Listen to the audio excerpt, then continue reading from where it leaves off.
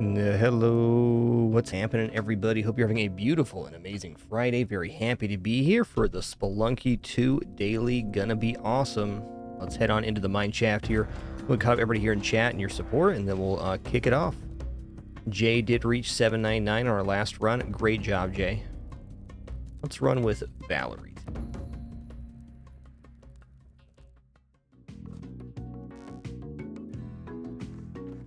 Valerie's a classic.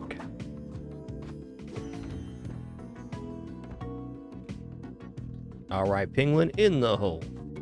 Penguin to the moon, please, ma'am. Put the penguin down, please, ma'am. Ma'am, penguin to the moon. Penguin 180 turnaround. Chair sit down. There's the chair. Oh, it's on. Hey there, Armethius, Platonic Lasagna, Melody Bunny, Alfred Monet, what's up, Pojo Dan Strange, and all the other cool early people. Pojo Dan, thanks for 45 months before we kick this run off. It begins.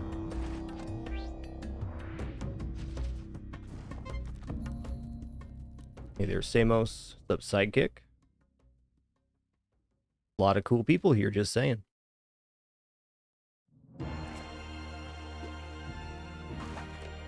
Quick look here. Oh.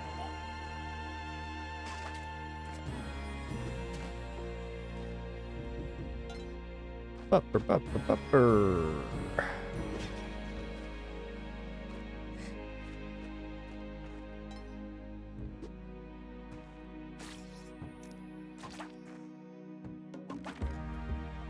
What's actually going on here? Is this the way down or is it the other way?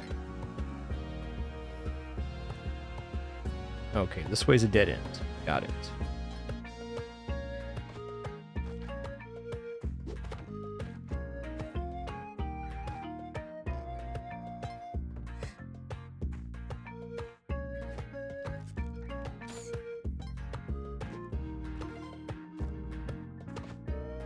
Honestly, not a bad 1-1. A lot of cash here.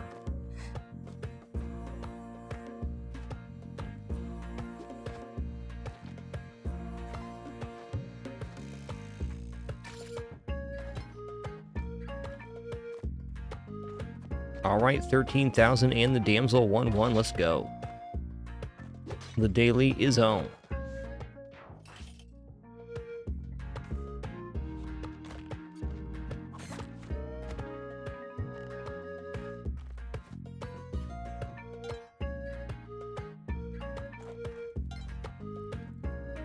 All right, I mean, pretty nice garb there.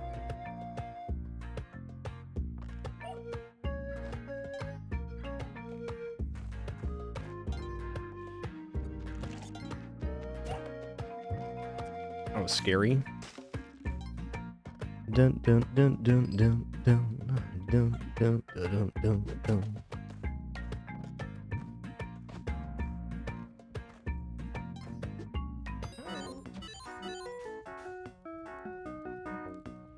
Okay, might go back up there. We'll see.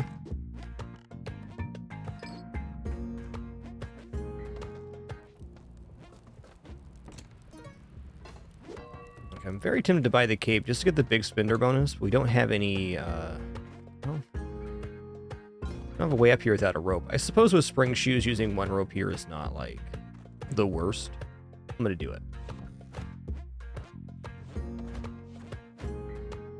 Having spring shoes greatly reduces the amount of places where you need a rope, especially if we go jungle. Should be none.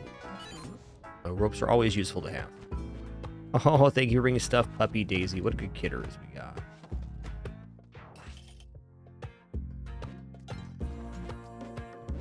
After being a bad kidders all night, decided to be a good kidders for just a second. That's nice.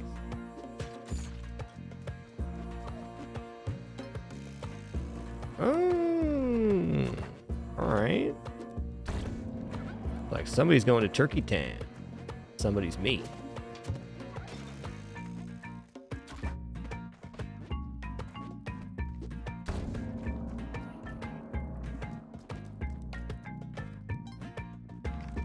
Well, where's the damsel then? Dang, a lot of nonsense over here. Heck.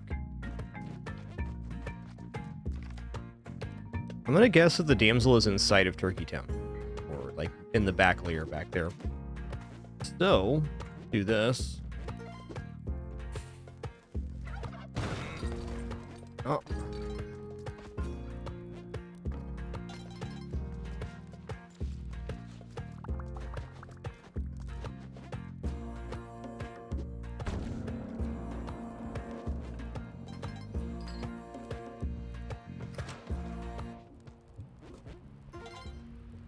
Okay, maybe the damsel is in the back layer, but it's not here.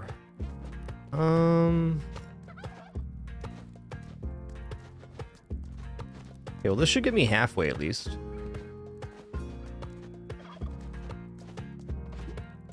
Yep, there's halfway.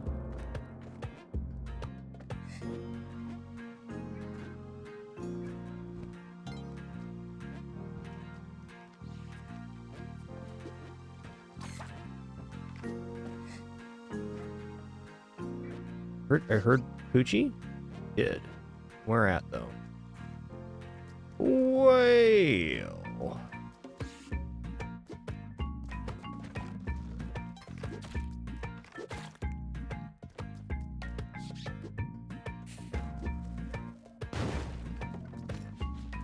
As long as I have this turkey, I can get back in time. There's paste right there as well. Looking like definitely like a volcano run.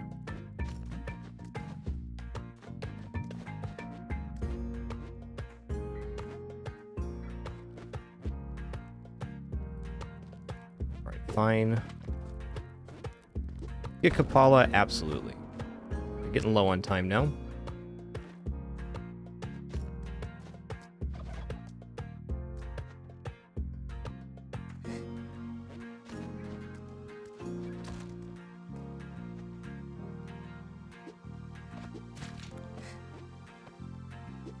Why so tricky, though?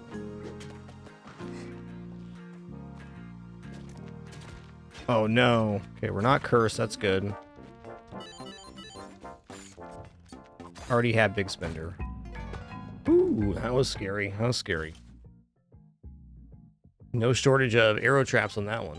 Yo, Canebeard, thanks for 77 months and that Prime continuation. Enjoy your continued lurk. Thank you.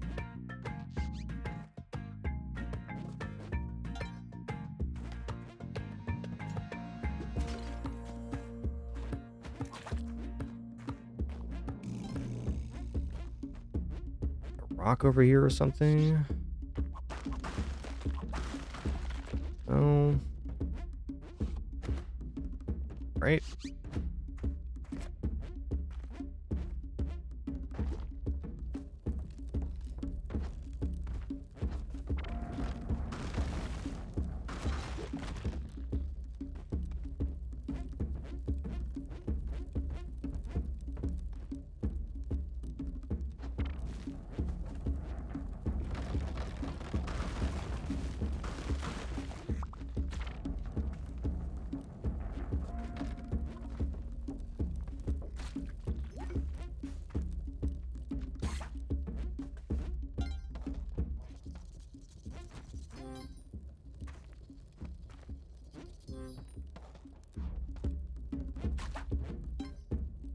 Boom, boom, boom, boom, boom, boom. That's fair.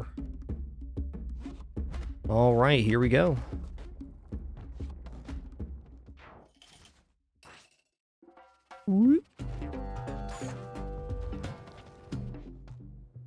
Got any information on the prison here? I see a little something down there. 2 layers.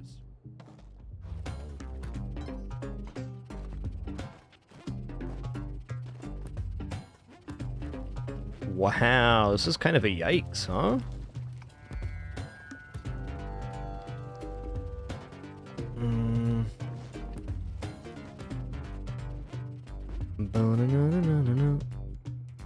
Actually looks like it's the way down. Okay, well, fair enough.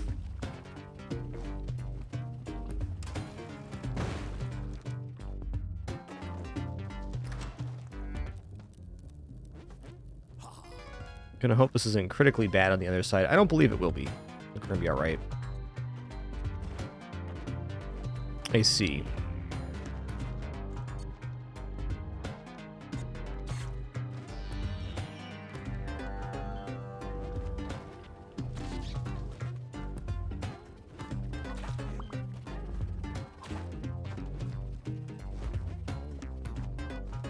That's a little spicy. Let's get in here before a Magmar spawns on top of Ton.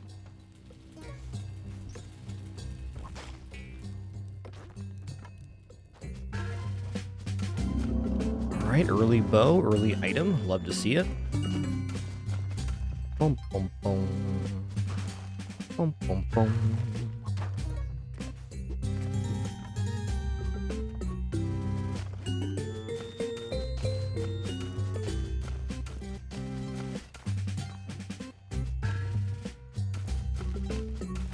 It's a huge challenge area, wow.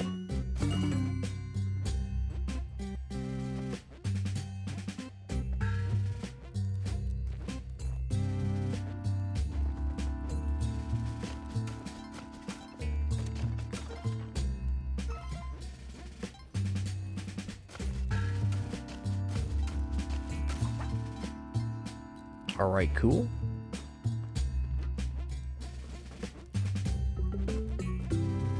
Boom, boom.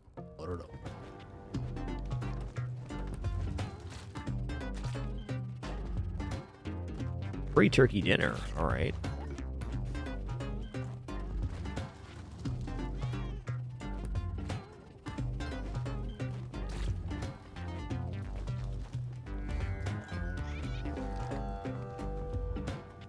Ooh, that's a spicy level. A lot of lava on that one. Power pack, 12 bombs. Well, there's 12 bombs at least. I'm gonna hope the drill's not on this level, though. It might be. Can't quite see. I gotta rope up here just to check it out. Okay, this is not the drill level. Good.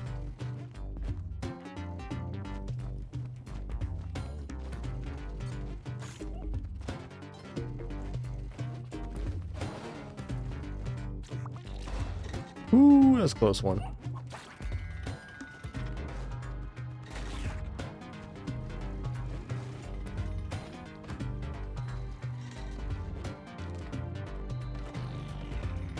I believe I'm just gonna bomb here. I'm just gonna bomb down into the drill area rather than drop this. It looks pretty clean so far. Nope, big old pit of lava right there.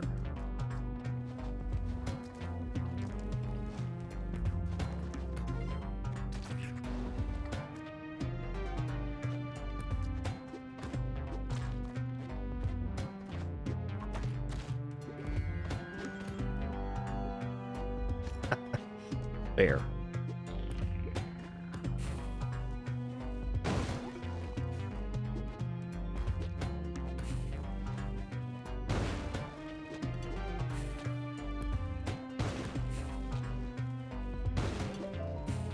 Ooh, that probably gets us into the tower. Not quite. Close, though.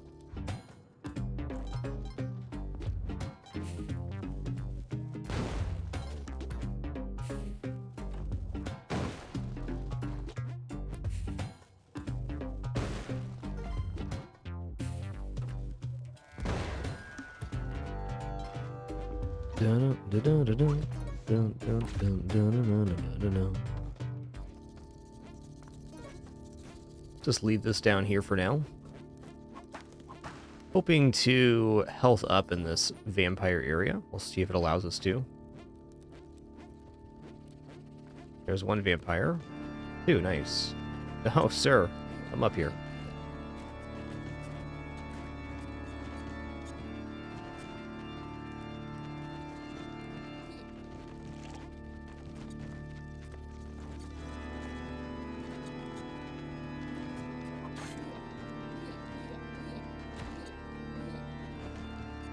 Okay, well, we got a vampire stack set up. Nice.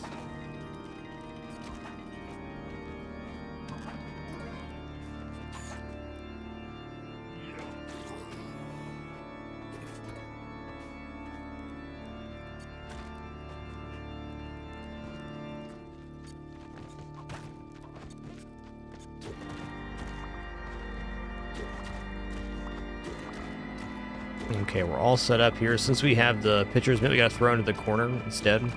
So it's a little bit slower. Good thing we have 3 vampires. Get him, Valerie. Get him.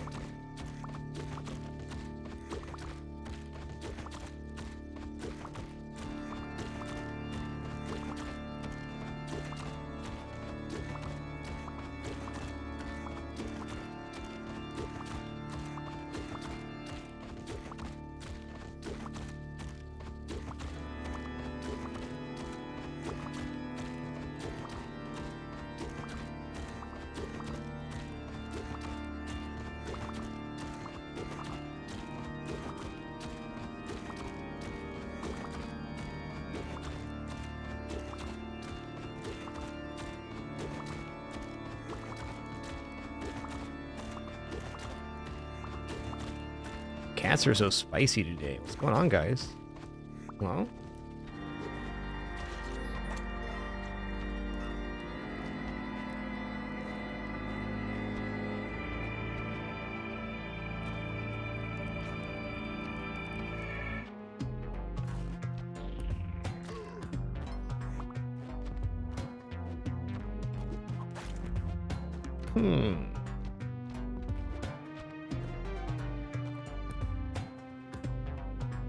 all right, here we go. Now, if I had green gloves to the setup, I'd gladly go City of Gold, but we don't. So we're gonna go Tide Pool here.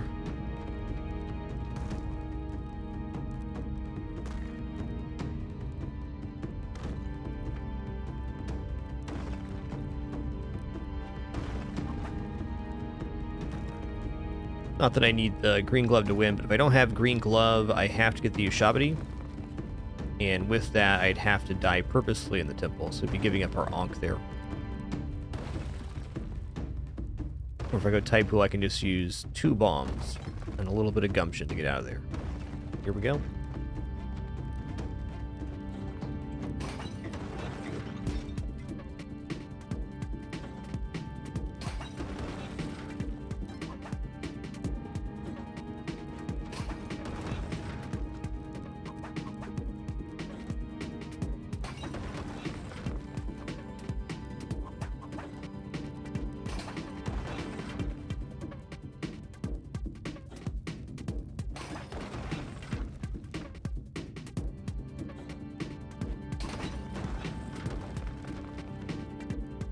Cool crust glasses there, awesome. Yo, Threx SX, thanks for tier 2, 121 months, 10 years, and climbing. Thank you, dude.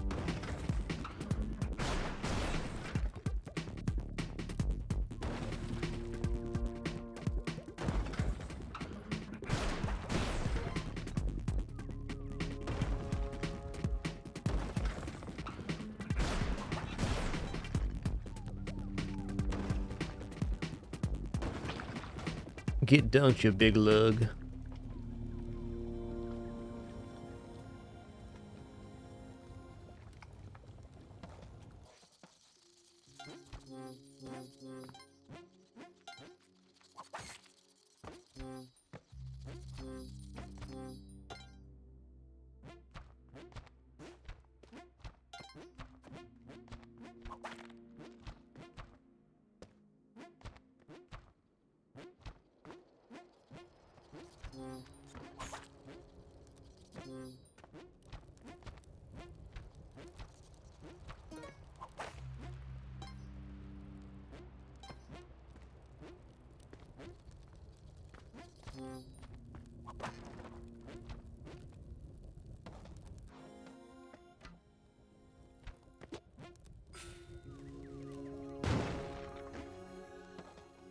Alright, set up pretty well here. A little low on bombs and ropes, but that's whatever. Not a big deal.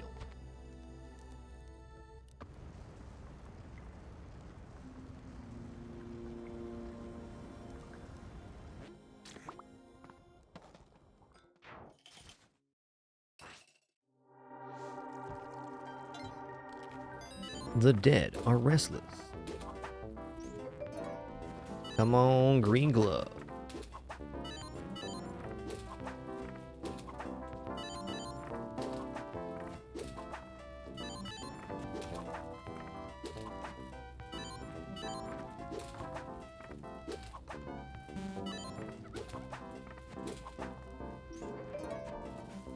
Alright, base. We already got that. Glasses got those two. Double glasses, even better.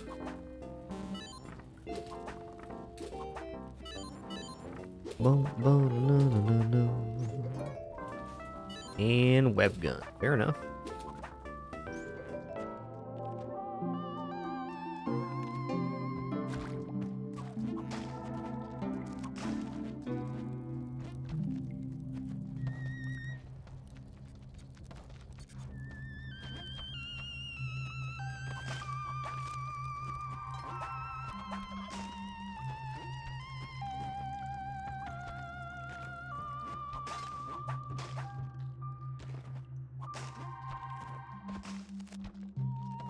Alright, get me out of here.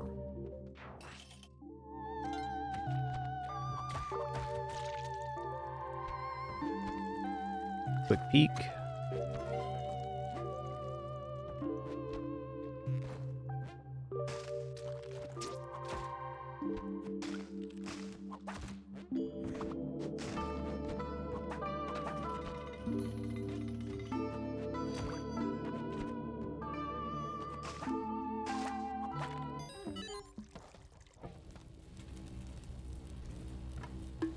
Interesting subfloor.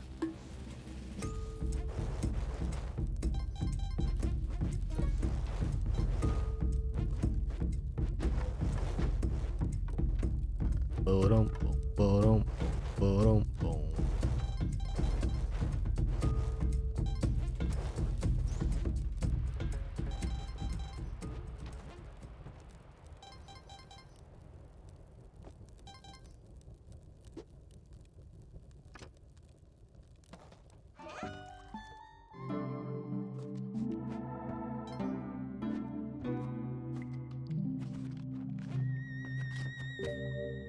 Well,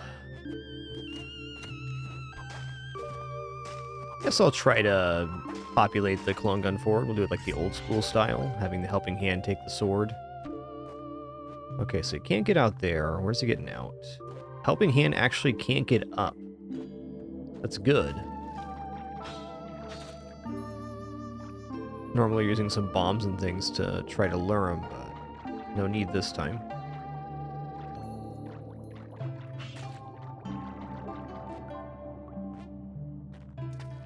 Alright, is the pool clear? Almost. Very depopulated pool. What happened here?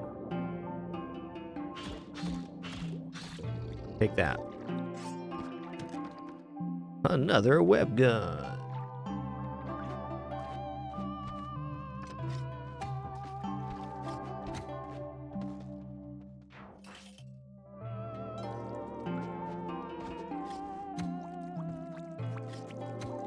Alright. Ooh, look, it's a perfect spot to trap this guy. Great.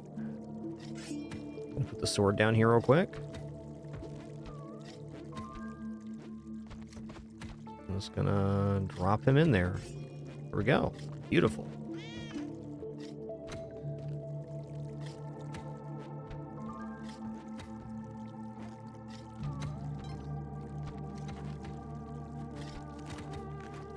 Wow, this is gross.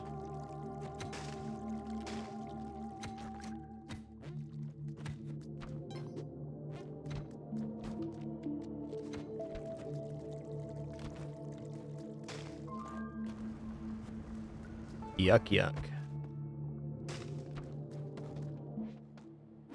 What a level, though. Never seen a generation quite like that. I've seen some nasty ones, but next level.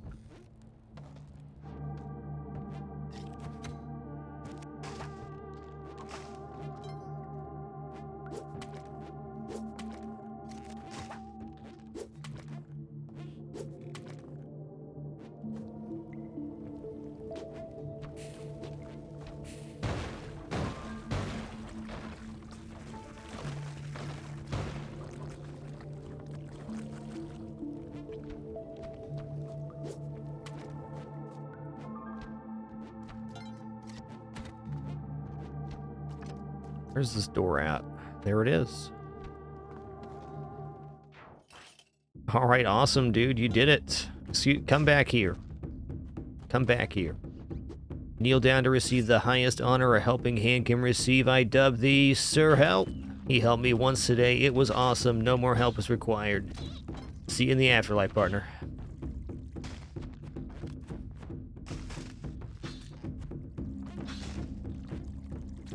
He's helping.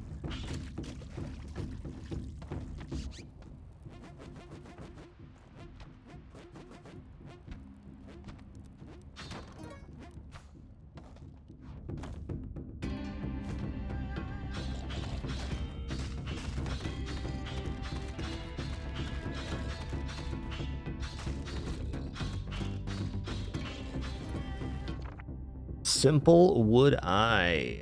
SWE. Simple Wood Eye. That's the one.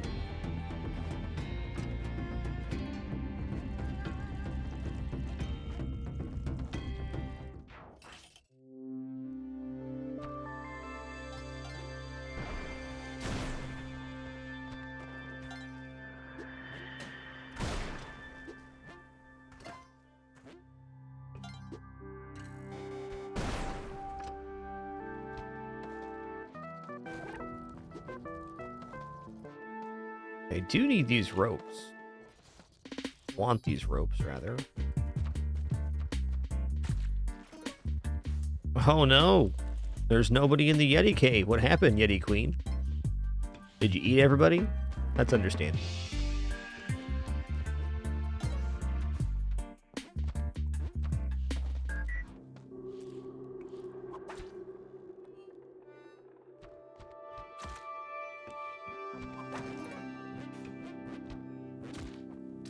And that's why you don't play on jump pads near a shrine, okay? Exactly what I'm talking about.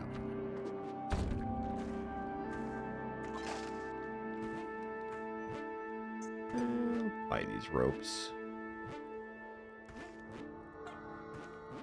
You know what? Fine.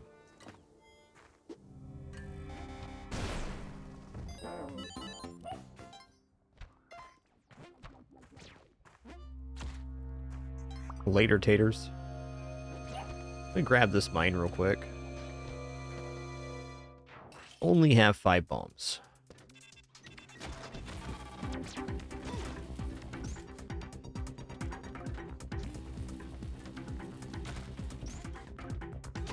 Oh no.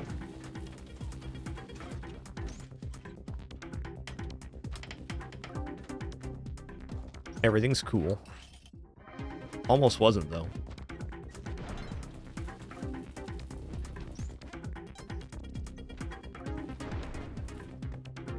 Okay, there's the shoppity area. Looking for Simple Wood Eye SWE. I remember. Simple Wood Eye. Simple brown urn with an eye on it. There it is right there, man.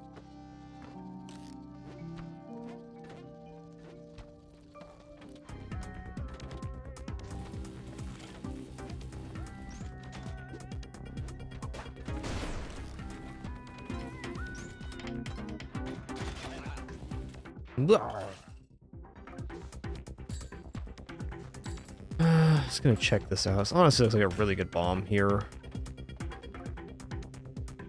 Let's.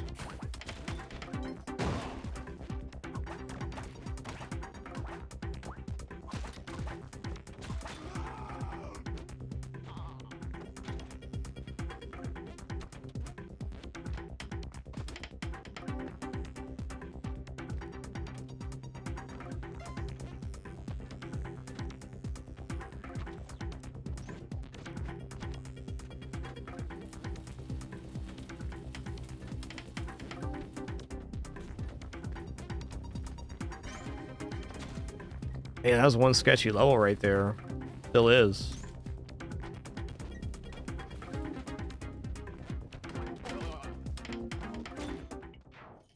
Yoinks. Get me out of here, man.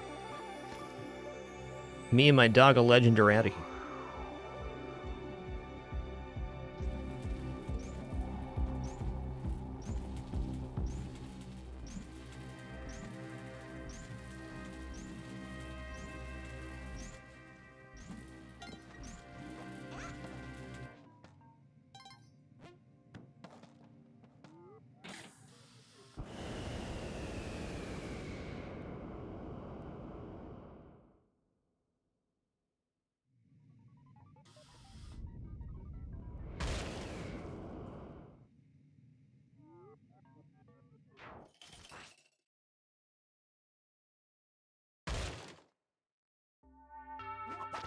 Okay. Now, is the challenge on this level is the question. We're going to start by bringing the clone gun with us. We'll route back here if we need to, which we probably will.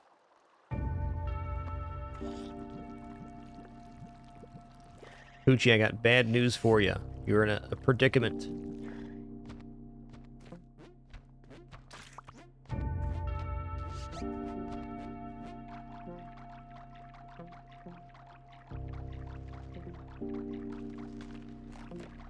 God, stop.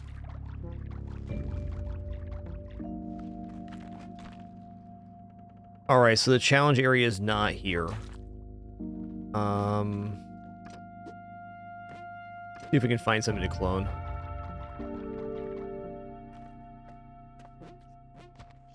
Slower.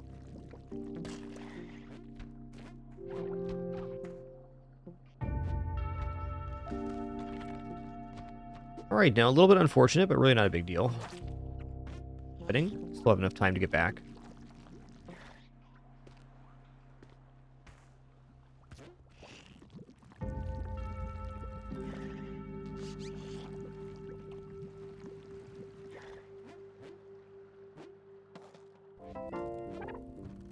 Yo, formerly known as Ginger, thanks for 133 months. 133. Legendary.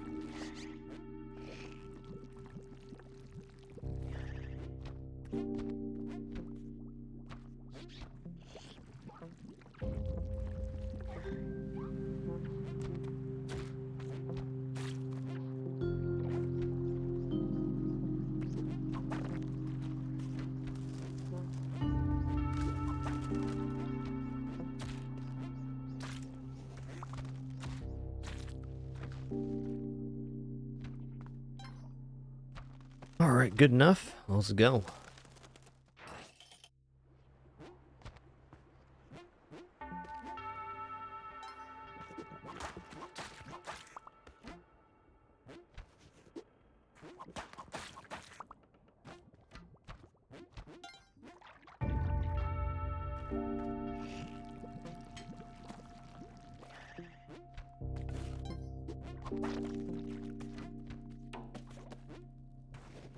Alright, challenge time. Gonna use one bomb here and a rope to make it safe. Safer.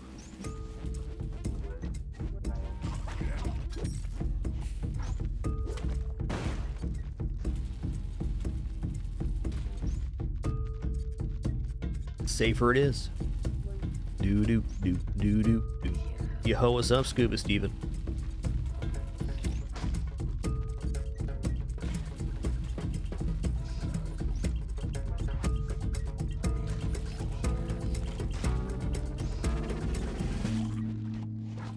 Hey, you too, Steven. It's been a good one so far. Happy Friday.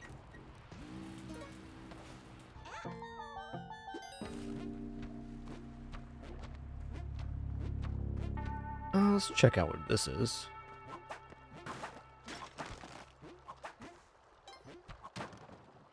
Freeze ray, aight. Here we go. What's up, Bijo? A lot of cool people here today, just saying. Slower. That's rope worthy.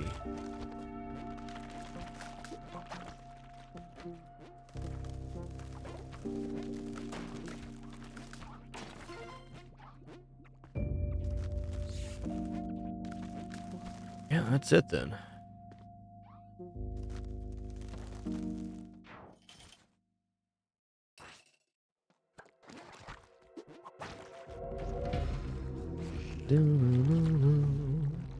Yeah, a little unfortunate the clone gun wasn't able to be activated. It's really just not critical or anything. Just you have less bombs and ropes than we would have. Everybody has the challenge area on the same level, so I wouldn't really call it unlucky myself. Just is what it is. The feature of this run.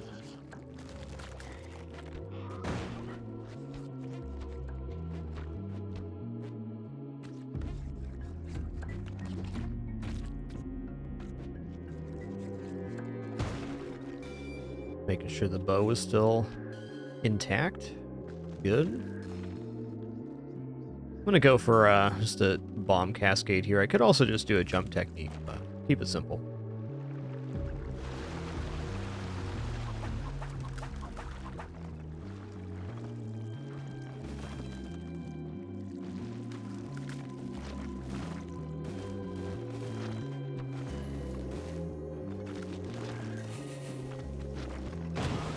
Get him? No? Okay.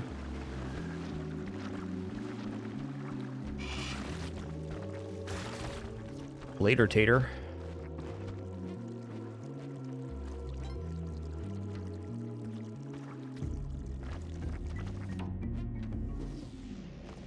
All right, we did it all the way from 1-1 to Cosmic Ocean. Feels nice, man. We're in it. We complete this level, which we almost certainly will. Just going to take a short break to cool off for a minute after that pretty intense seed. Would definitely not call this daily an easy one.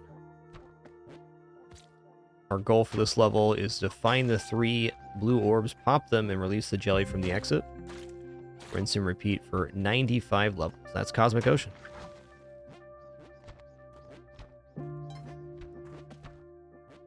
Stuff falling through, which isn't ideal. The orb kind of has to be in here. There it is. Tricky. Oh, man. Parachute killed me there. That's fair. I was probably dead either way. Tough happenings.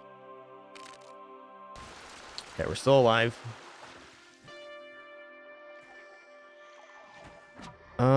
The cape, however, is now on the top of the level, so I need to go back and grab this. In here somewhere. There it is.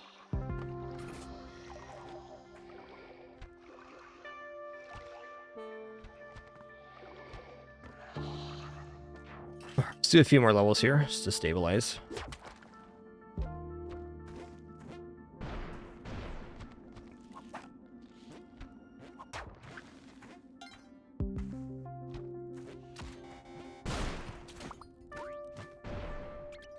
Earlier than we'd like to use the Ankh, but that's what it's for.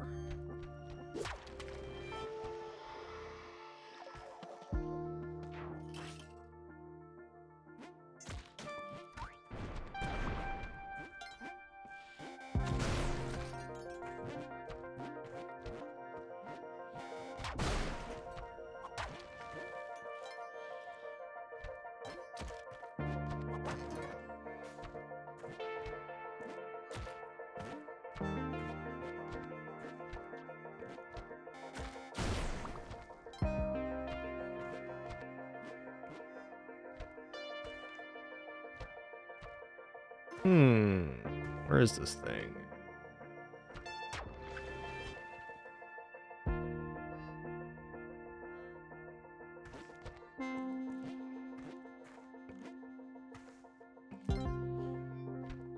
I'm a little bit confused.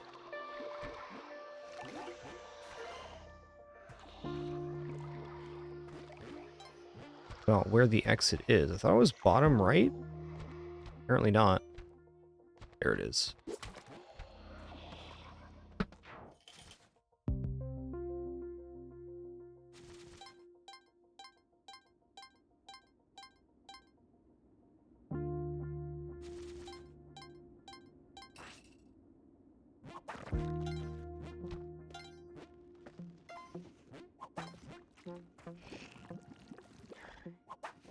Bloop. 2 orbs right here, pretty nice. I'm gonna play till I'm above 10 health, and then we'll take our little break. Cosmic Ocean ends, and you walk through the door on 798. Always has been.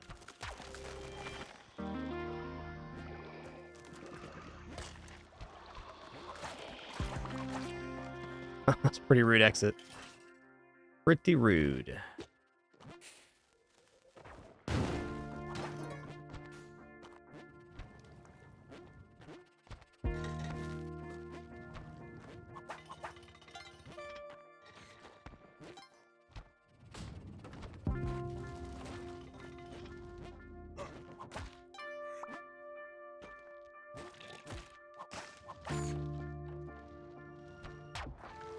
2. This level is quite big.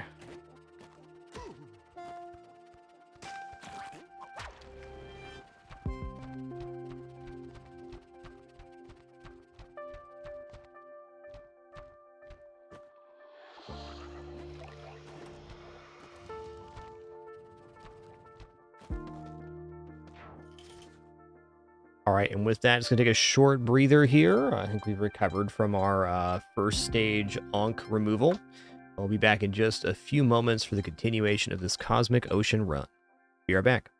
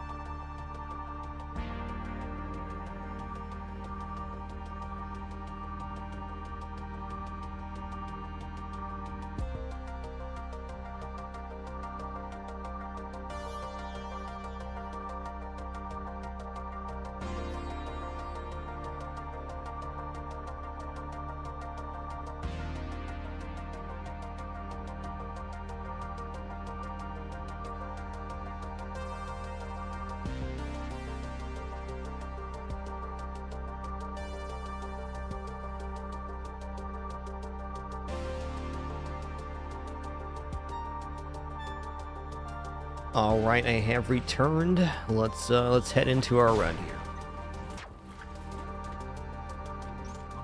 What? I disagree with that. But also, you're totally right, game. Whoa, double elevator smash. That's spicy.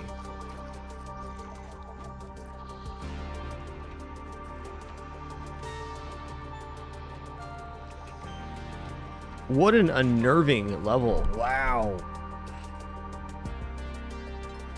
I've never seen so many elevators so close to the exit in such a configuration. Mercy.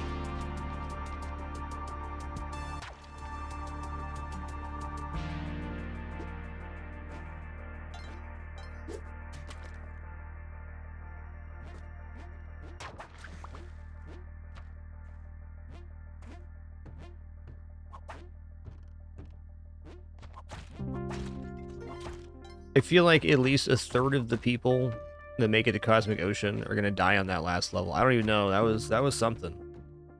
That was a configuration I didn't know Spelunky 2 could put together.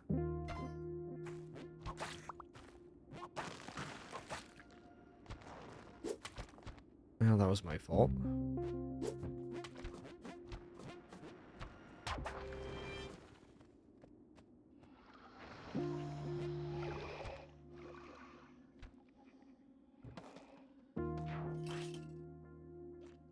Absolute madness.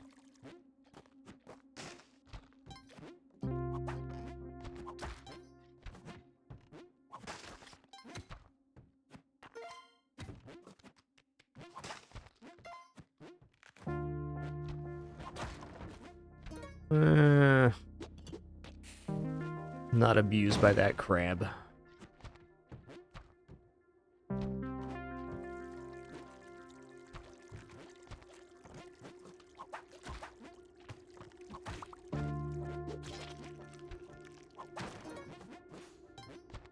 What is this level?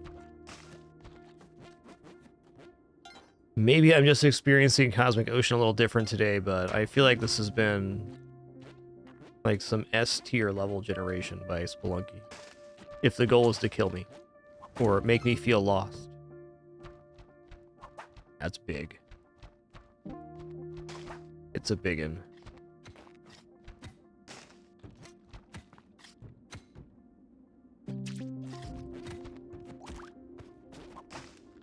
Truth is, this level is just gigantic.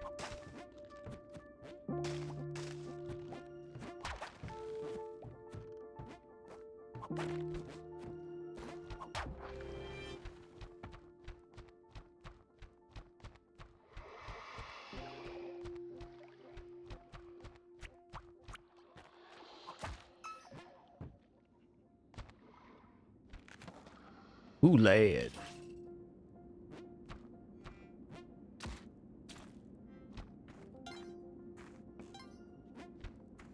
Ain't that the truth, Inalauda? Ain't that the truth? Thank you.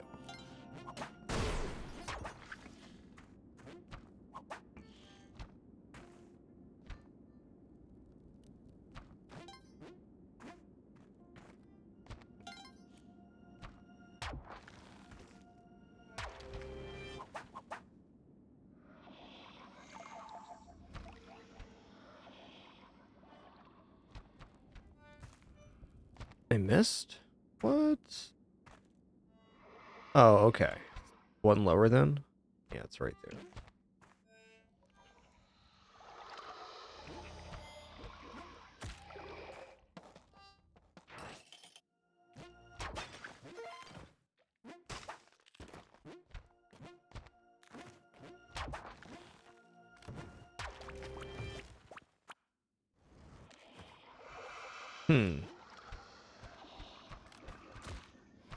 Fair's fair.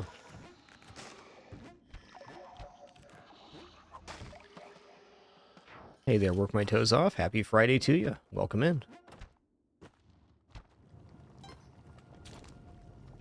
Okay, I'm gonna bomb here. I'm gonna have to bomb to get this one anyways. I'll make a good good third orb.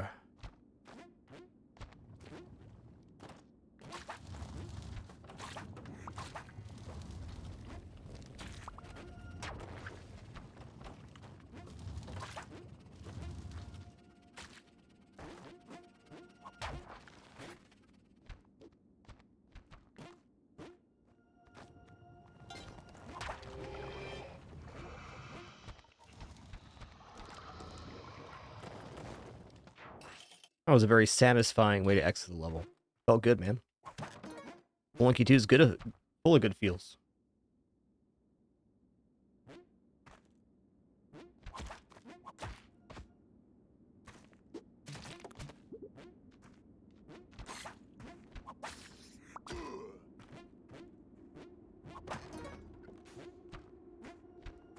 Alright, that's a good last orb.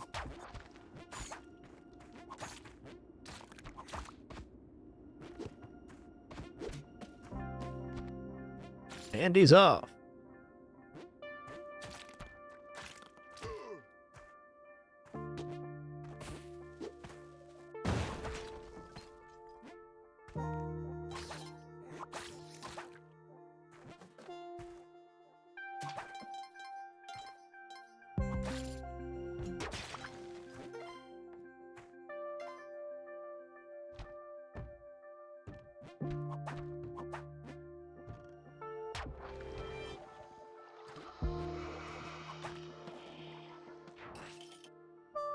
Alright, I feel like we hit a little groove here. Look at this. This is awesome.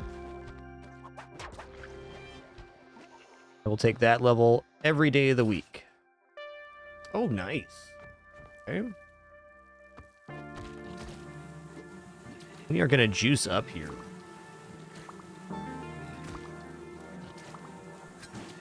Thanks for the snipe there, lady. hold on a second, Mr. Mummy. Oh, heck. Oh, heck. Alright, it's going to get a little bit messy because the mummy is shooting those bugs out into the void, and then they spread even further. So we could even have, like, the crocodile on the bottom right-hand side of the screen get aggroed or something from this. So we should be relatively safe in this position. The thing that would get us here is if the Croco Man came down the same way the mummy was facing and chomped us, we'd get jettisoned out the left-hand side. But I'm going to take that risk right now to cash out. Probably going to stop around a minute 30 here. I still want to leave time to clear the level, and we're gaining health pretty easily with Vlad's Cape anyways, so 99 health's not needed here. I'd say around 50 is safe, even if we got poisoned immediately, which I sure hope we don't.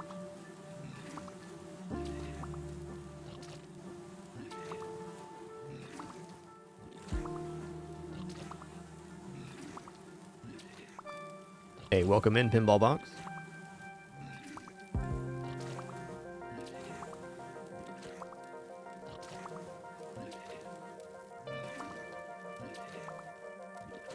I'm going to stop at 75 health here.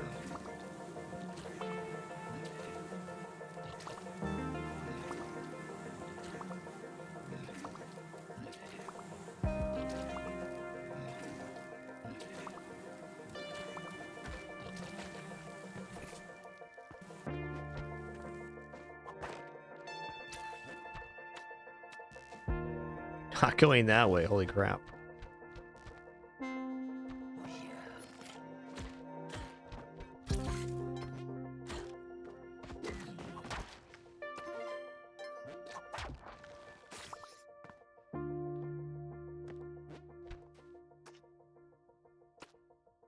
Okay, I feel like we've cleared most of this.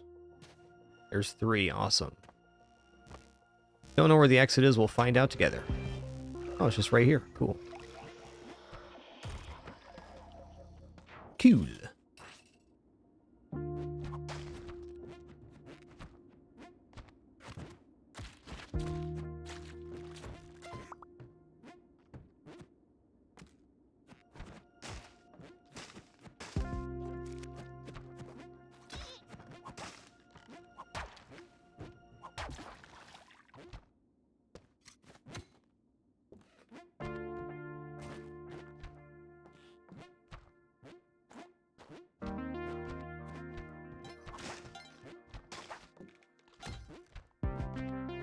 Dun-dun-dun.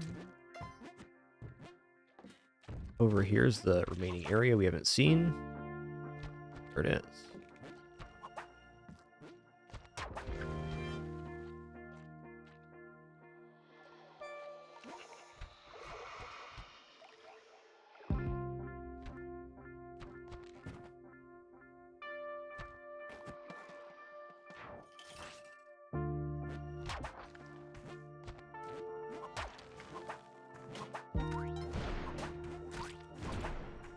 It's a good last orb.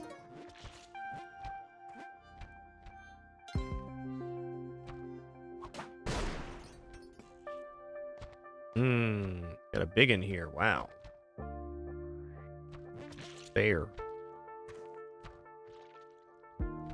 Not terribly wide. 3 wide.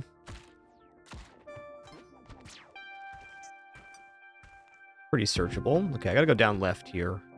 Seems to be the only way we get into this little section. Ooh, looky what we got here. Don't mind if I do. Is this 3 already? It is. I was gonna say I searched the whole level. And in exchange I found green gloves. Awesome. While movement's still pretty good with Spring Shoes Vlods, the ultimate kit. Do all sorts of weird climbing stuff. One more rope then.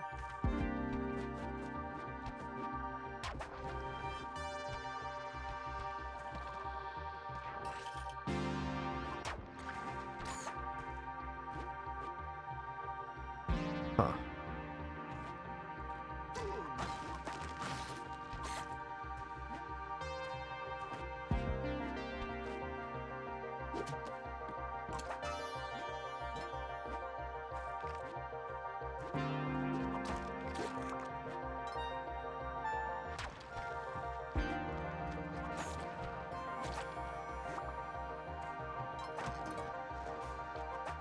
Here's orb 3.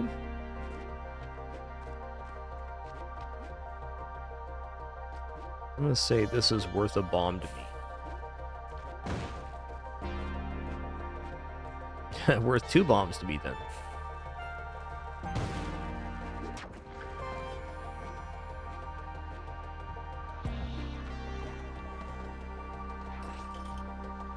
Schlorp.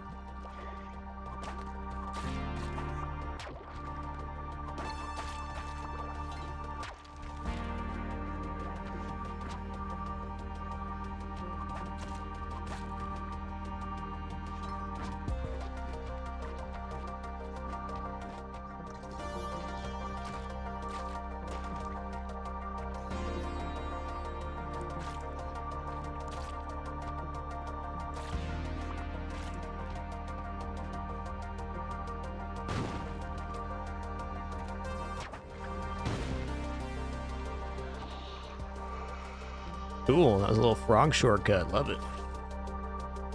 Yeah, indeed, Sequoia. All the way out here. Blessed day. A frozen, crusty green glove, my favorite.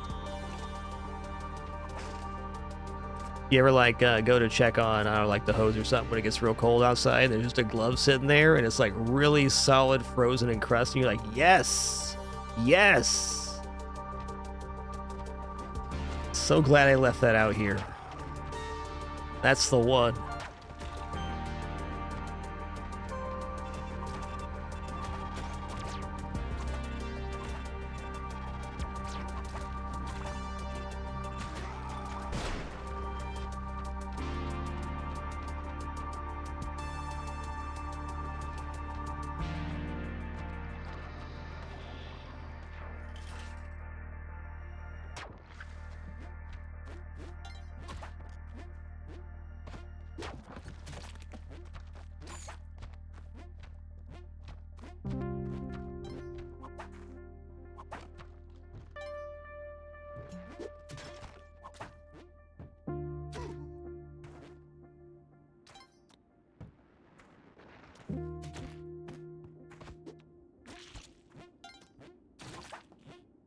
Alright, well, this section's cleared.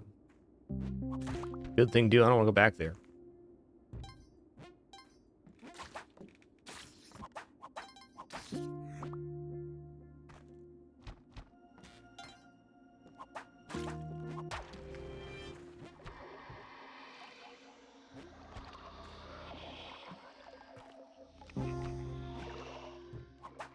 Later, Tater.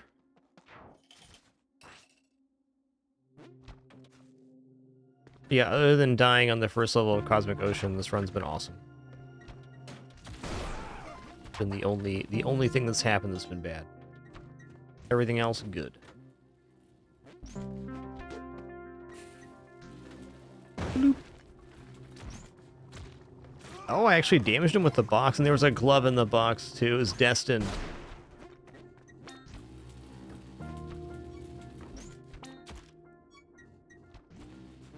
I'm really... Is there a way to do this? Obviously, we can jump over this one. Can I bait this out this way? Huh. One more try at this, and I'm gonna leave it alone.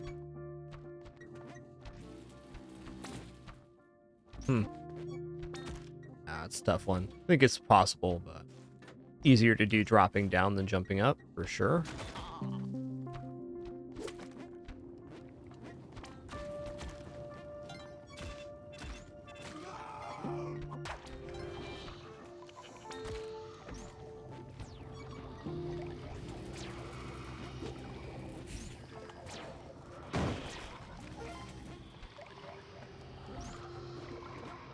I'd like off the ride now, thank you.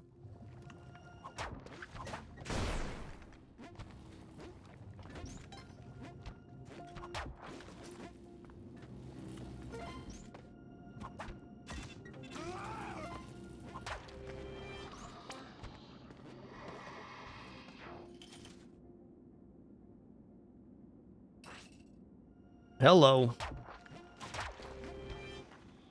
Hit him with the old double whip.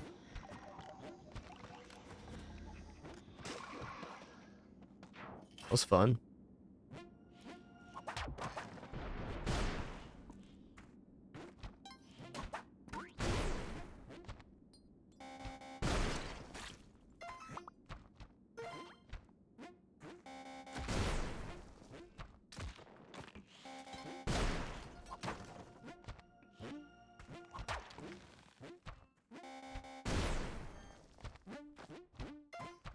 top left somewhere, or top left-hand quadrant is the area we haven't seen now. Take it back. It's down here, then. Bottom right. There it is. Ooh, he got blasted.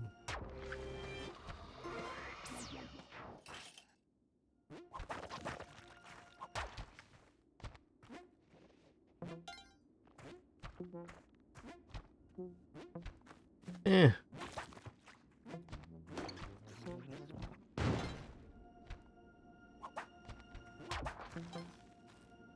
Looks like we're using a bomb no matter what. There.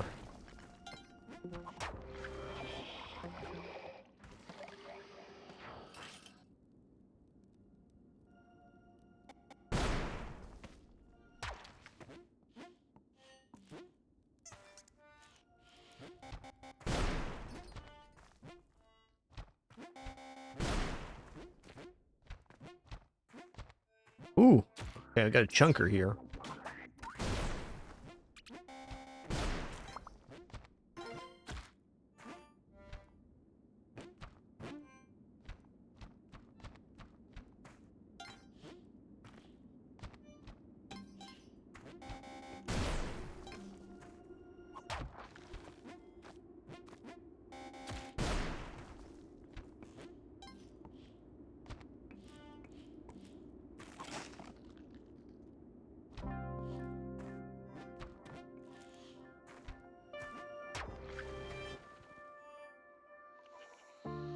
Alright.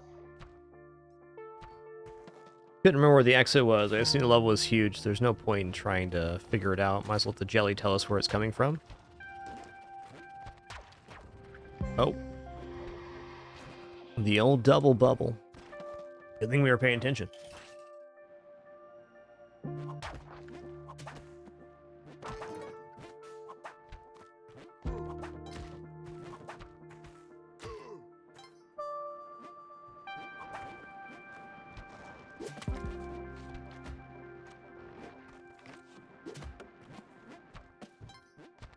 Hey.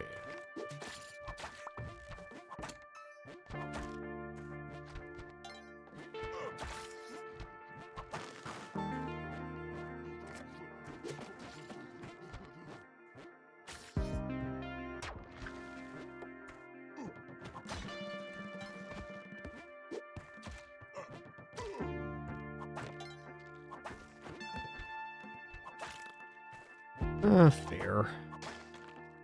A weird one right here. I think we're going to cut around. More arrow traps, okay. Yeah.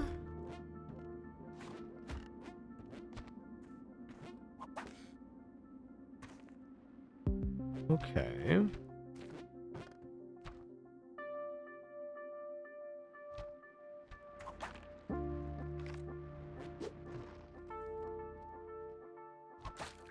Pretty sure that's orb 3.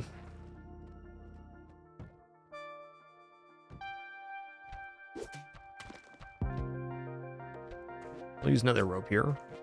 I think this level is deceptively dangerous. I want to be careful about it. There you have it. 3 moles just waiting. Ridiculous.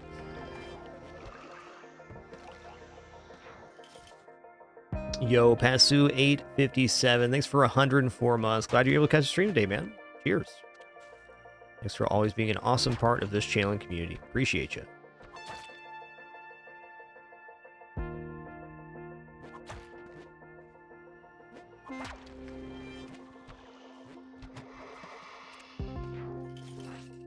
That spider was on a slightly different timing there. That could have been a much different experience.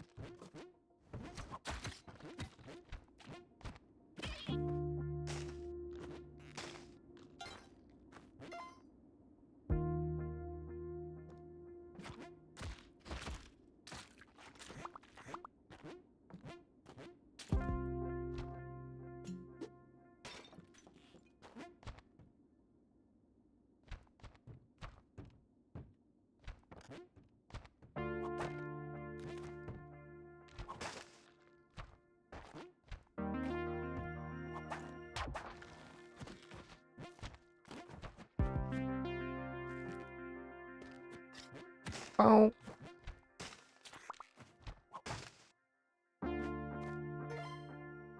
All right, here we go.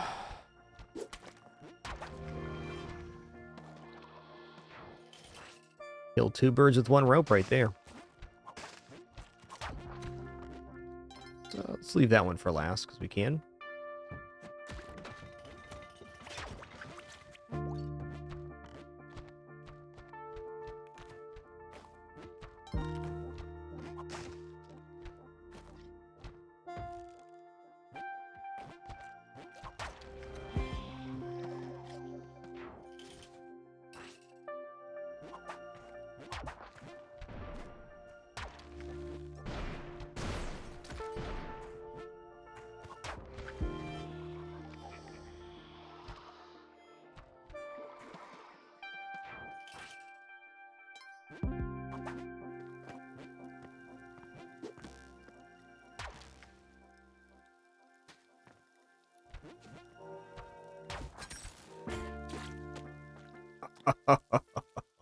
Oh, man.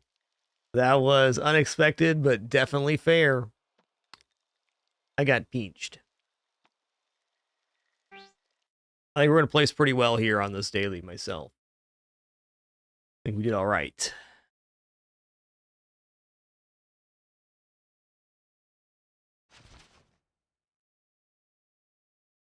Yep.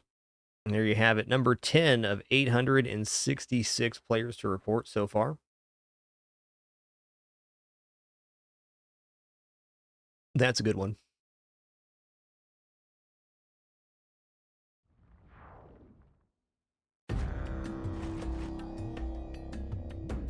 All right, we're going to head into Nova Drift. I've been dreaming of getting my high score of 5 million here on this run, and I really have a build I think will do it.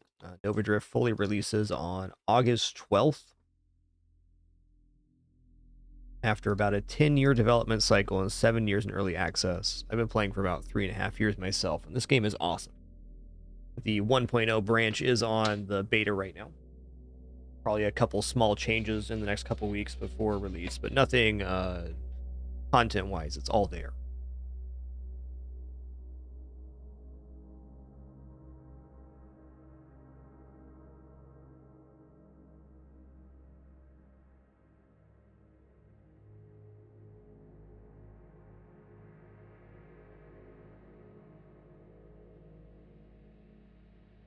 Let me just get propped up here and move a few wires, and then we'll head on in.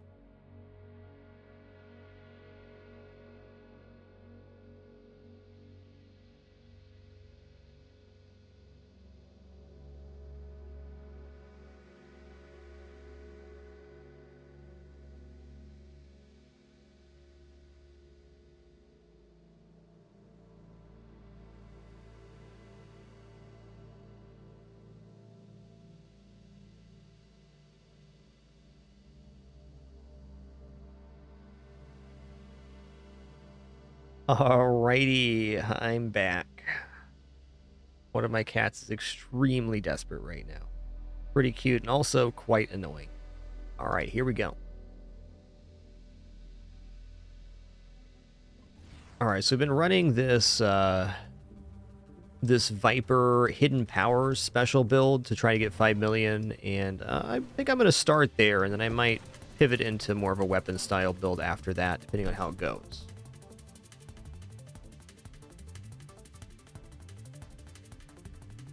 We got options. Alright, we'll slow up Flak here. Flak's easy enough to get out of the early game with. Whoa. Alright, that was my fault. Welcome to Annihilation.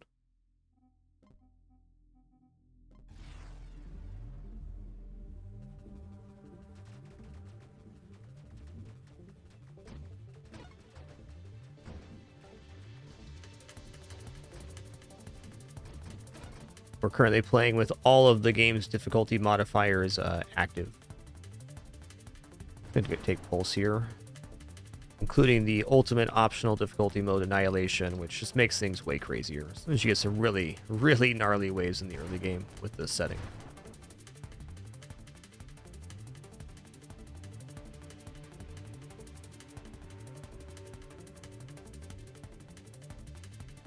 kind of wondering if this Viper build could maybe work with Halo Shield. I think the degenerating of projectiles is too important. Since we're going for a high score here, I'm going to take Orbital.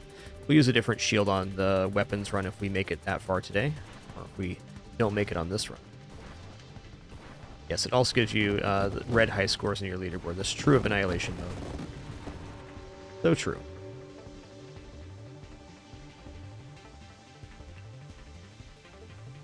Viper's not... I think it's got to be Viper right now.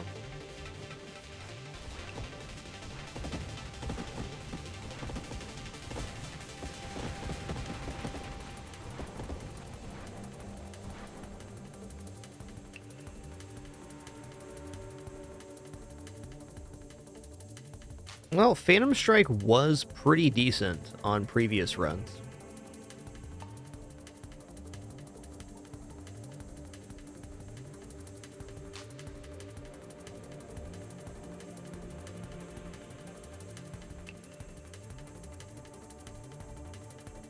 Yeah, I'm not sold on Hull. I guess we're just going to take the thrusters here.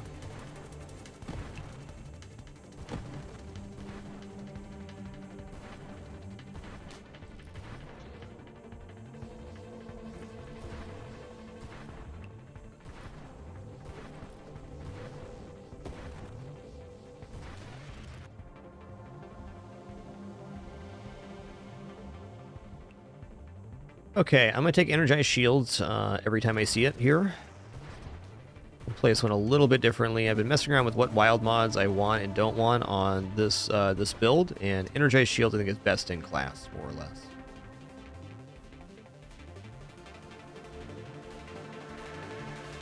Alright, I'm going to add Deadly Waken.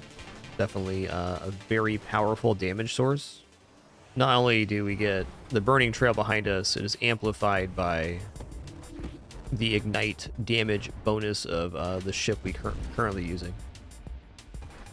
Really slays anything that chases you, which is a vast majority of enemies in this game, especially hammerheads. These guys, they do really poorly versus Deadly Wake.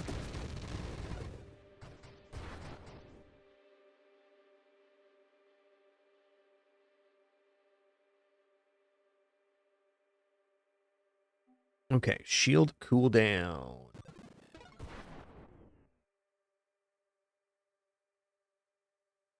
Take Blink here.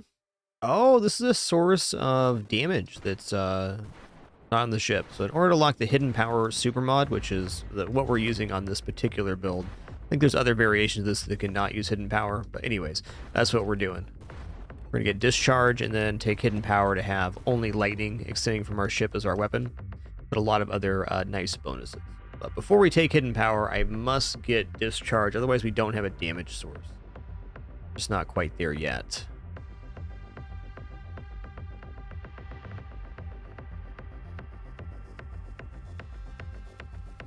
Well, let's take Efficiency. Yo, what's up, Virgo? Good to see ya.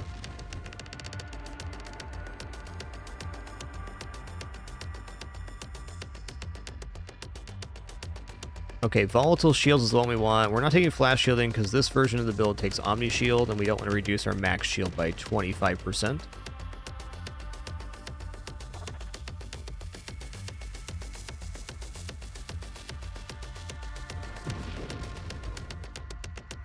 Okay, there's Discharge, and now we're ready for Hidden Power. Nice.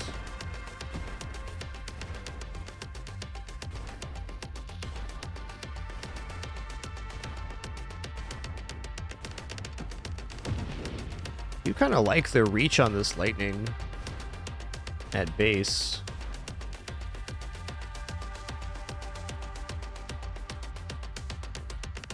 Okay, we're going to take one Galvanic Outburst. It's definitely nice. Anytime we take shield damage from enemies, we do return lightning damage.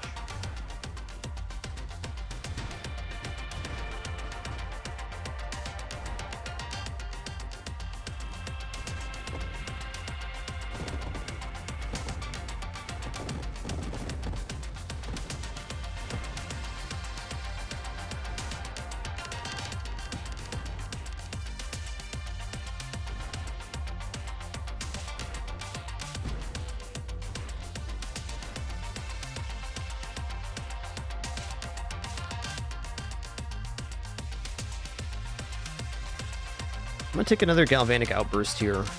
At the end of this build, we have trouble finding things to pick, so taking Wild Mods early isn't necessarily bad.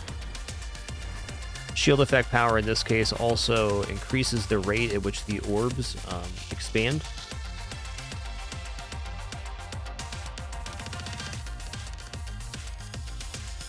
Not brutally odd. Let's take Candescence for now.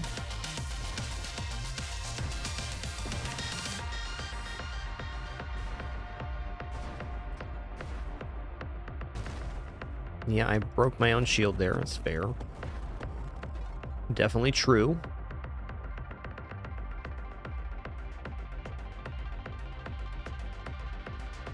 Alright, I will take one Masochism as well, because it gives self-damage resist, and it gives us global damage, which will pay off later. We're going to have a giant shield and no hull at all times.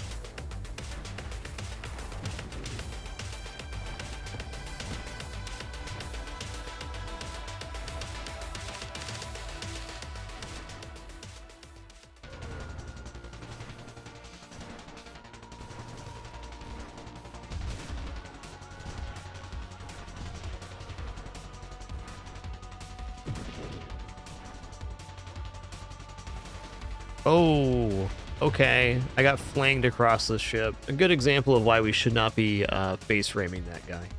But fair enough. All right, short restroom break for me and then for another attempt. Taking that one kind of is making me think about maybe doing a thermal lance discharge build instead. So we don't go hidden power. We could utilize the burn damage on that as well. I don't know. I'm going to think about that for just a second. Just quick restroom break and water refill for me, and then we'll head into another run of Nova Drift.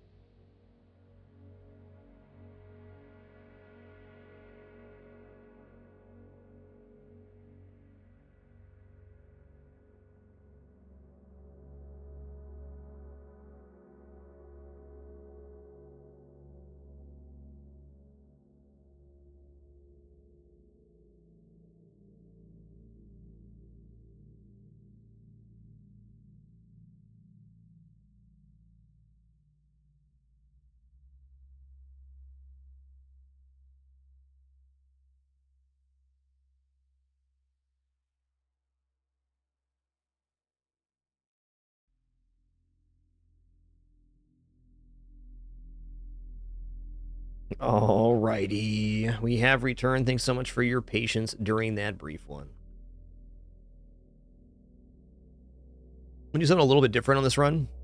We're going to go Viper Thermal Lance, because I just had an idea. I doubt Thermal Lance will get us to our 5 million, but I think Viper Thermal Lance has the potential to be extremely strong.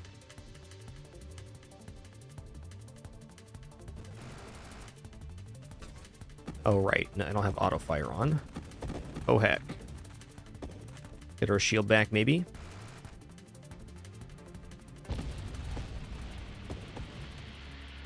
Welcome to Annihilation.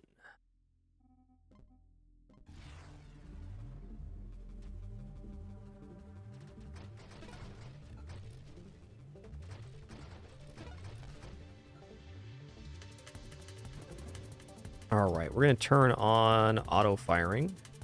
This way, with one press of the button, we can extend or retract the lance. The reason we retract is if we need more movement ability. I'm pretty confident in my ability to maneuver with the lance out, and it was also buffed a little bit in the latest patches.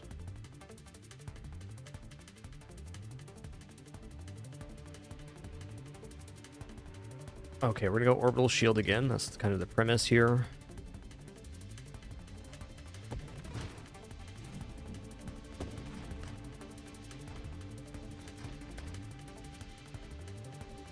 Okay, there's Viper. So Viper's big thing is they get plus bonus ignite damage, and if you ram an enemy head on, you release a bunch of projectiles that deal damage. Pretty cool effect.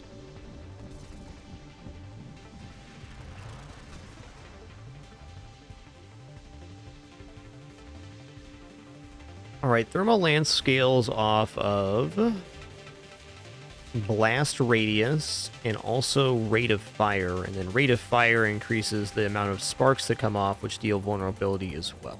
Okay. Thermal lance applies 10% vulnerability a second, and each spark applies 0.5% vulnerability to target. True.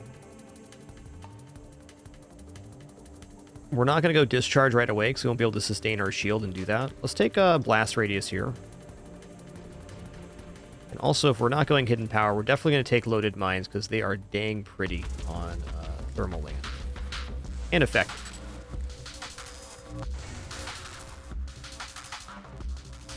Roast them and toast them. Toast roastman.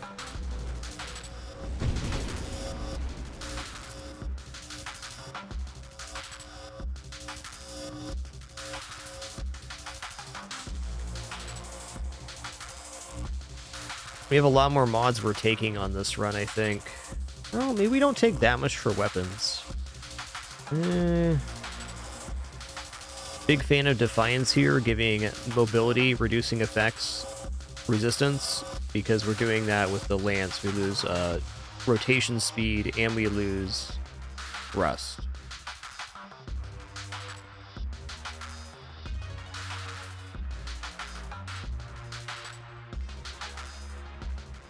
I think for now I'm just going to take high explosive. That's another 20% maximum radius on the Lance.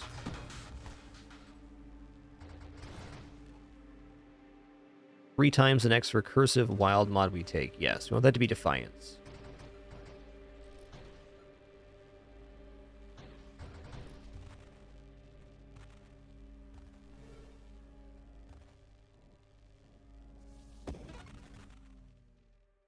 There it is. Okay, we're going to take this. Weapon recoil resistance, self-damage resist, resistance mobility reducing effects from your weaponry. So we said get better mobility for taking this and better defense.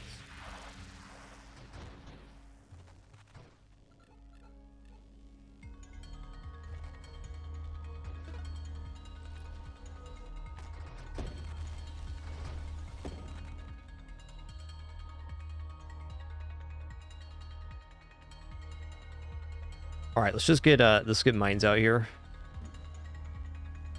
Be some more incidental damage, and once they're loaded, the mines have a really nice effect. They're just pretty, and they clear a lot of screen.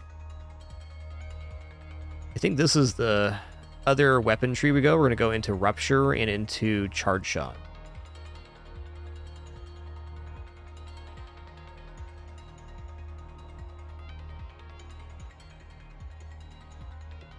I think Charge Shields is definitely a good target for this build. Omni Shield seems likely in that case too. We know we're going to get Charge Shot, so let's go start going down this tree. Nothing wrong with going very aggressive on offense early to stabilize some of the early boss fights and whatnot.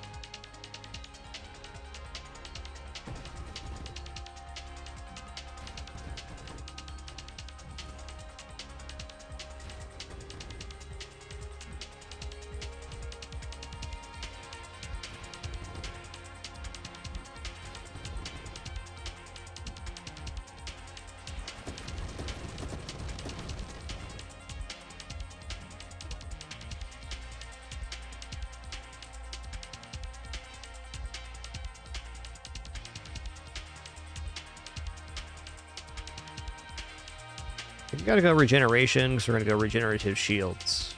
Almost certainly. Also, 40% regeneration rate, just not bad.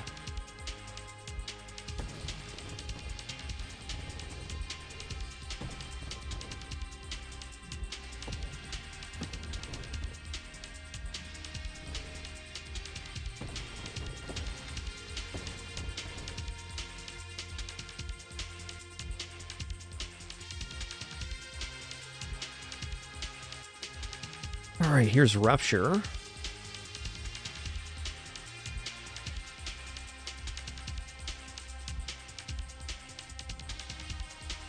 Definitely taking that. Rupture is great on any wave that has two very high HP enemies, because the one damages the other very heavily when it dies. Let's get into shield durability here.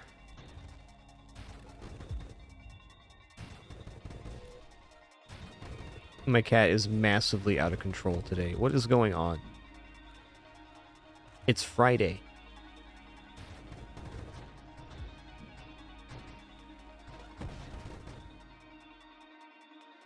Alright, Mine Specialist I'm definitely down with. This is going to give the... when we do get loaded mines, it'll give the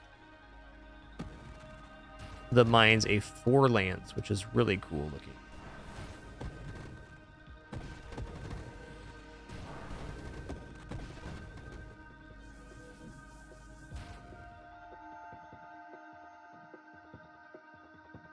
Alright, payload is the one. We are roasting them right now.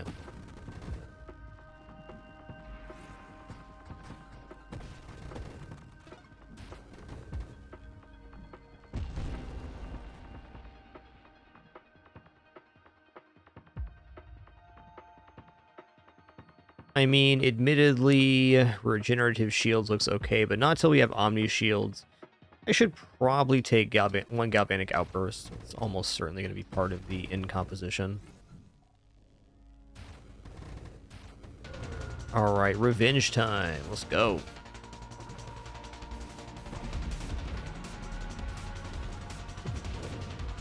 Post them up.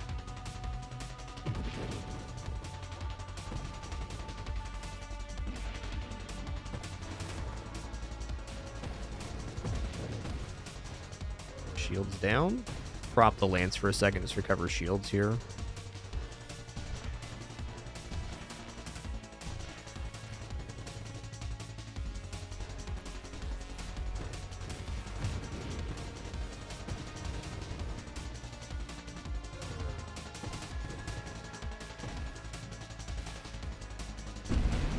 There I go, Viper striking again, even though I really shouldn't on that boss. Hubris is a heck of a thing. There's a lot of things I want to get, but stabilization is an absolute must on this one. We need agility and power reserves to actually finalize our movement. Charge shot would have also been amazing, but we're doing quite well offensively right now for our current wave. Dealing damage is definitely not an issue at the moment. Okay, shield effect radius focus shields is how we're going to get into charge shields.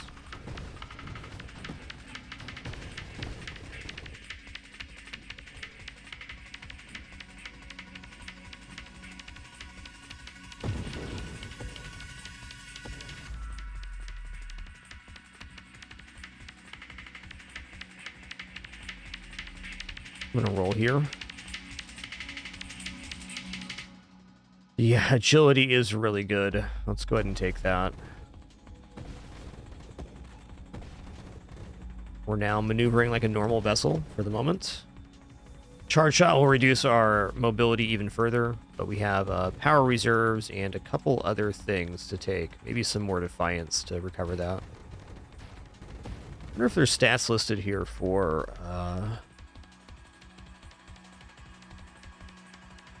turn radius and stuff. Okay, no.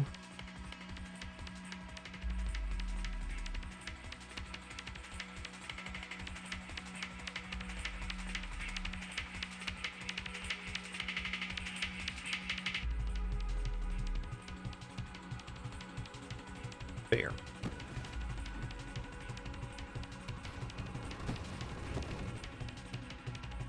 There's power reserves. There's loaded mines. Let's take loaded mines. It's pretty.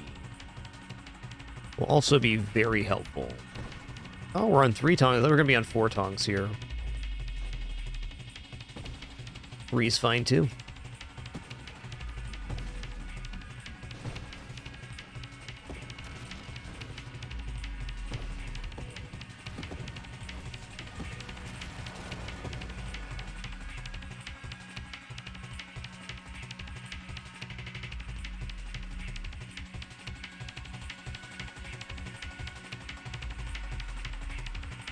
I'm just going to take regenerative shields now. They're going to be not regenerating very well, but soon.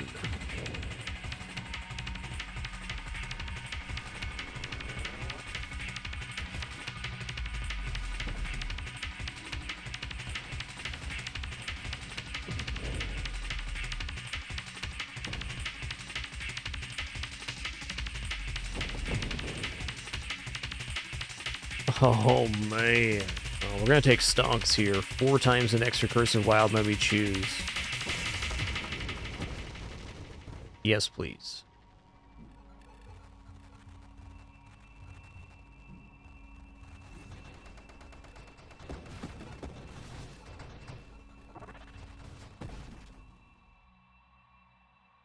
Oh, 4 times Defiance, so it's like, it's pretty good. What else would we be taking here for 4 times on this build? Just getting another 16% resistance to mobility reducing effects before taking charge shots seems really cool. I think I'm going to do this because it increases our mobility and our defense. If we get all the way to the end of this build and get like Infuse or something, that damage resistance will be very relevant as well. Here's power reserves, resistance to mobility reductions. We're hardly being reduced at all.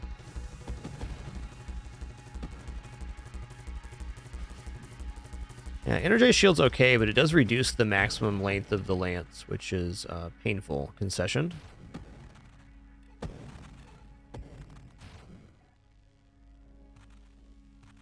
Got an okay build for Dweller.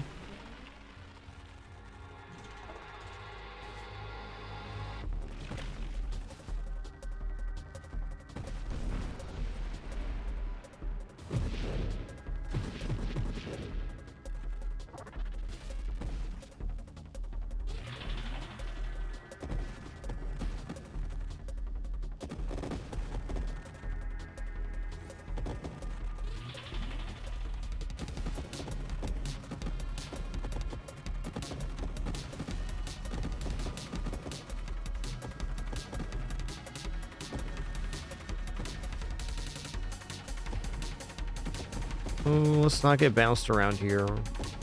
And drop the lance for a second. Let's get my shield back.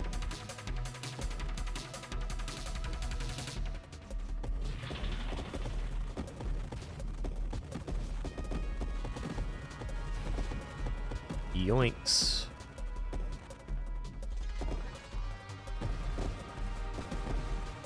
Shield's down.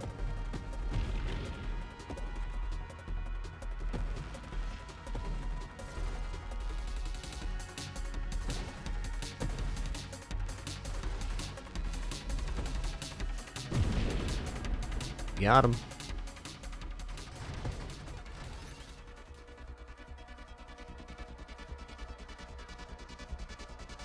Yeah, I mean, these are good, but I'm going to roll here. There's focus shields, so we're charge shot away from having energized shields in the pool. I'd love to see this.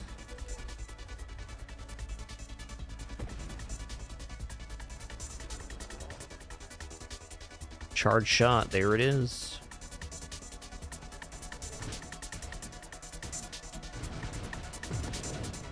And yeah, I think I would take 1 energized shields here, just for the shield effect power being increased by speed.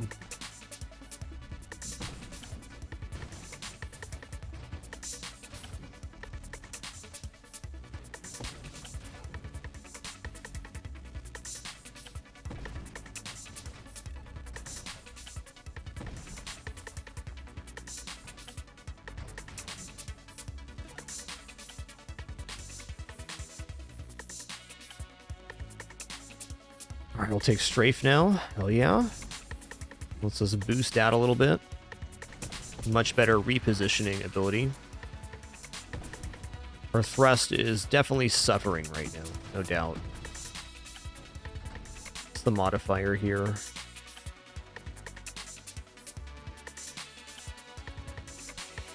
$127 and a lot of reduction from charge shot.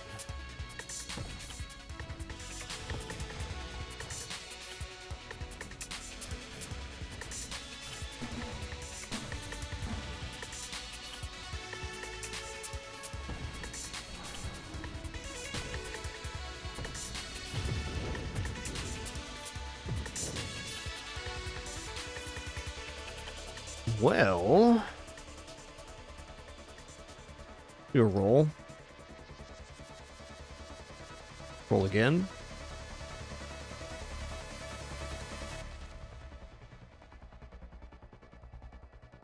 I am going to go Omni Shield here, so should probably just take Barrier.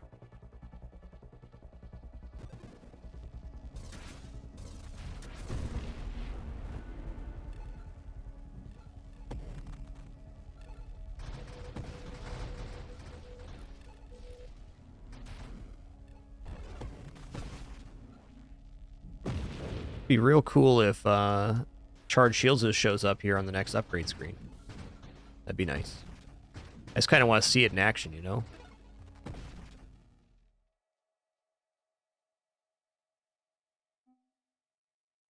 Your shield effect power is increased by your current speed. Okay, I am going to take 1 energized shield. I'm going to do it. It's a thermal lance build, but it's really a shields build. That's what this is.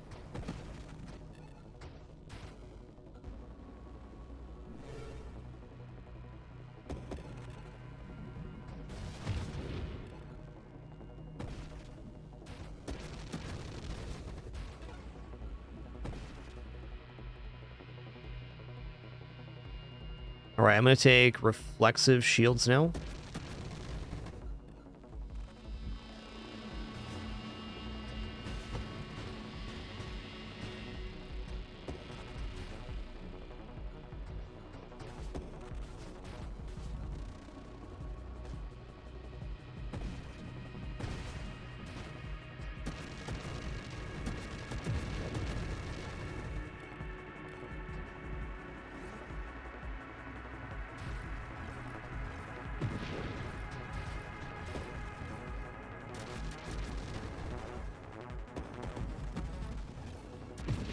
It's a really tanky wave.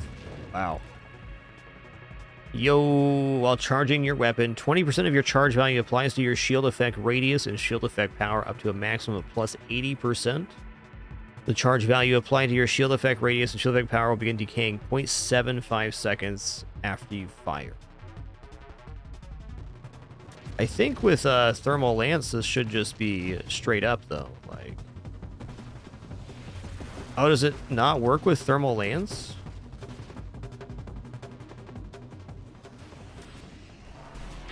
I think it doesn't work with Thermal Lance because we're continually firing. Interesting. The orbs definitely aren't getting... Well, maybe it's the rate at which the orbs are expanding. I think it is working. It's just... Yeah, it is working big time. It's just not the interaction I thought. I thought the shield effect power would just make the orbs bigger, but it's actually the rate at which the orbs expand when we take damage. That's fine. So I guess the next target here would be getting into discharge, so we're dealing self-damage and expanding the orbs that way at maximum shield effect power. Oh my god. Oh man, I goofed that. Fair enough. I don't think that build was gonna cycle the way we wanted anyways. Charge shield's probably better served for a shield effect radius on like Halo Shield or something.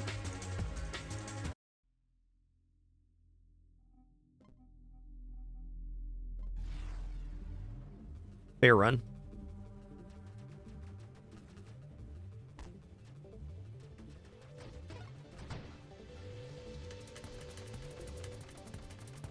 Yeah, temporal shield. There you go. Super slow. That would be fun. That'd also be very good with the temporal or with the thermal lance.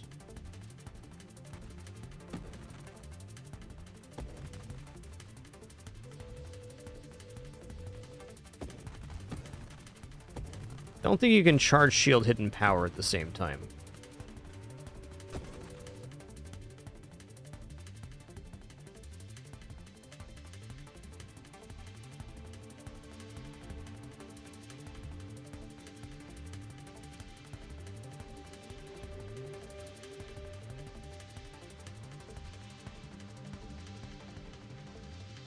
Thinking about build right now. I think with that last one.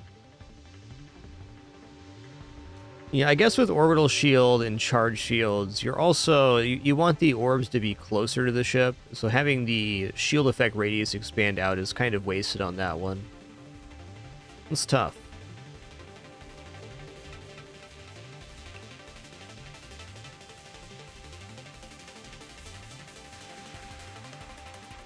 It'll be really interesting on Shockwave if you're doing like a Tempest Break style build. See that being really interesting.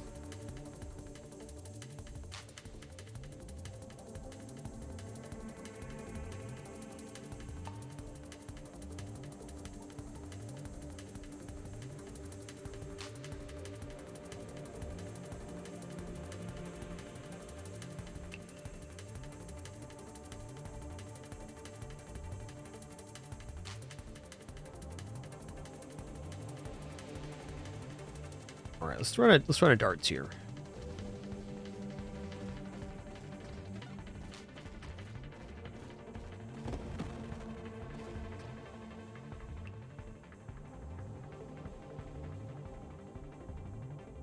This one's not going to be a charge shot, that's for sure. We're going to go for antimatter rounds. Let's start with amp shield for that reason. We'll get to purple projectiles here in a little bit. You know, just like a half hour or so.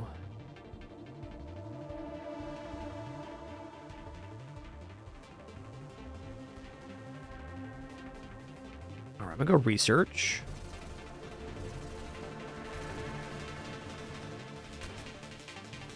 Okay, darts.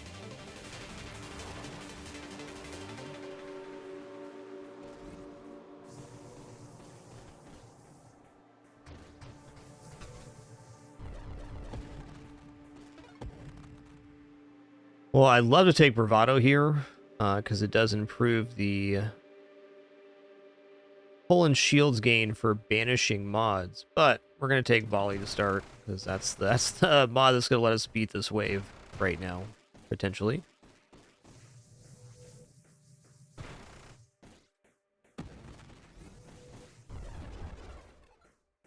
Nasty wave this early.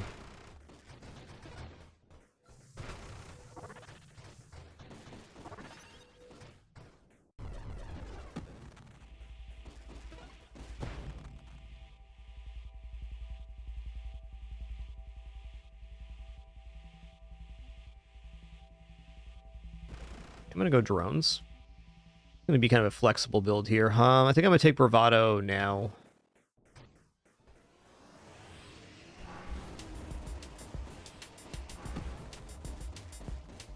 Wouldn't be surprised if this build dies a little bit early to Hubris. We're very low hull and shield right now. Man, those power-ups last so long. Ooh. Okay, if we stay on 3 projectiles, Ricochet is awesome here. Now enemies with a dart die, they shoot off another dart projectile towards another enemy.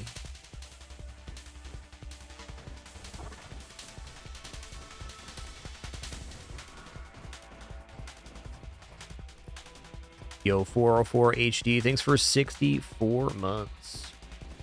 5 years and climbing. Thanks, man.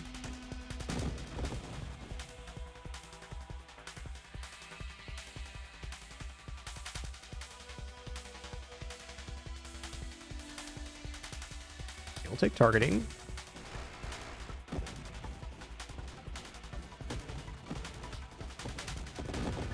Yeah, so something I want to try here is I want to go defense drones, and I want to get the drone reconstruction, the ones that drop armor fragments when the drones die. Because if that damage resistance is persistent, that's really good. Could even potentially go into burnout reactors and have the drones being created and dying, dropping armor fragments continually. I think that's a bit of a stretch. It's an idea. I'll definitely take Discord Orbs. Those are inoffensive in pretty much any build.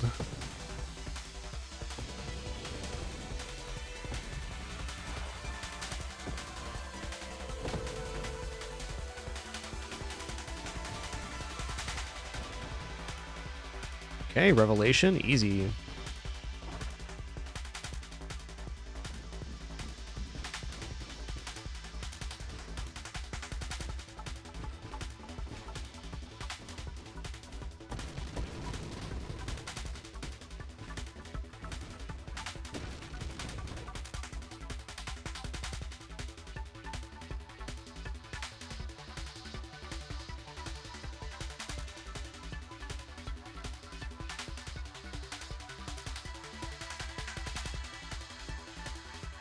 I mean, definitely some good choices here, but no standout for me right now.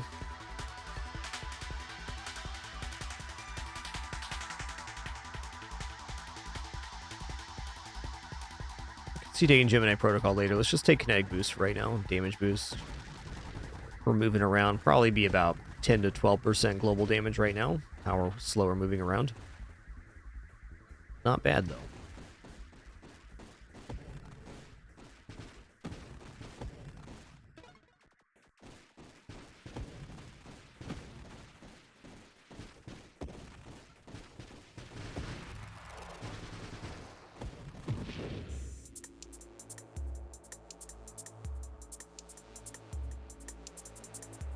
Okay, burn damage is the type of damage we're dealing. Or one of the types of damage we're dealing.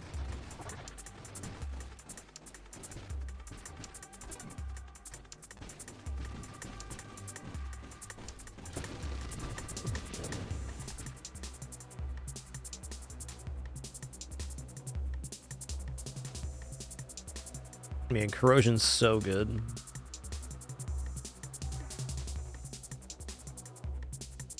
Go for mines.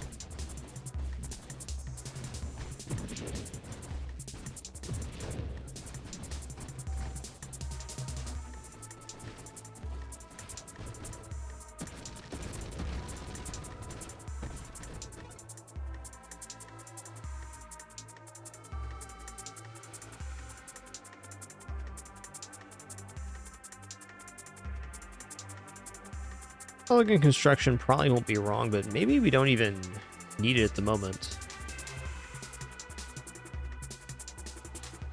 Say magnitude's a must for darts. And keep the offense kind of minimal for a moment with Ricochet, but we're not going to get out of taking that.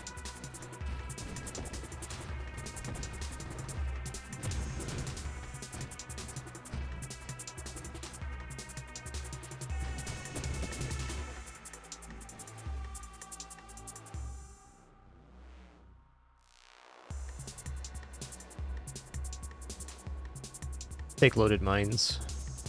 Even without Warp Strike right now, the darts entering the enemies from different angles really helps the wave clear with Ricochet. Trying to imagine if this run's going to go Warp Strike or not. It feels like it is.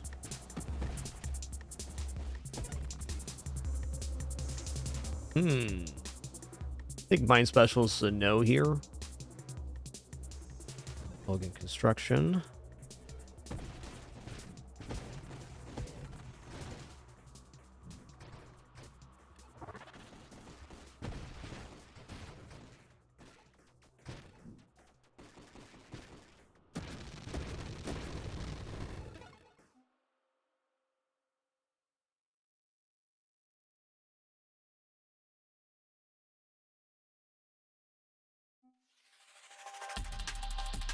I'm not too worried about the advanced engineering. I want the other tree. I'm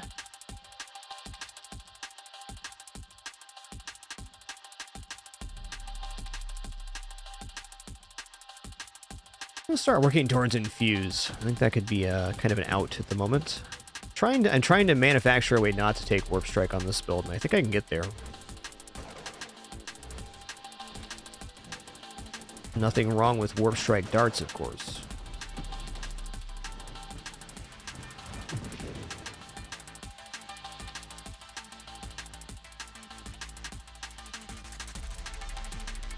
Alright, payload's huge damage.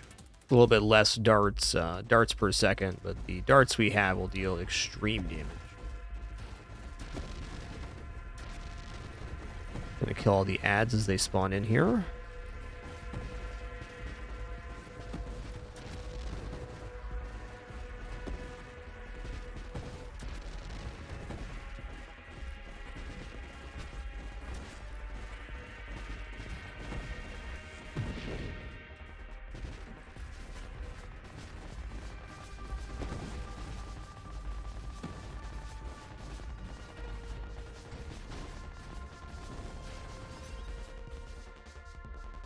I got hinky in a hurry.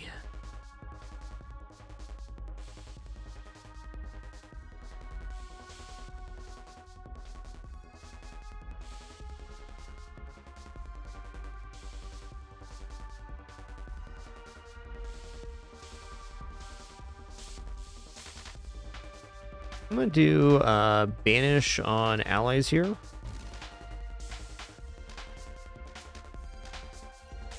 I mean, charge shot, charge mine is likely.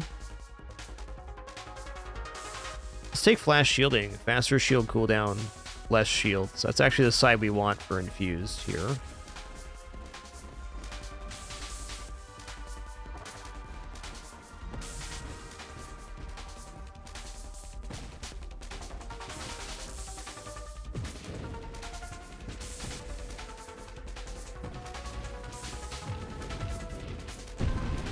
Big bada boom. What's up, Sykes? So many cool people here for today's stream. Love it.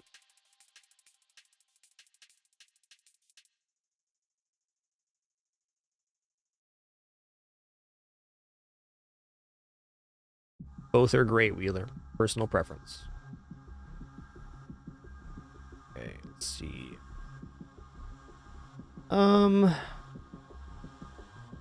Tempted to banish something here.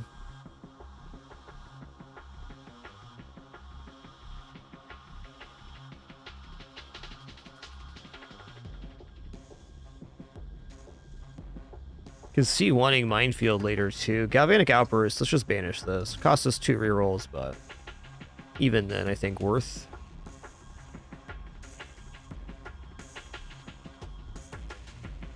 Kind of dismal here too. Let's banish homing strike. Here's discharge, which puts infusion in the pool. So for the moment, we're not going to have much of a shield because it's going to get killed by discharge pretty continually. Ooh, 3 times Farsight.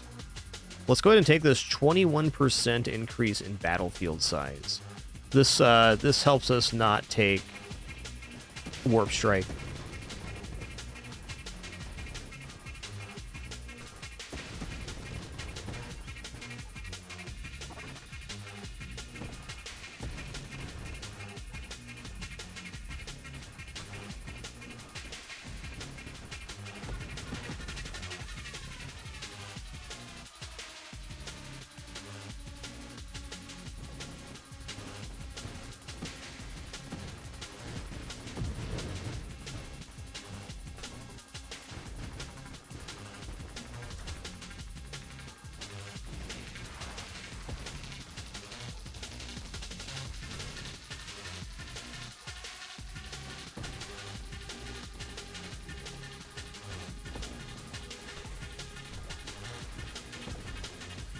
Ooh, almost dead here. Let's not die about it now. Okay, I can banish some stuff here. Let's go ahead and banish shielded constructs. Other Farsight, for real? Let's get these defense drones working. That's what we're here for.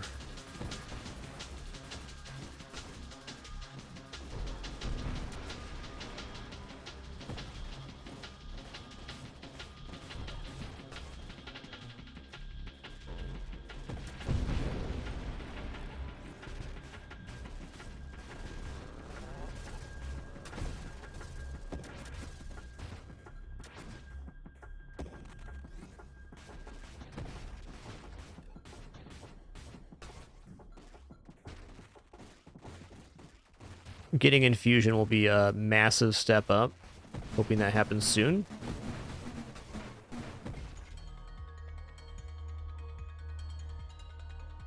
Okay, I can banish firing array. I can also banish shield durability. Let's banish this. Is this the one that goes down to reconstitution? It is. Counter pulse helps us clear stuff. I probably want to take that. Arc barrier is also just like awesome later. I think I take the, well, I guess it depends on if I'm going to go burnout reactors later or not. Dang, that's a tough choice right now.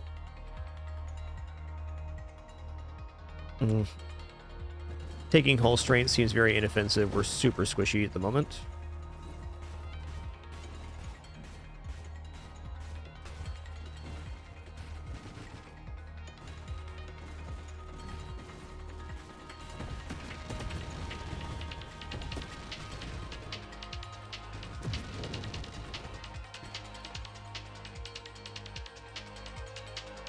Alright, this is too much damage to pass up.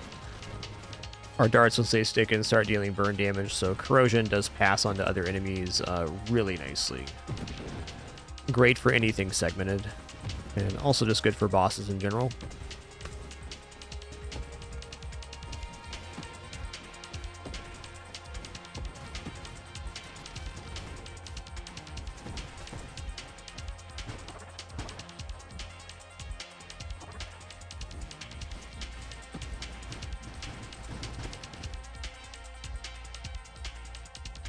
Purification is an immense amount of damage increase right now. Let's go. It's also regeneration for our hull and shields. Now, very much hoping we can pick up Infusion next, which is in the pool. Okay, this could be a tricky fight. I gotta be careful.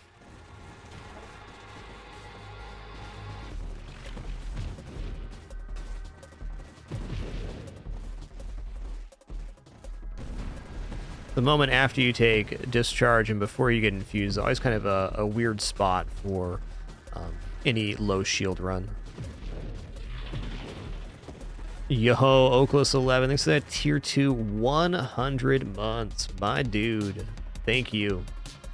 God, I would love to take this winnow for the rerolls, but I'm not going to get rid of taking infuse here.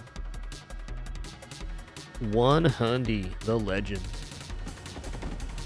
So the great part about the infusion mod is instead of taking our shields down on self-damage, it'll never actually take shields all the way down. We have to take the last damage on our shields.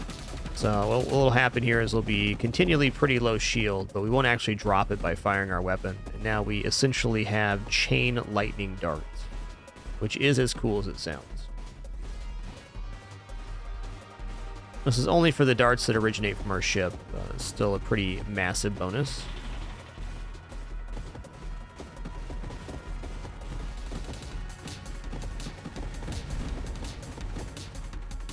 Not bad.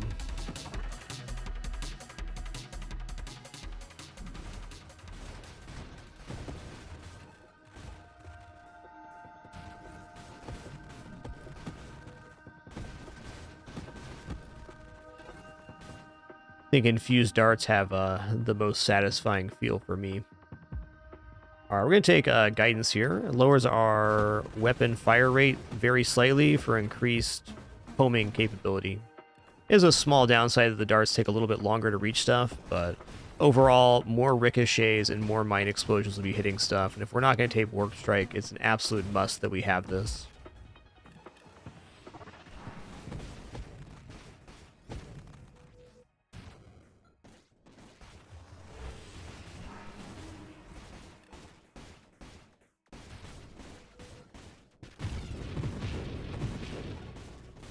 Yo, Okos, you've been awesome. Thanks so much. Appreciate you being here today.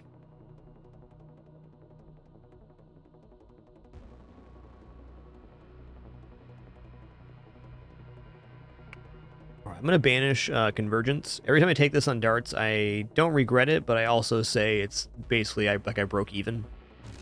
So I'm just going to remove that from the pool so I'm not tempted by it.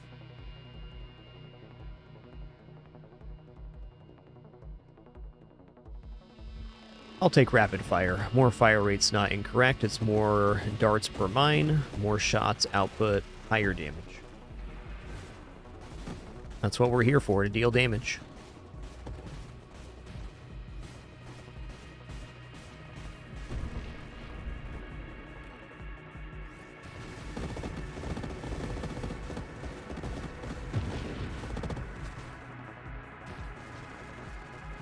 Alright, a mod I'd like to work towards is deflagration.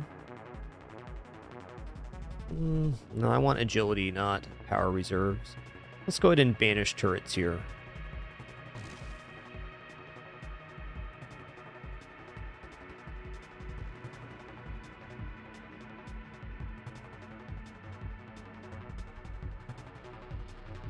Maybe if I even go Essence Sap, or maybe I just try not to get hit.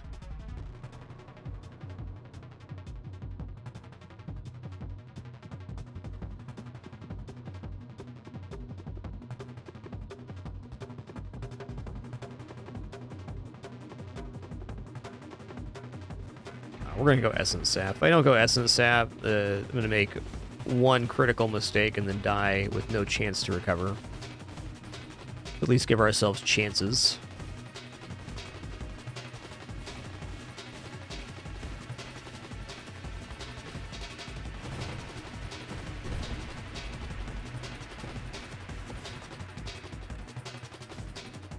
A lot of meat left in this run. About 20 levels approximately.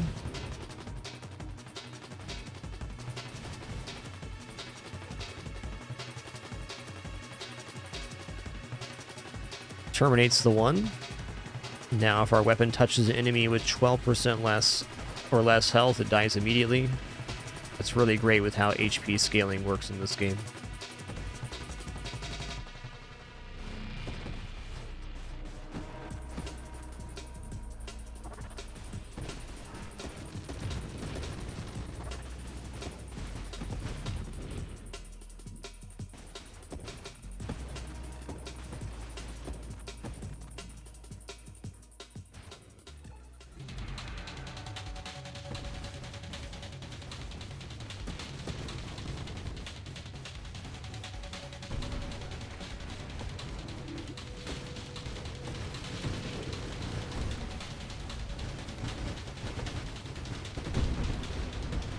Oops, all dead. Oops.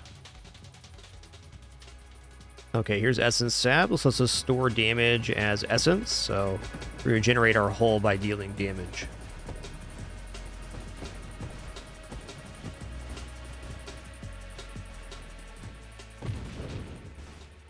We're also basically always dealing damage because darts are stuck at enemies, so that works out nice.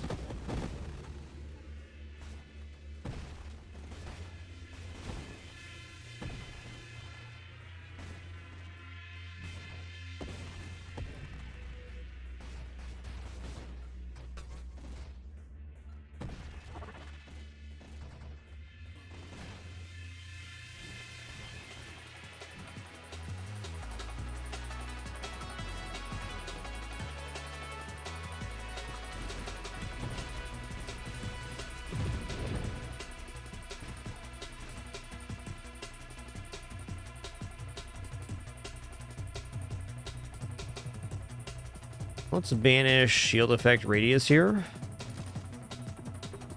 Alright, I'm gonna take Challenger. We get a new mod screen after this. It's also gonna summon one giant enemy for us to fight. I could have picked a much better moment to take this guy on, but here we are.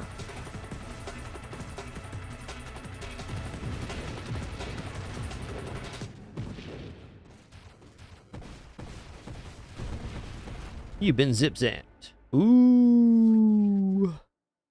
Okay, I mean, this is a little bit of a painful banish, but getting +7 rerolls is plus maximum hull and shield for us. And really, the only thing we're losing here is this blast radius tree, which gives us deflagration, and some hull damage resistance down here. So I think I am going to take this Winnow. I don't believe this counts towards the research body's stats. Let's find out if that's true or not. Currently at 35 shields, 123 hull. Yeah, okay. So those banishes didn't count, but the rerolls that we gained will work out. we can use those to gain stats. Pretty much on the research vessel, if I see a winnow I can even take, I'll even try to work around it, even if it has some bad stuff. Sometimes you can't because there's a critical mod that's in there, but nothing there was run breaking. And we did make some concessions.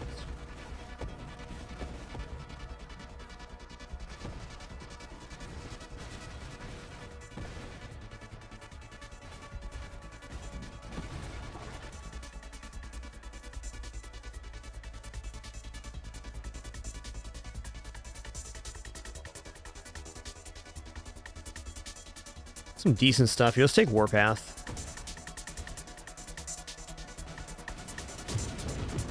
Ooh, taste the sizzle.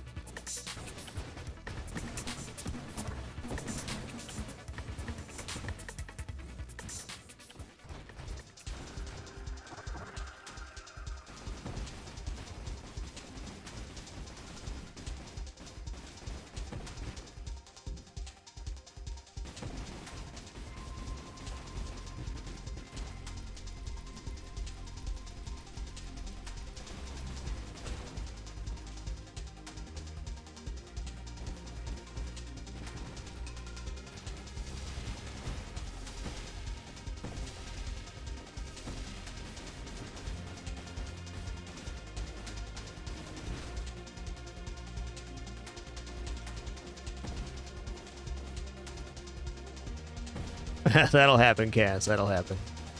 Mixed wire. That happens to me all the time. I'll be saying one thing but thinking about something else.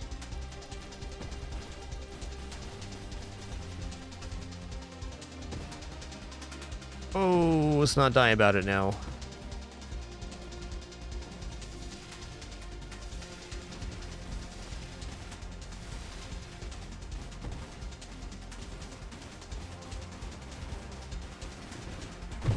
Noise.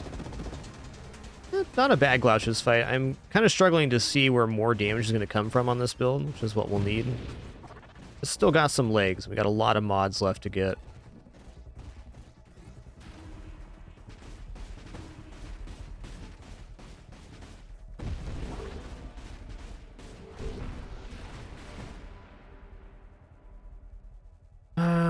Yeah, agility's it. Strafe is how we actually survive defensively.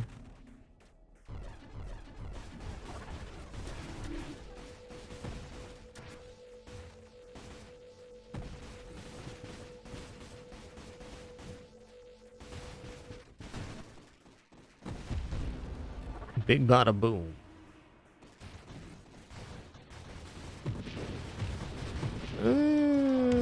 Okay, nice. Would have preferred some rerolls there, Loot Snake, but I accept.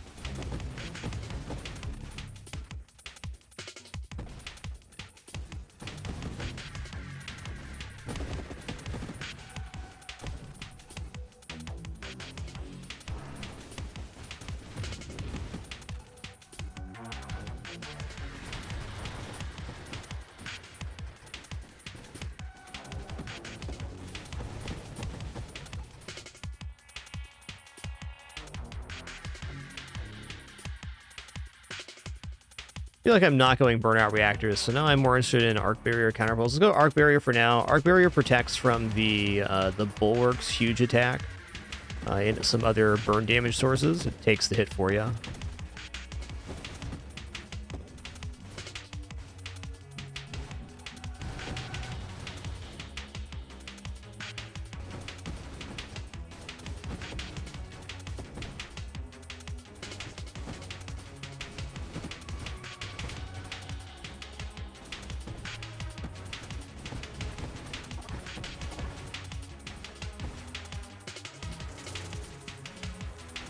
Triple shielded bug, huh?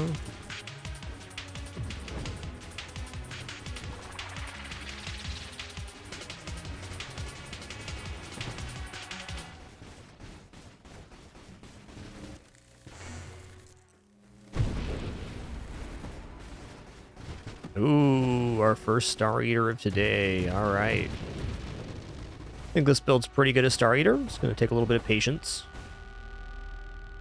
Oh, weapon mastery definitely won't hurt for this fight now, will it?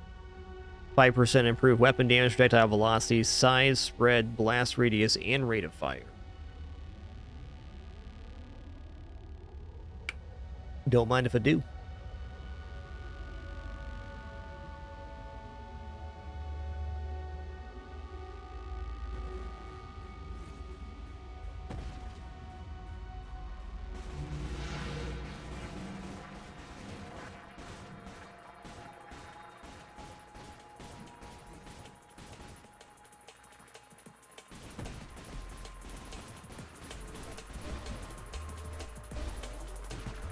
Oh no. Didn't want to be over there. That's where I ended up, though.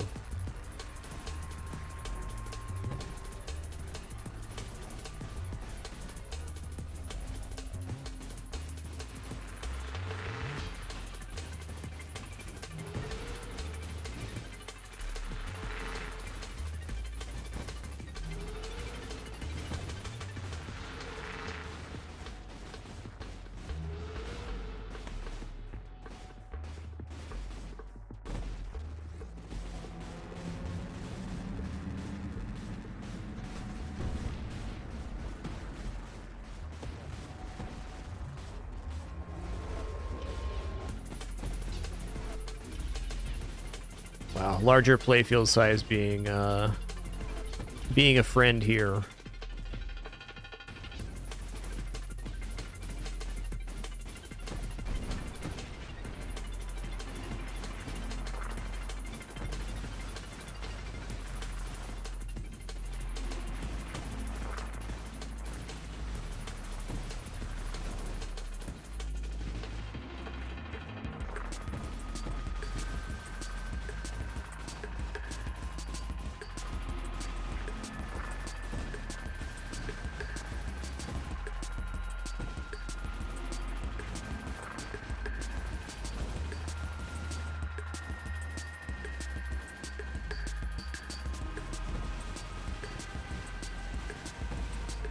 I think there is a playfield size stat, but there's only a couple mods that influence that. We have 3 far sights as the main one, so it's 21%. Heck.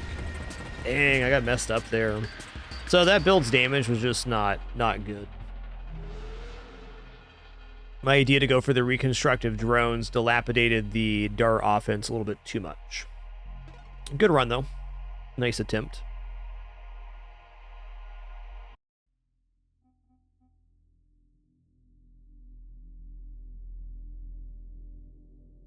Yeah, playfield size does still scale based on time, too.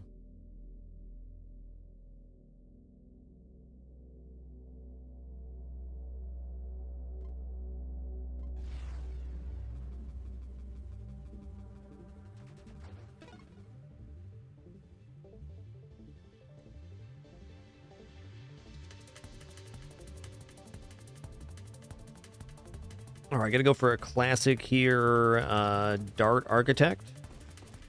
And then after this, I think we'll go back to the hidden power build with the orbital shield and Viper.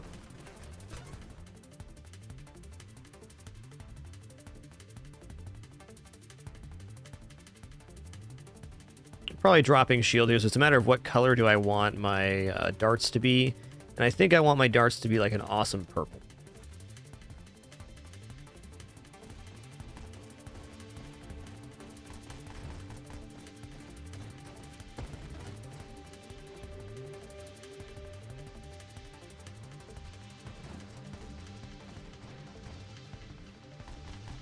Yeah, it's a good one, Dark. So glad you enjoyed that build. Glad we kind of hopped into that one. I'm still fine-tuning what I want that build to be, but it's overall just very powerful. Okay, mines, here we go. Alright, so Architect can only build 1 construct at a time, but is massively increased in power level. So our mines are going to be huge, and when they're loaded, they have a lot more projectiles. Okay, I'm going to take any piece of Warp Strike right now. I think now that we have mines built up here, we're looking okay. Still want more projectiles and stuff, but... yeah, this guy can just eat some mines. There you go, bud. Tasty treat.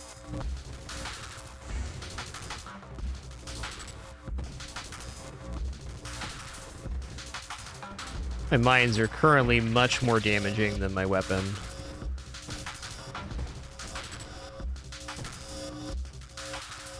Okay, there's another piece of Warp Strike.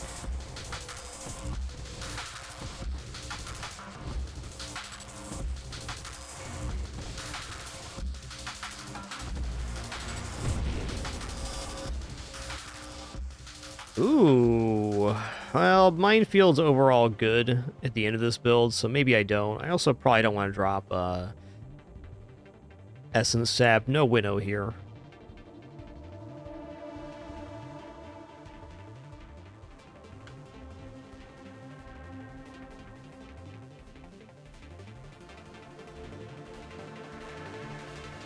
All right.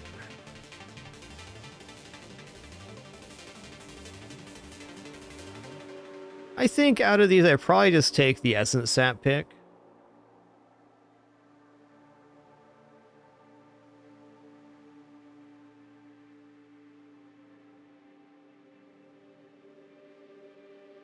I think Essence Sap is the way to go here.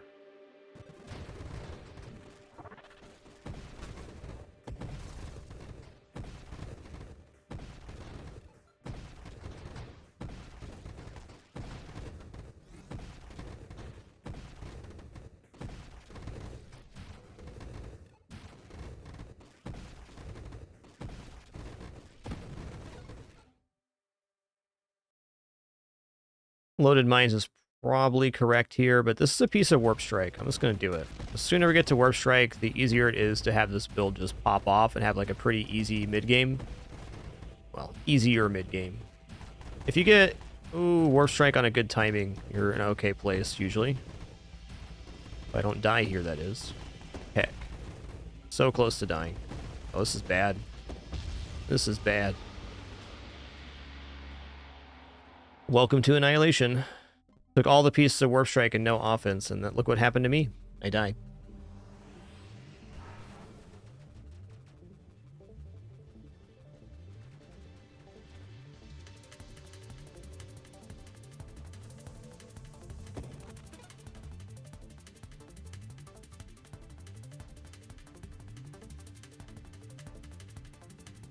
Dart attacked again.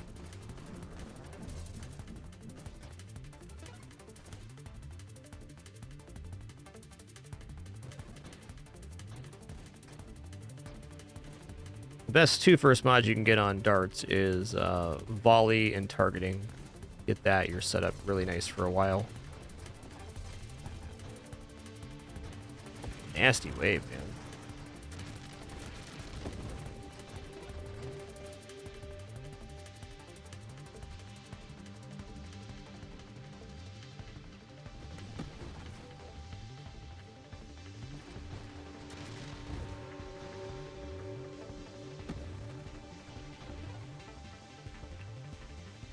Alright, here's mines again.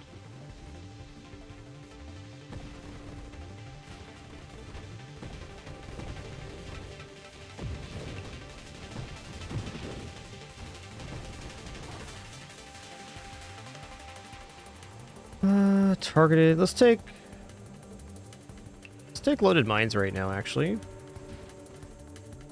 Not like a lot of projectiles, and they're not homing either, but it gives a lot more screen coverage.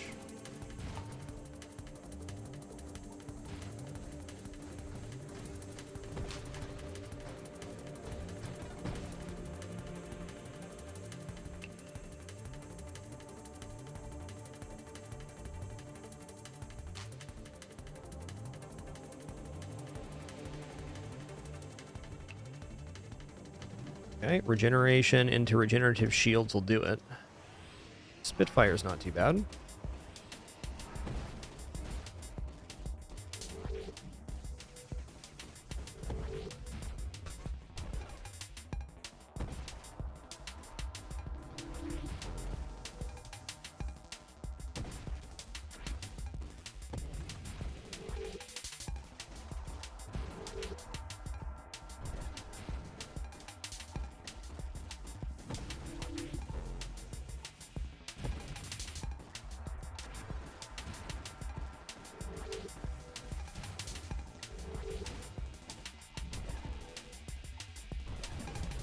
Hey, bud.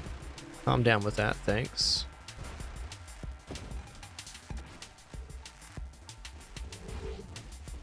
Alright, we got there.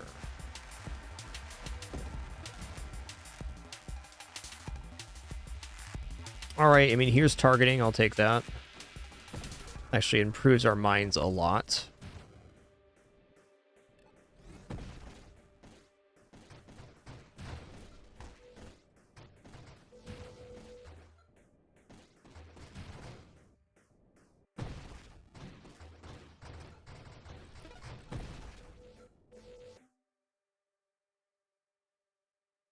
Okay. Piece of warp strike.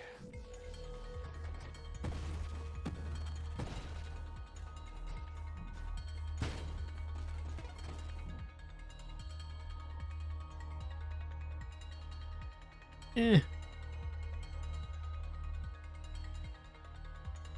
don't want to roll here. It's a little early to be rolling, though. I'll do one. Alright, Mine Specialist is, like, primo here. We can only use one type of construct. Architect got a pretty recent buff in that you get the Specialist of the construct type that you picked on Architect, or before it was a chance for any of them. So it's a lot harder to get Mine Specialist, which is kind of the thing that Architect does best. Alright, I'm gonna take a Challenger here. Let's go. Quite a Challenger. Gigantic Octopod. Whoa, it's huge.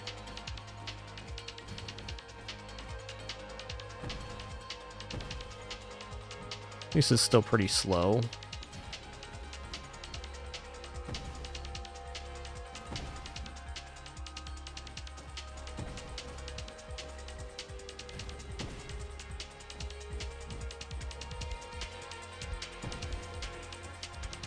Okay, the next wave just spawned. That's not great.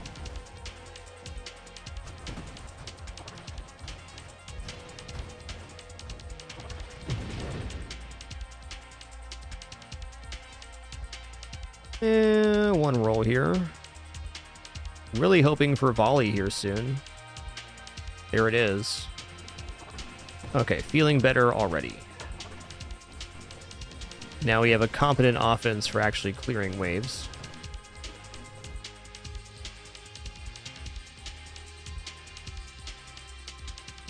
Go enjoy that lurk, Mr. Caliber. Appreciate that. Alright, I'm gonna take Hull Strength for the moment.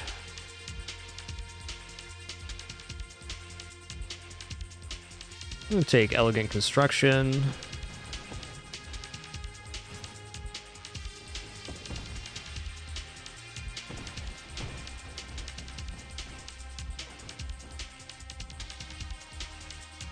Not giving me these Warp Strike pieces, but it is giving me good stuff. Frankly, I should probably take Self-Destruction now and then take Candescence later to put Burnout Reactors in. Let's actually take Self-Destruction. It's a bit of a side grade for the moment instead of an upgrade like Candescence would be. It's going to be easier to get back to Candescence than it is something that's on a branch. Okay, piece of Warp Strike.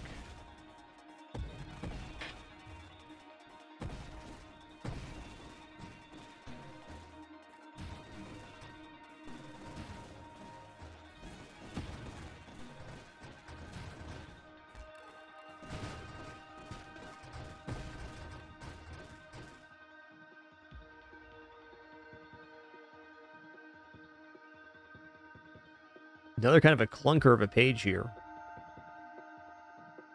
Global damage increases your speed does. Fine.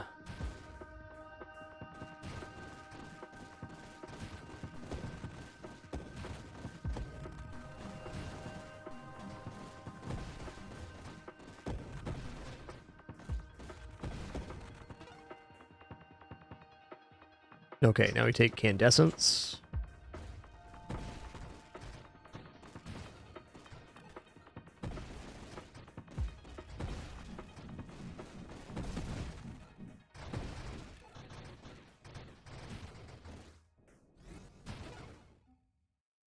Okay, here's Burnout Reactors. Let's go. Plus 30% assembly speed for non-shield constructs. Construct rate of fire. is increased by 30% as well, and constant rate of fire increases, hold decreases up to 50%. This is all like huge positives for the mines.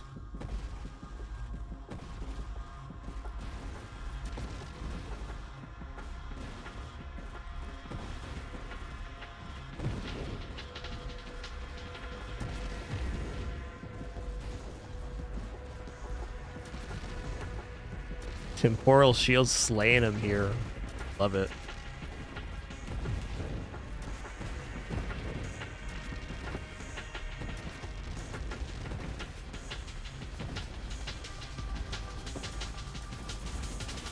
Yikes.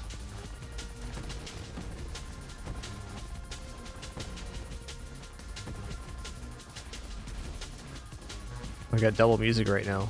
Blessed.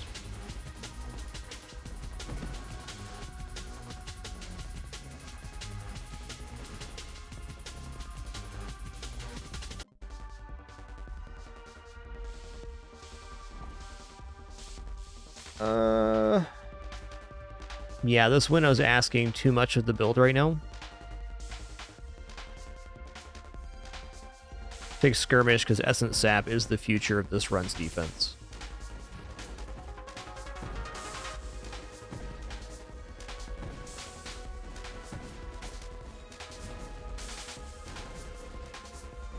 Ooh, those dart mines going off inside the station. Pretty mean.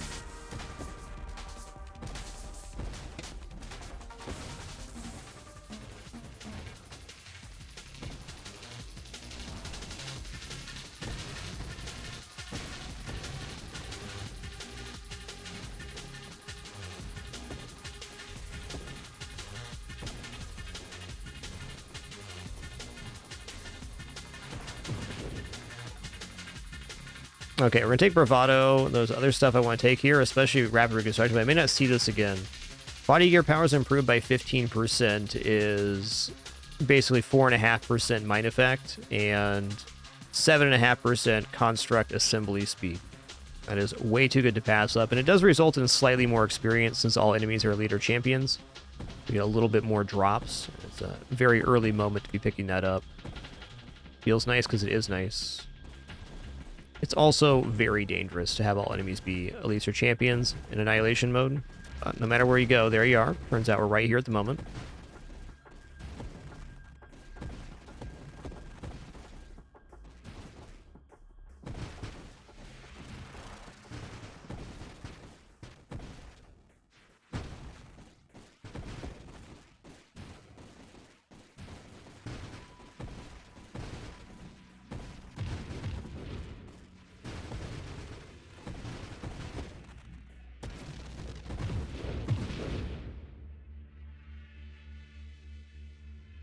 Okay, let's take Deadly Wake. Whoa. Whoa. Nearly almost dead, man.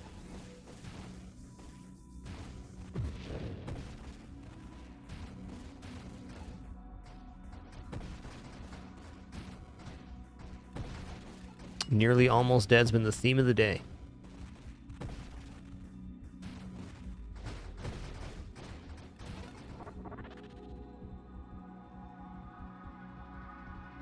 I'm looking at reroll here.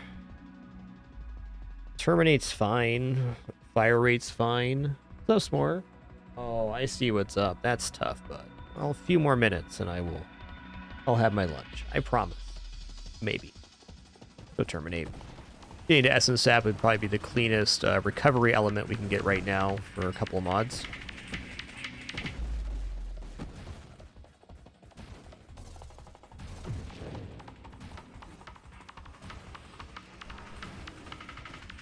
Even more so than defense in this game, your ability to recover from a near-death experience is also really important. All right, Rapid Reconstruction. We're going to drop our shield here. We've taken no shield mods so far. We're going to get much more base hull. And it banishes all of the shield mods from the pool, too. Okay, Warp Strike is officially in the pool.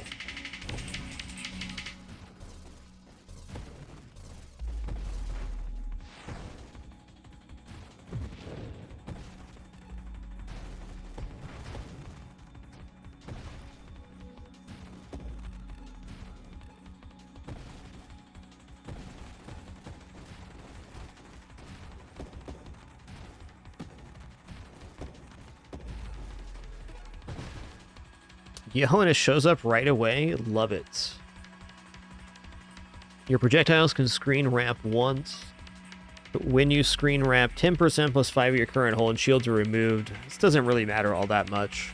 The less weapon targeting stuff, but now our mines can wrap screens, so we have a 360 coverage with one mine.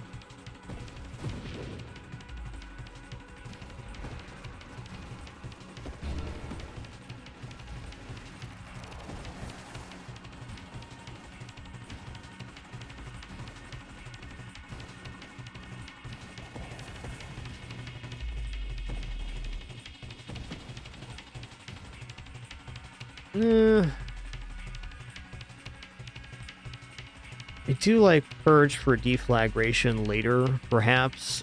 Also, Discord Orb's never offensive.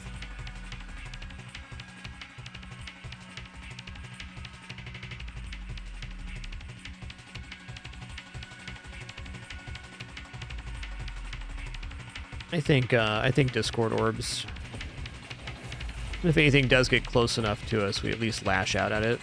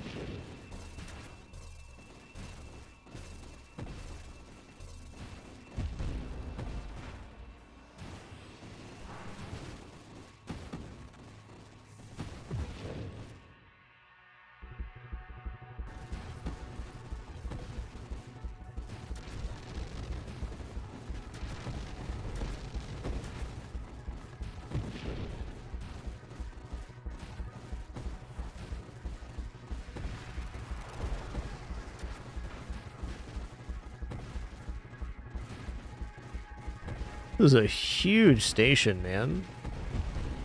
A chunky lad.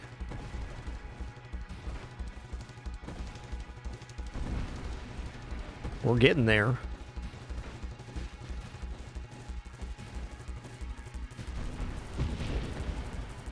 A lot of XP in that too, like over half a level's worth. Damn.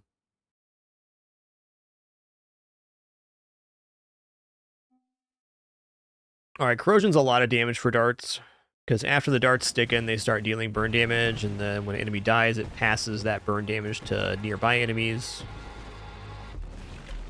A worthwhile mod to take on any darts run, I'd say. Hard one not to, in fact. Yeah, our build's like very okay-ish for Dweller. Oh, our damage is adding up here. Get him.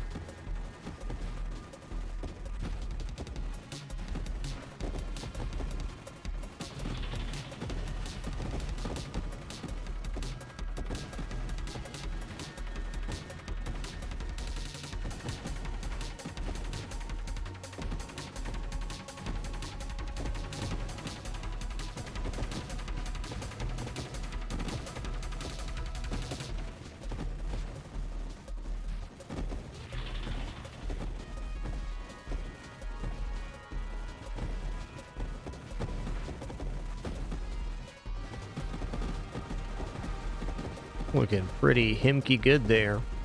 Get him. Get him.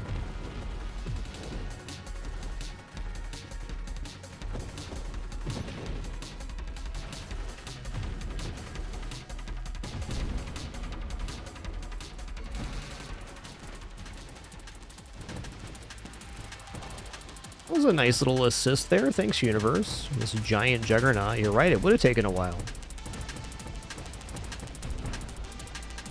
Oh, Universe, you crazy. Alright, rate of infire. Rate of fire increase here is definitely not going to be incorrect. That's more darts for every mine we produce, faster dart production for ourselves, and darts additionally scale damage based on amount of projectiles stuck in the enemy, so a hugely positive effect.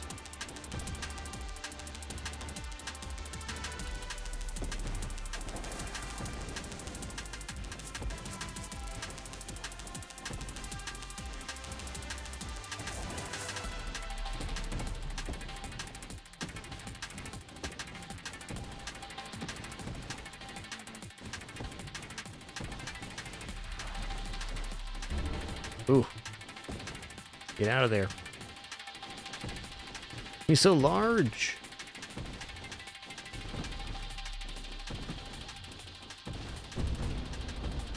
Enemies like that are the direct result of taking the Bravado mod. And some okay picks here, mainly burst fire. I'm gonna roll. Yeah, 1 Grandeur is definitely takeable. Get minus rotation, speed, and thrust, but we get +2 levels, so we gain 1 essentially. This is much better taken as a multiple than it is a single.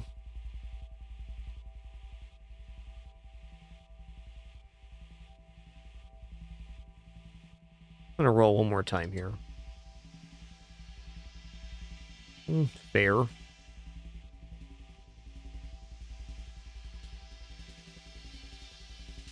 Take blast radius. Going into rupture is solid. Helps our damage a little bit at least.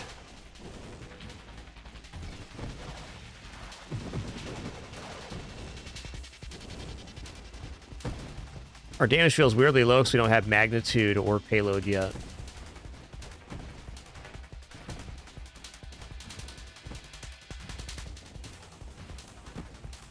Just those 2 mods will about double our damage.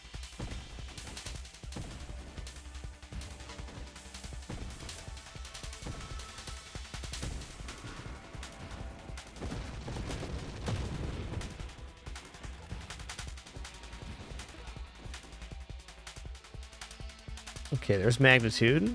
Weapon projectile size is the duration of the dart, is how it increases damage. And just with that 1 pick, already feeling so much better about damage.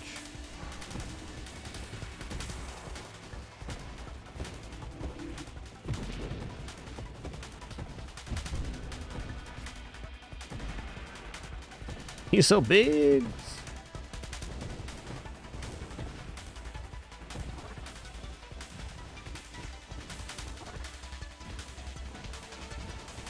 Kind of weird to have an enemy be this large and have their turn radius be so slow in the early game. Not there's anything wrong with it, just feels funny, because usually when you see that kind of enemy, it's like they're turning super fast and charging at you.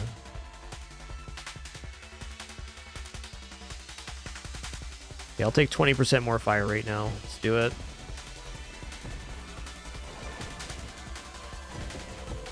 I forgot about Leaf in the Wind. Leaf in the Wind also works on this build. Just got to pick up Warpath first. Yeah, we're starting to cook pretty hard here.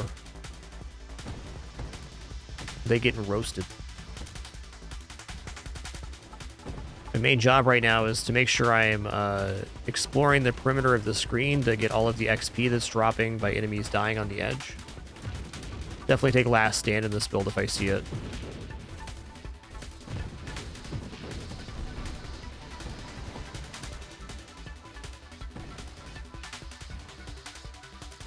Alright, Crucible. Great build for Crucible here. Purification is going to be awesome. Get up to 5 hull regeneration a second. No. Not quite that much, but some for burning enemies, which is every enemy with a dart in it. What is the amount on Purification? 0.4, okay. Fair.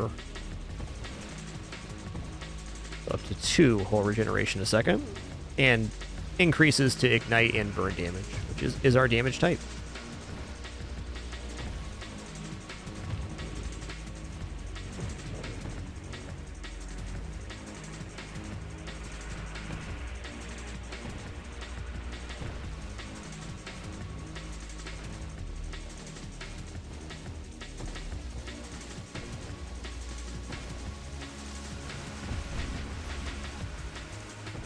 Boom, get roasted.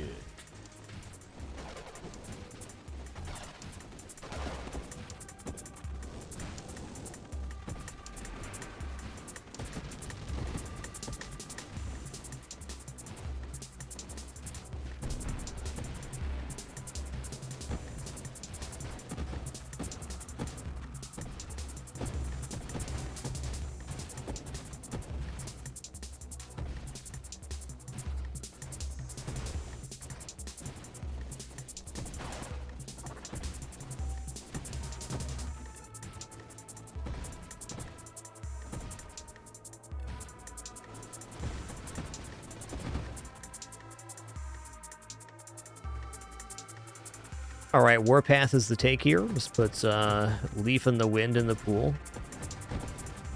Another couple level ups here. Going to take a short break for lunch, which I'm already late to. My cats are practically rioting right now because I have not taken lunch yet. That's tough.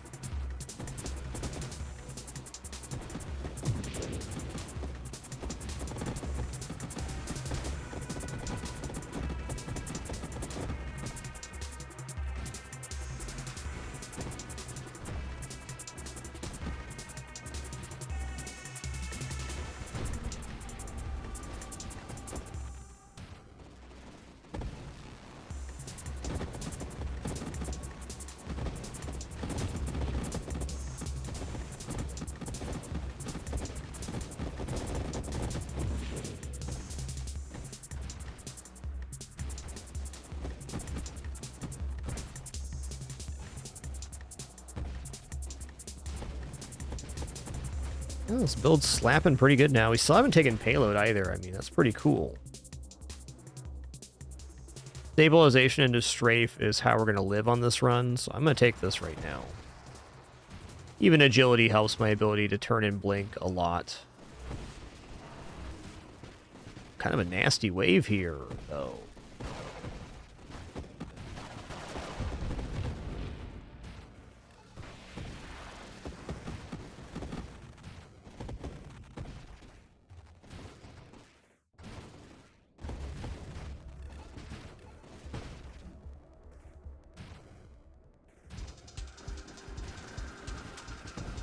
Oh, my Glaucius build is alright.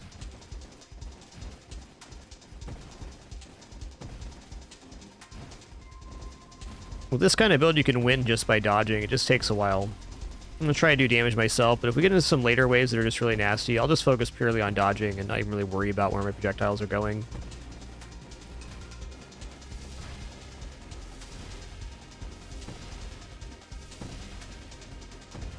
Glaucius is still nice and slow.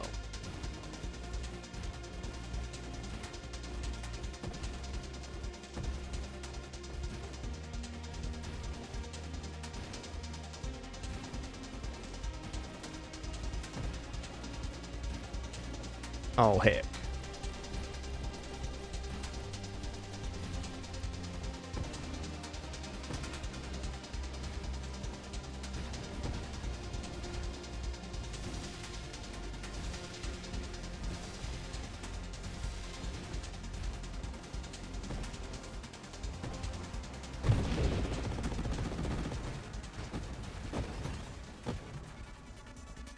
Great time for challenge. Let's go. Whoa. Ooh. Quantum Decoherence here. I mean, we're pretty late into the run, so getting +5 levels is not inadvisable. There could be some dud screens for sure, but I don't think there would be more than 4 dud screens.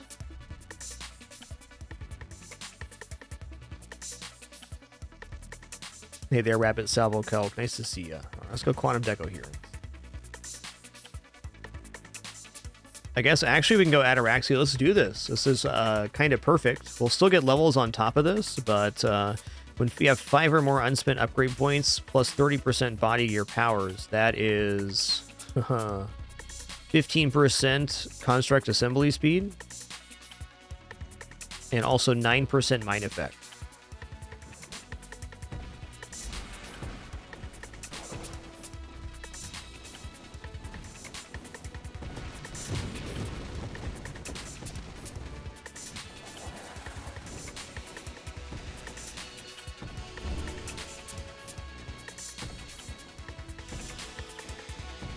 Okay, here we go.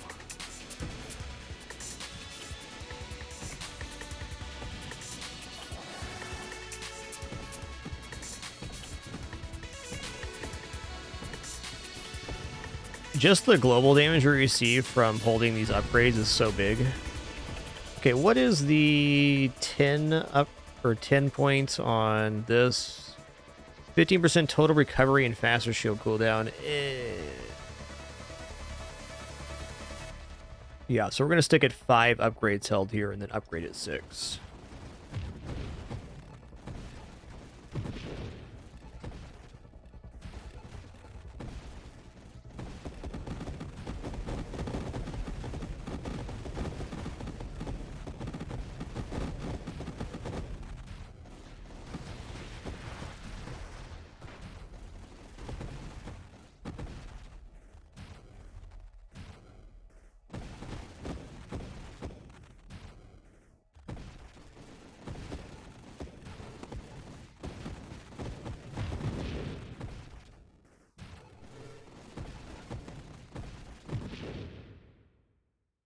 Okay, every time we're on 6 here, we can take something. Yeah, I'm going to take Minefield. This is plus 50% mine assembly speed. It is minus 20% total mine effect, but what's our mine construction rate right now? Assembly speed modifier 231%. Rate of fire modifier 224 to 311. Assembly speed modifier 231. Base is 4 seconds. 4 seconds. This makes it half. 2 seconds. Oh, wow. This is crazy. We're going to be blapping out mines right now. Oh, yeah. Get spritzed.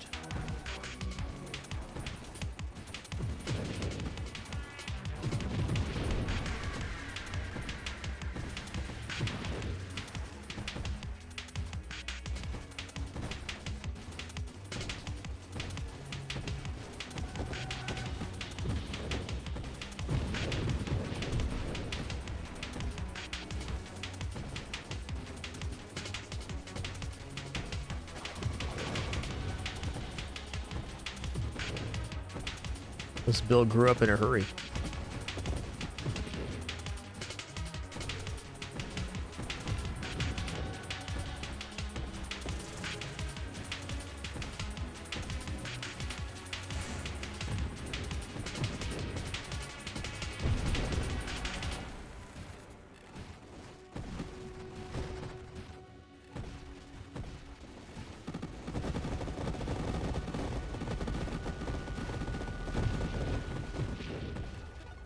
Alright, Star Eater is here.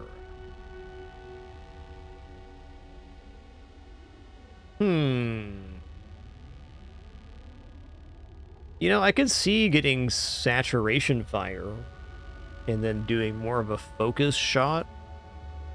Might just be better to go homing strike for the moment. It adds more projectiles in. Let's do that.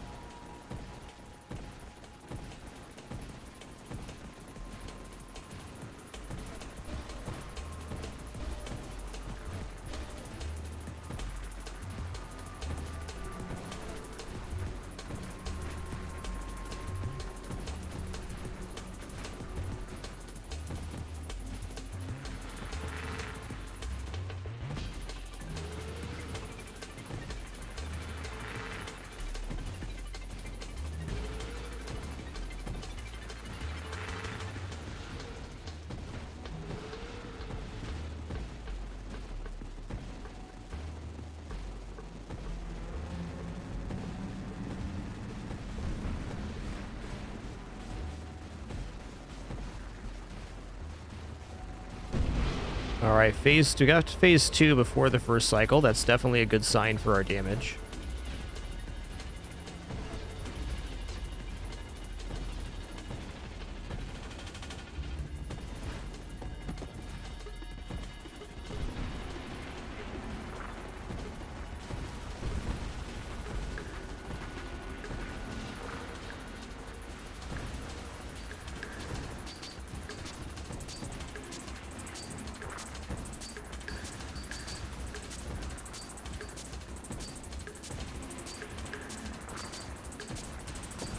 Okay, nice.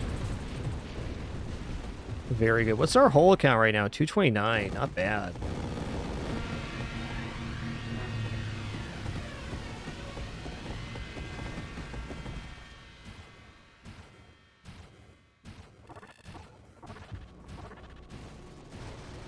All right, here, as we're our next level up, I'm going to take my lunch break because my cat just gave me a look that said, I'm going to bite you if you don't take lunch. That's what Daisy said. She is perturbed right now. Sorry, girl. I'll be back in just a couple minutes here for some more fun. Please do enjoy the kidders and their treat time on this short break. We'll be back in just a minute for some more. Did you just paw at me, Daisy? I saw that. Oh. Yeah. I don't have a treat. Not yet. Be right back in just a few minutes for some more Nova Drift action.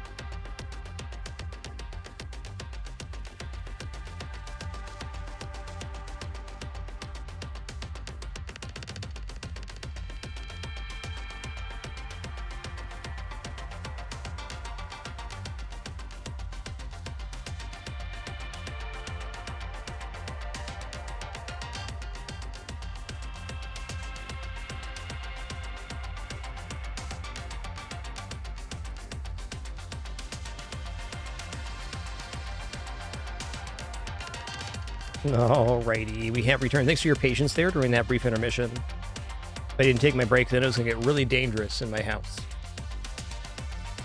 I might have even been mauled by a medium-sized animal. The animal's name is Daisy Doo.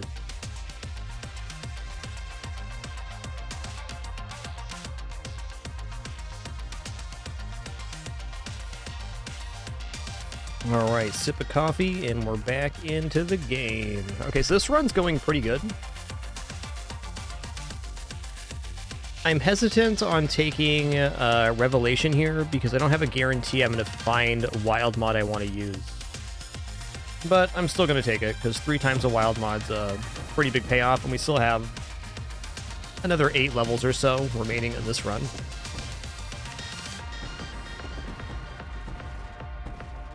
I also feel like now that we have Ataraxia working, that we're kind of past the power level the game is scaling at right now. It'll quickly catch up on us, but for the moment, we have a little bit of freedom to just, the next 3 or 4 levels aren't going to be a slog. We'll just kind of pick up the XP that spawns and take our picks. Doesn't mean we can let our guard down, but we should have a decent time clearing at this point.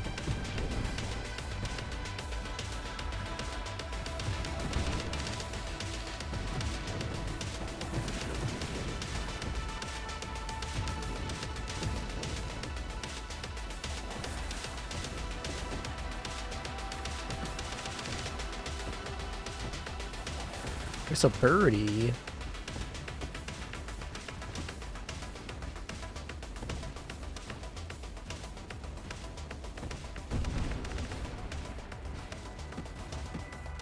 Alright, let's see here. Weapon Mastery is a bunch of very positive stats for our weaponry, so that's tempting. I think I will. Out of the things they're showing here, that's probably best. Slipstream's also really interesting. We have plus 21% thrust. Wow, Slipstream is actually very high on the list of mods I want, but it's not higher than Evolutionary Niche, which we still have a chance to see here.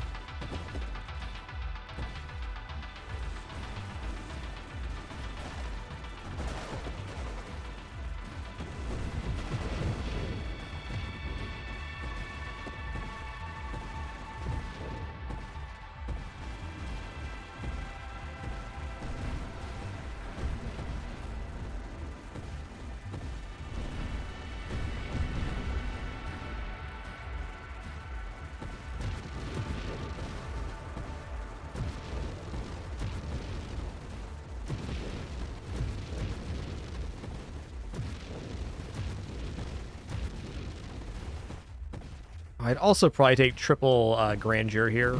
I can get another bonus 5 levels. That'd be pretty sick.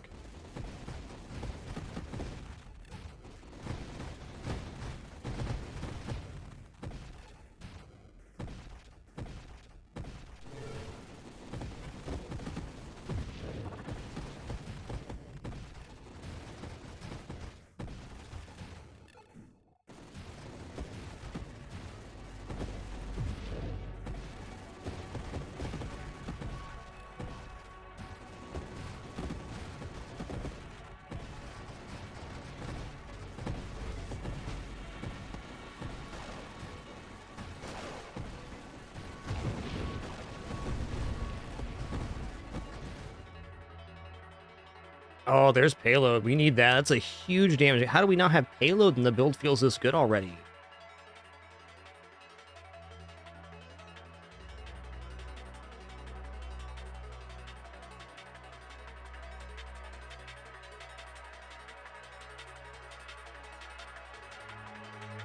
Yo, Vogon PT, thanks so much for 35 months. Welcome back in. Glad you could be here today, dude. Just having a nice, cool Friday, chasing some high scores.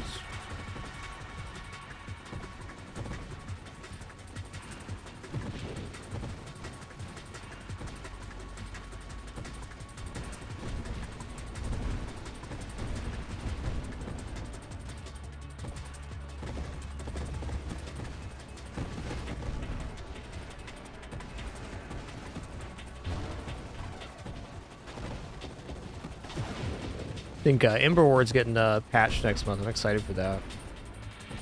You have a lot of stuff I'm really enjoying playing right now. Just this game, Nova Drift, it captivates me sometimes. It's so good.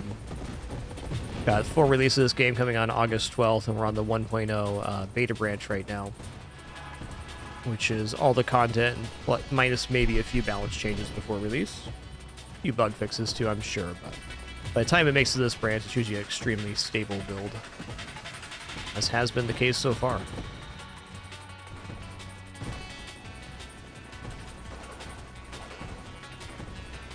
Got a little over 600 hours in Nova Drift right now. I'd be really surprised if this game doesn't become yet another game that I have more than 1,000 hours in on stream. It's so awesome.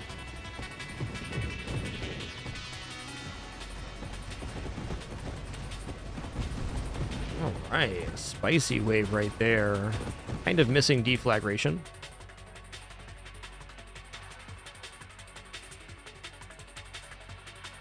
Okay, agility is huge here. Rotation speed is mobility. And it puts strafe in the pool, which would be, I think, the single best thing I could get. Just another movement ability. Look at that damage right there. Yeah, get chunking right now.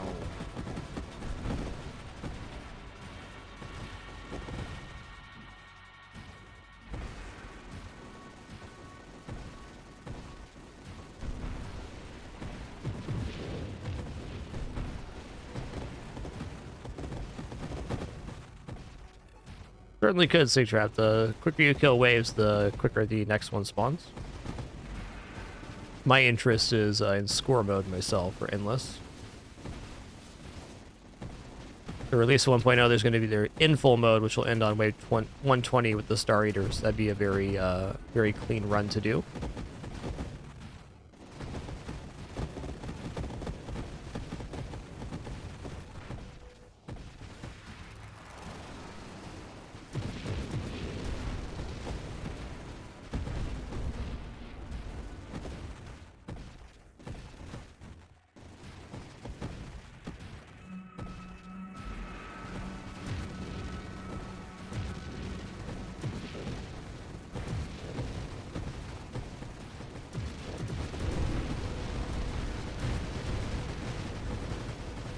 That was a really aggressive opener by this boss with the hammerheads there.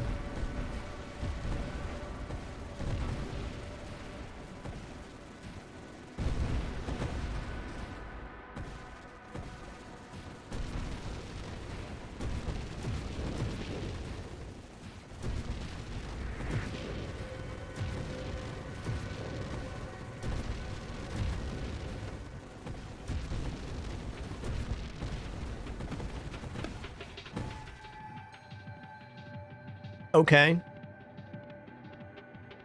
I can definitely see both 3 times Scorching Wake and 3 times Slipstream being very useful. I think 3 times Slipstream is more useful, so we're going to be really slippery now, so I'm going to have to be tapping on the space brakes, which is stabilization. But the additional thrust makes us so much more maneuverable.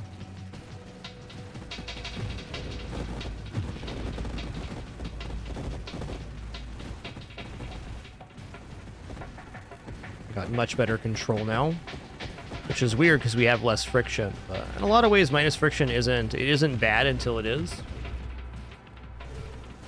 You can mitigate it with the stabilization, and drifting is a lot of how you dodge in this game, because enemies target you. So if you're sliding slightly, you do dodge stuff.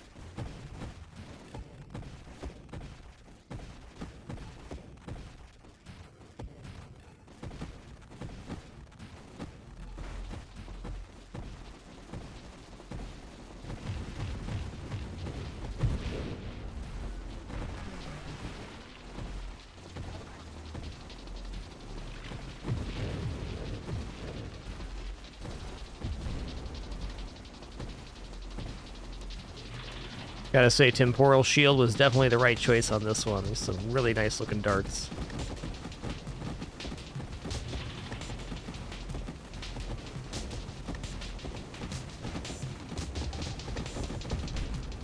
Big bada boom, get roasted, you crab.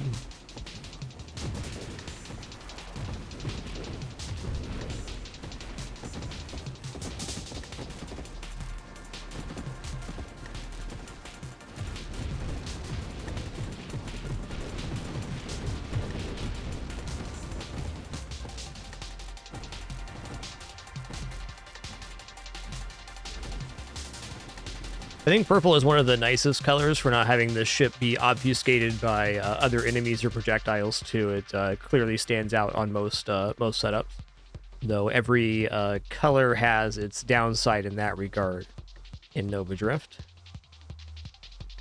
Alright, so Splinter is actually really powerful for offense, but Last Stand's looking pretty good too. I think I'm actually just going to take Splinter here. It is minus rate of fire, but every enemy that dies that has a dart in it, which you guessed it is every single enemy, generates Splinter projectiles, which means our wave clear is even better. And versus anything that's not single target, we have hugely increased offense.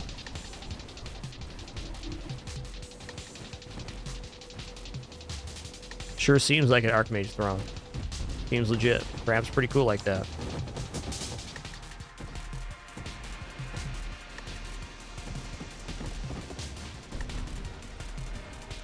Okay, well, if even just for visual effects, Splinter was worth taking. That was really cool. This build is visually chaotic, and I like the way it looks. Okay, so what I need to do here is just survive. Oh, God. Stop it. Stop it. Stop it. Survive long enough for Red to summon his black hole, which is happening right now.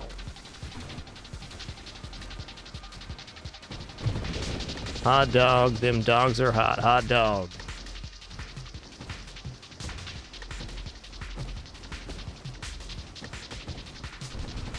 Got him. Got some happy feet on that wave. I'm gonna readjust here.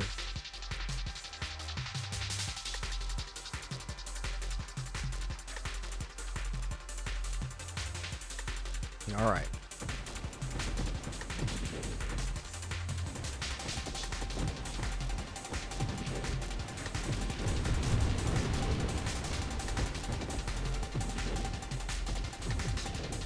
If I can pick up Strafe on the next upgrade screen, I'd be so happy.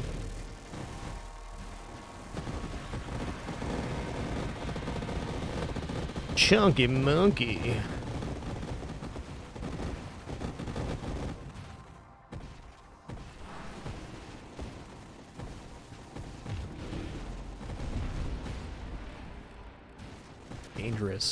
Dangerous start of the wave with the double Cosmic Snake spawning there.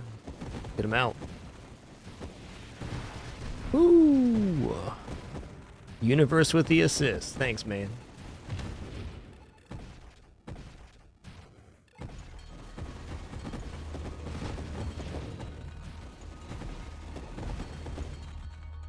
Strafe. Boom. Let's go. Now we can really reposition quickly if we need to.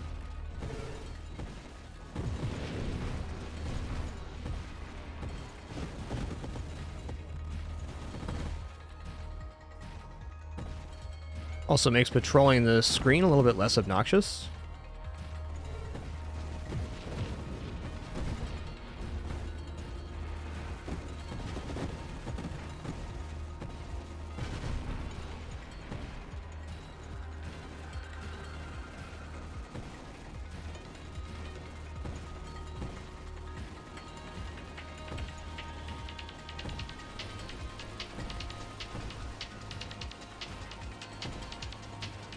Strafing does increase our global damage from kinetic boosts. So while there's darts stuck in the enemies, the moment we're strafing, our damage is increased. For sure. But really the mobility aspect of it is the much larger part.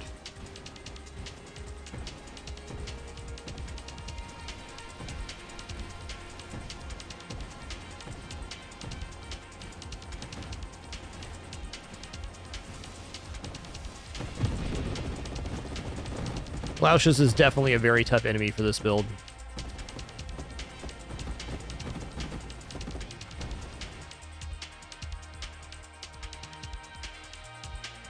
Okay.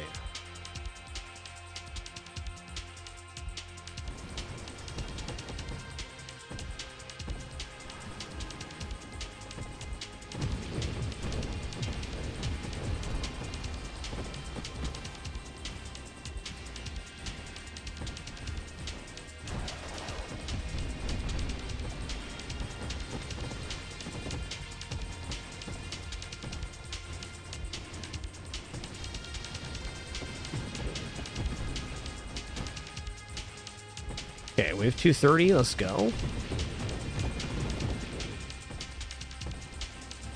Our second iteration of Star Eater is coming up in just a couple waves here. Boy, this build is chaotic. I'm loving it. I think any other color of darts would be it'd be a lot tougher for the player. I think blue darts would be alright as well. But I wouldn't want red or orange darts on this build.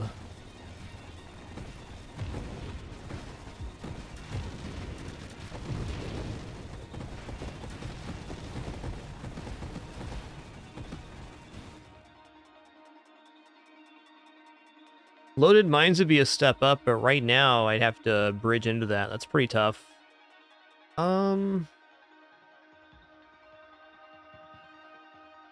Defiance for plus plating's fine.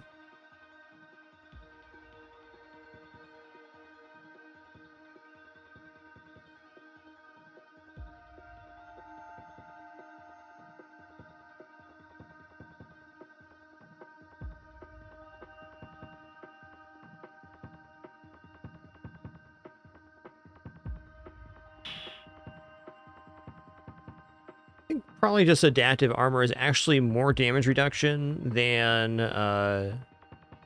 this, because armor satisfied 1% damage with slight diminishing returns. I think the most likely source of large damage would be hit by a bunch of small things, like a ton of the bullet projectiles hit us repeatedly. So I think adaptive armor is a cleaner damage down than Defiance right now, which removes a flat amount per projectile. Whoo, like exactly like that. That can happen. That's why I'm scared.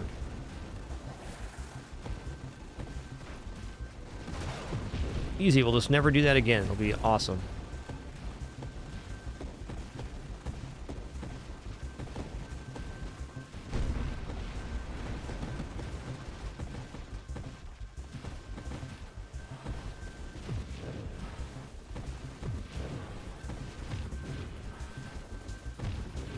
You know, I could take Juggernaut right now.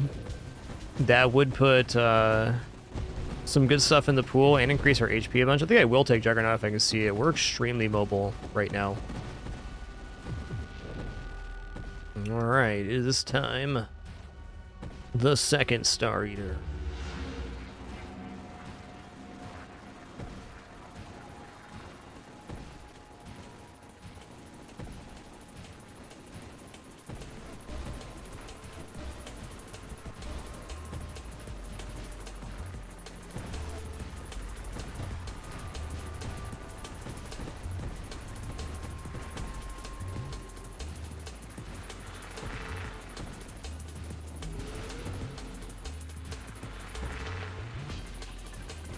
Whew.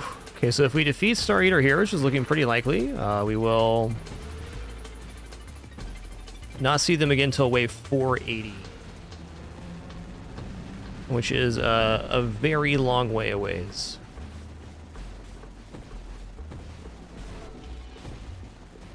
Down here. All right, that's phase 2 already.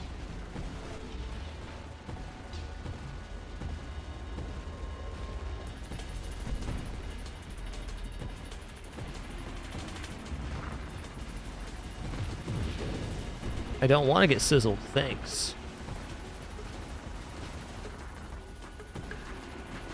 This damage is immense on all these segments. Holy guacamole. Let's blink then. Trying to defeat this wave, not utilizing blink as much. Trying to learn how to screen wrap more properly. It's a stretch. Oh man, what a boss.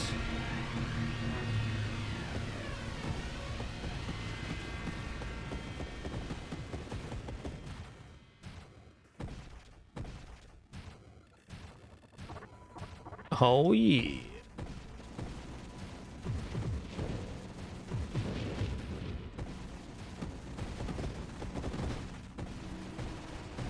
I think this next stretch between here and Star Eater is the moment I die the most in Nova Drift. And it's a really difficult section because some of the boss waves that can appear here are just so hard to dodge on. So we'll get a little bit lucky and maybe a little bit good and crush our score. I think this build, it definitely has potential for 5 million. Gotta survive a lot of nasty stuff and collect a lot of XP. It's a good one.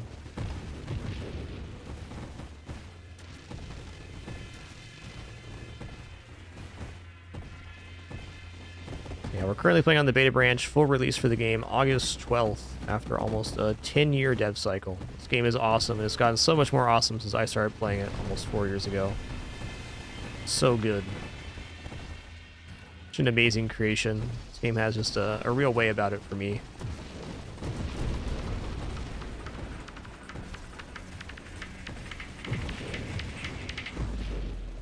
Woo.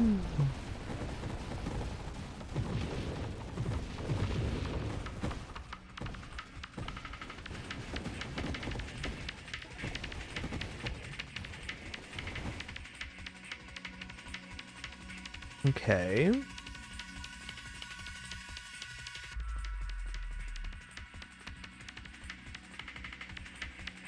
I think siege weaponry is like not a terrible way to go here because we can turn and fire at stuff continually faster. Maybe not later though. Let's just take guidance for right now. It greatly improves weapon targeting. It is minus velocity, but more darts on average will find targets. That includes the darts that we just end up firing into nothing as they wrap around. Fights against warp strikes, minus 50% projectile targeting as well. Is good.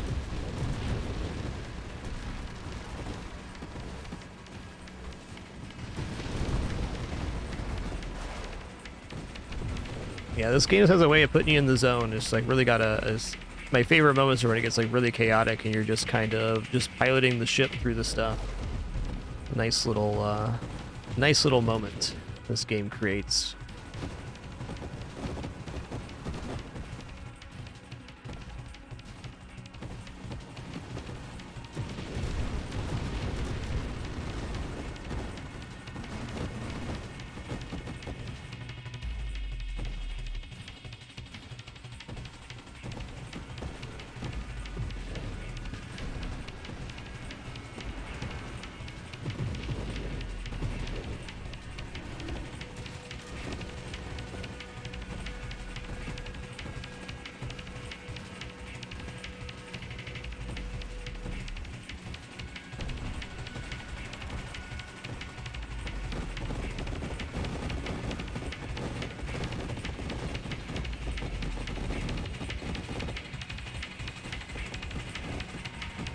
You know, experiencing this, I'm kind of like wondering the value of Ricochet on darts builds at all. Like, I think Splinter is almost a must take if we get to this point.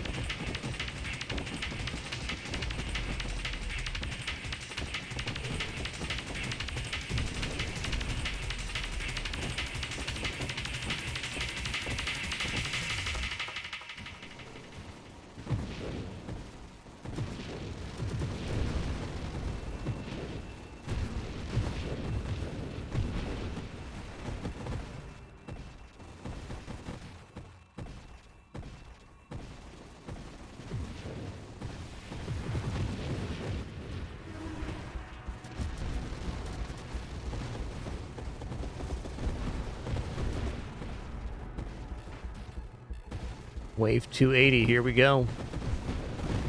It's crabs.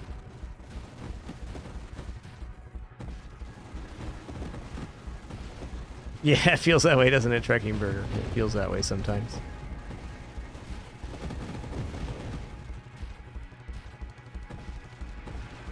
Hello. Hello.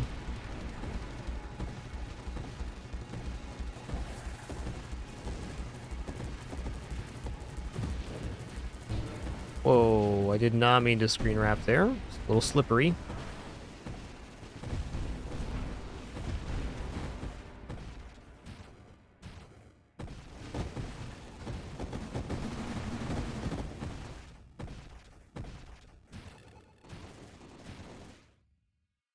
Okay.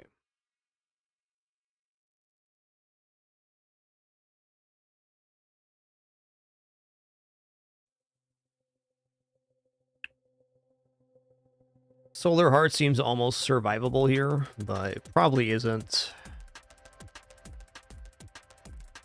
To be 9 wild mods, 9 times 0.4, 3.6 damage a second, or plus base damage and plus burn damage. Alright, I'm going to take Concentrated Blast here. It's not like a banger of a mod to take, but it does put antimatter rounds in the pool. And it also improves the Discord Orbs damage for dealing blast damage right now.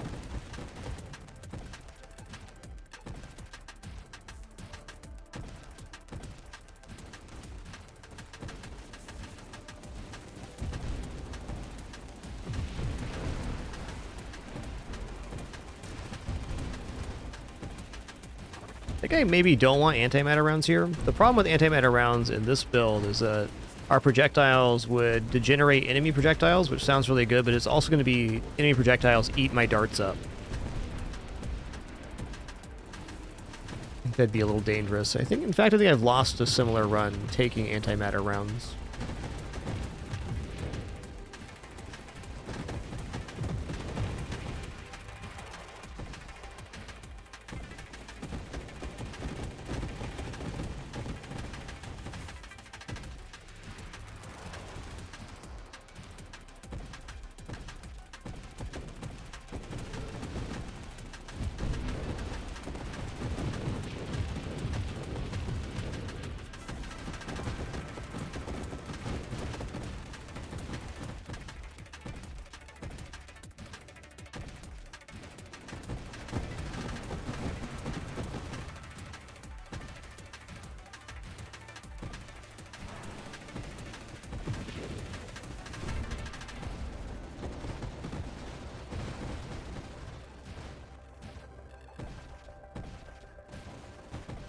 Antimatter does apply to the mines, yes, it does. Okay, it's going to be a very difficult wave here.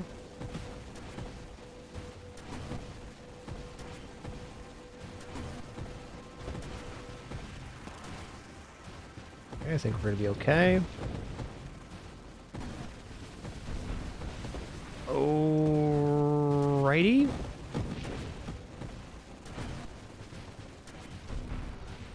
That was not how I saw that wave going down, but it did go down that way, in fact.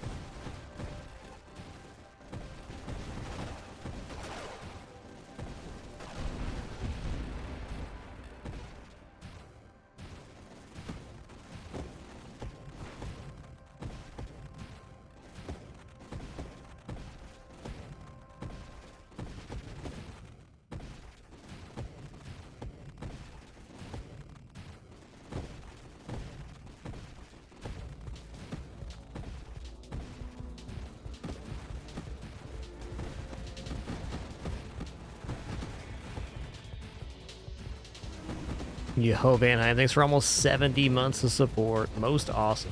Theodore Argash, thanks for those 100 bits as well. Sorry for missing that. Per usual, if I'm ever late to or miss your support. My bad. No alerts playing in my ears, and I also have a terrible case of pneumonitis. Rest assured, very much appreciate your support. Thank you, thank you.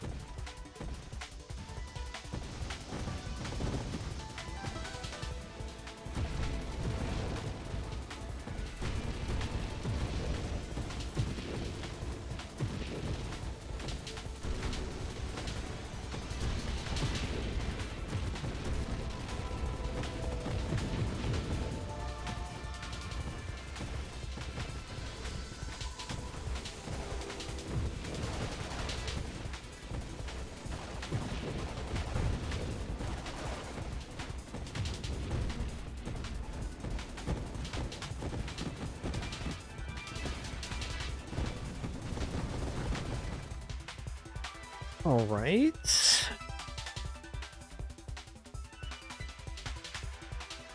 Probably just take burst fire here. It's more fire rate, so more damage.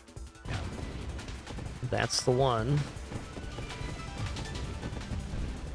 Also more darts in the mines.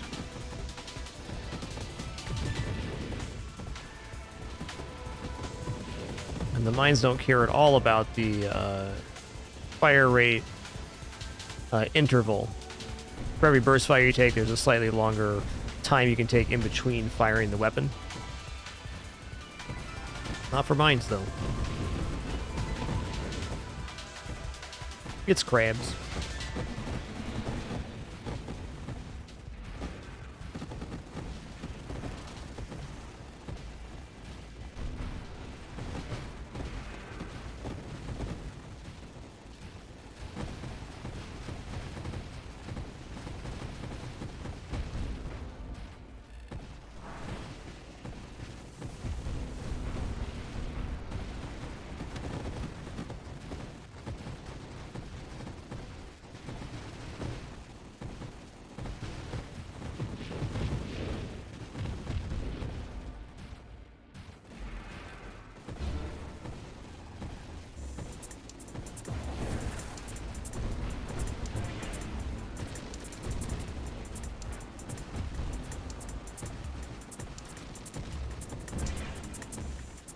A little bit of damage, man. Calm down with that. Keep it cool, dude.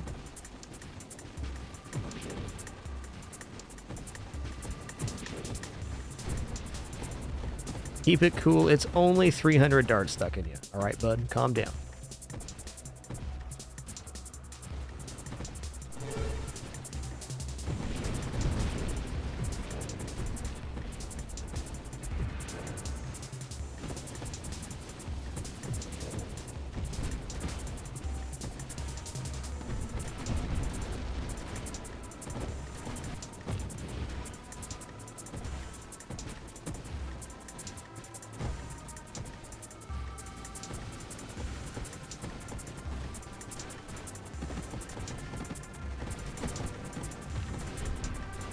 Alright, it was a little scary.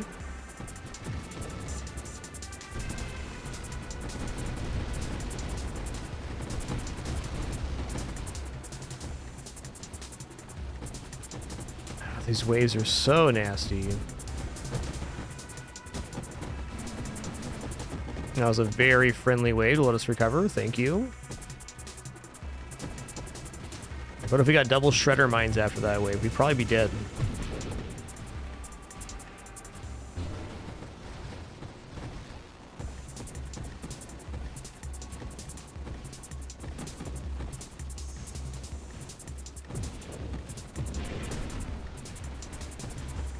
Oh my god. That's a lot of guys. How you doing? No, I'd prefer not to be eaten today. Thank you.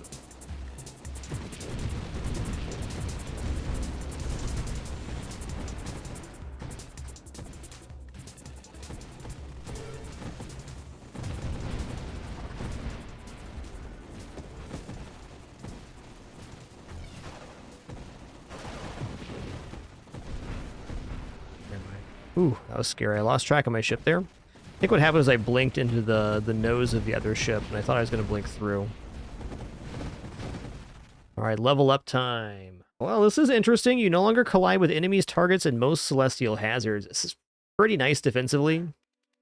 Also, Juggernaut is quite interesting because we get knockback resist, a little bit less thrust, but huge maximum hull. So we'd be at like 280 hull. I kind of think Juggernaut might be better than Apotheosis.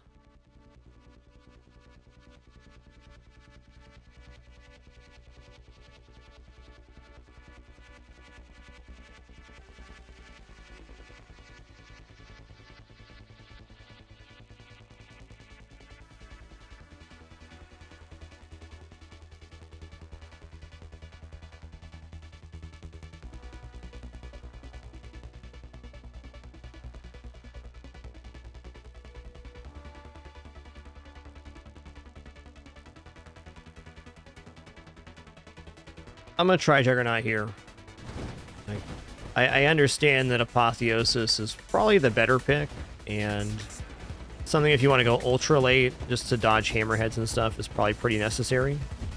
At the same time, I think that we're slippery enough with the triple slipstream and using strafe to maneuver here, and having 277 hull with the ability to recover 27 hull a second is really strong.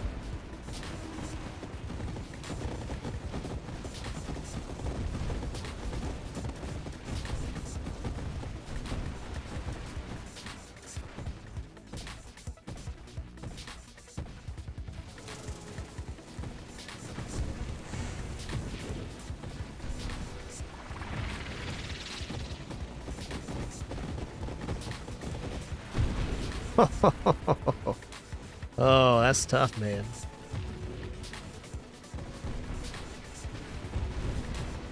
Eating a full 5 comments for breakfast? That's too much, man. Too much.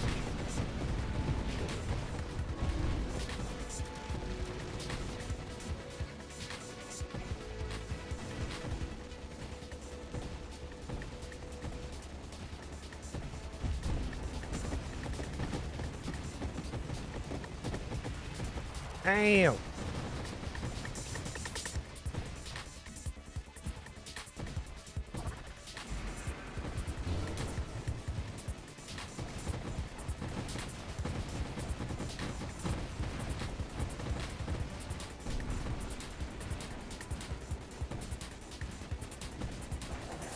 Bulwark's probably the most problematic enemy for this build, because we can't really avoid doing damage to the front if we're firing out these mines.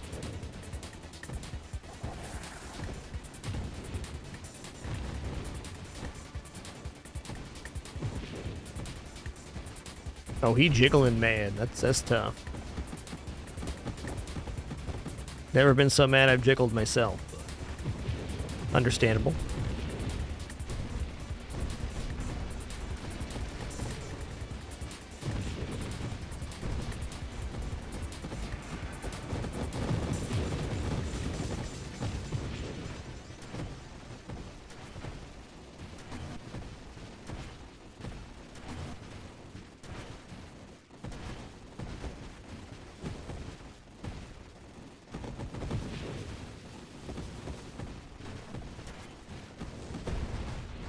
Boom, get roasted. Love him, Tall.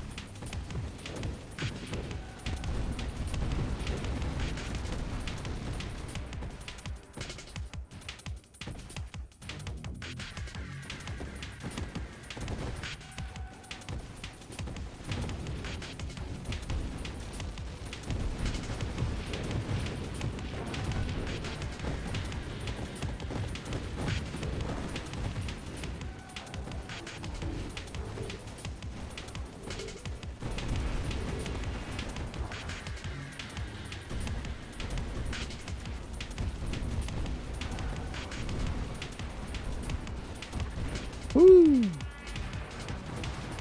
Well maneuvered. Okay, here we go. He's got shredder mines.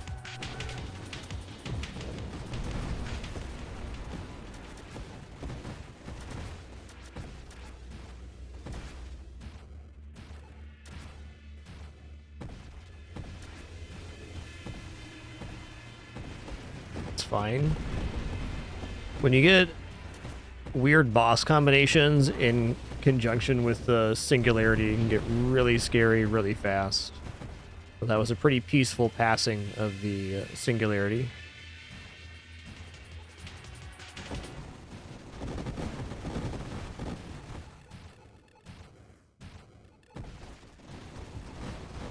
All right, we're over 3 mil. That's very legit.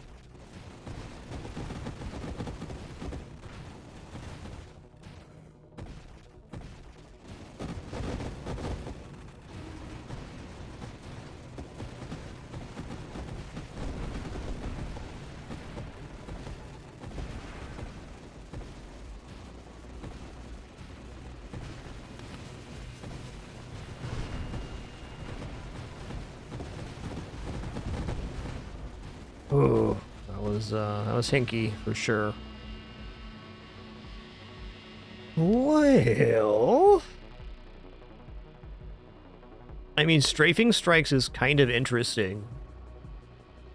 Because we get an extra projectile, and then we fire when we strafe. Which we're doing pretty continually. I think this is alright, because I'm not really aiming my weapon anyways. I'm just firing it constantly. So we'll just keep strafing places and doing that.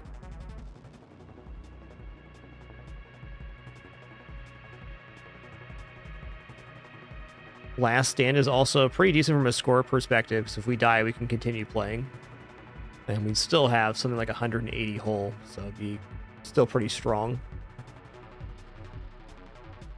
No, it'd be a little bit lower than that. 120.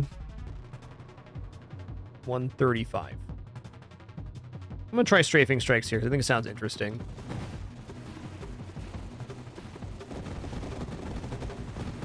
Yeah, this is an improvement.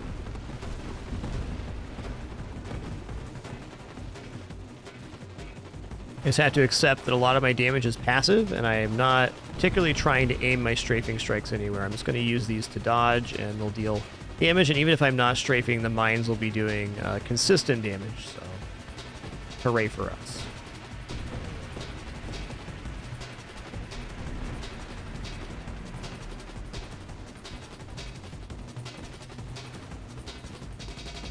He's got a few darts in him, at least.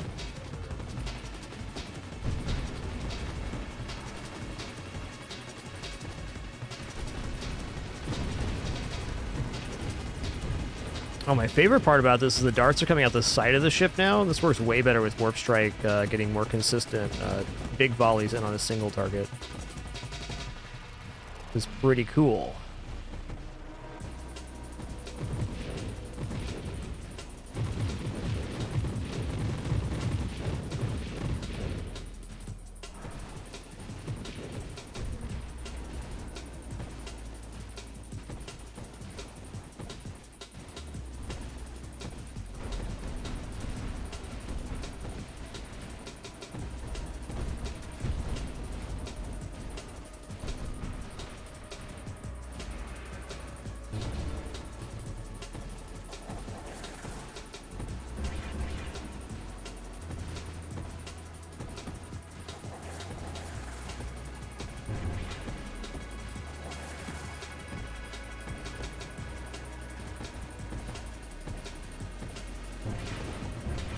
Oh, heck.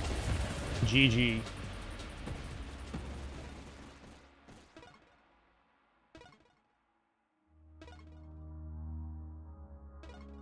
GG. Well, that run was awesome.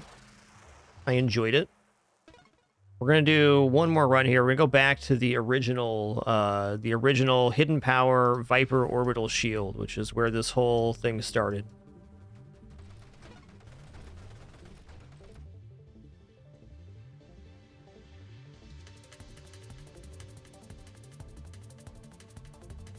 We'll start with Pulse. Ah, what a starting wave there. Nasty. Orbital Shield.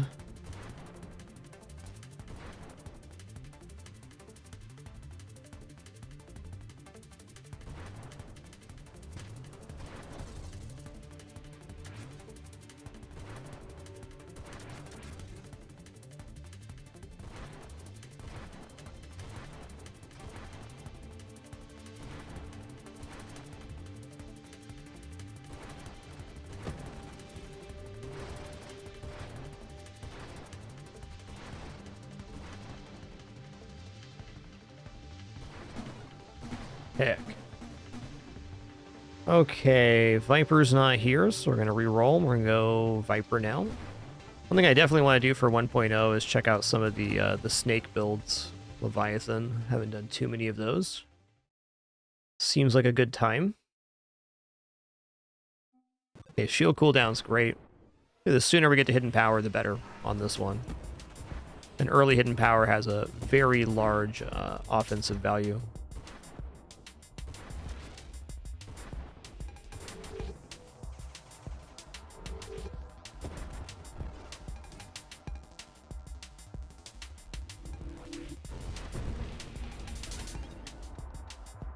Yeah, Bulwark's really the nemesis of those builds. On this hidden power build, we handle Bulwarks a lot better because we're not hitting the front shield continually. I feel like I should take Energized Shield here, and I'm going to. There's definitely other stuff I want to get, but shield cooldown and shield power is kind of the build. Okay, volatile shields, amazing. Yeah, I've seen a couple Leviathan builds in the Nova Drift Discord. Won't be copying those directly. I kind of want to take my own route and see what we can get with Leviathan. But my understanding is the best Leviathan builds is you start as the research ship, and you kind of slow farm up rerolls and stuff, and then you banish out pretty much every mod except for Grandeur in the wild mod pool, and then you swap over to Leviathan.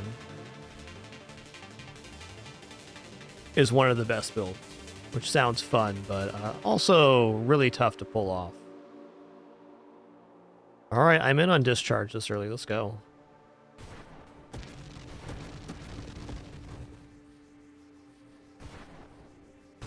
There are many other good Leviathan builds, though, just not breaking 10 million and stuff like that.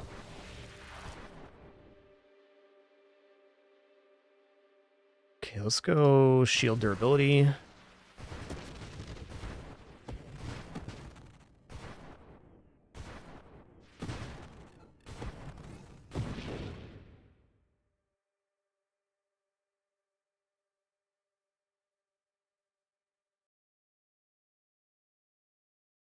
Yeah, it's more of a game break at that point, which is also fine. Okay, here's hidden power. Let's go for it. So hidden power is going to banish all of the weapon mods and construct mods from the pool. All of this just got banished from the one pick, so we have a much smaller pool here.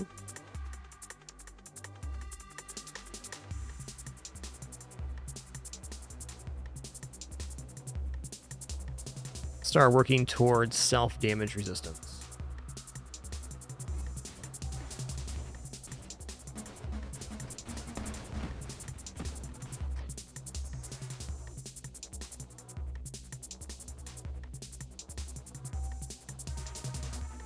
Sorry, I was not following what you're referring to with the hidden power, but all damage is affected by hidden power.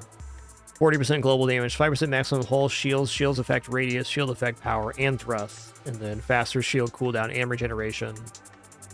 And we still get to keep discharge. Next up is reflexive shields.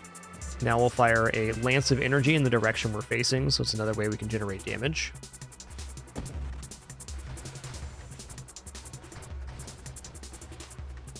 Yeah, I think the Leviathan builds go hidden power, yeah, pretty sure. Not 100% on that, though.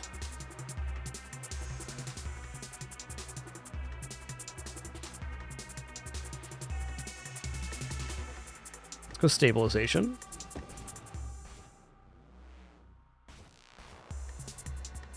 Gonna manually fire till I get at least Omni shields going.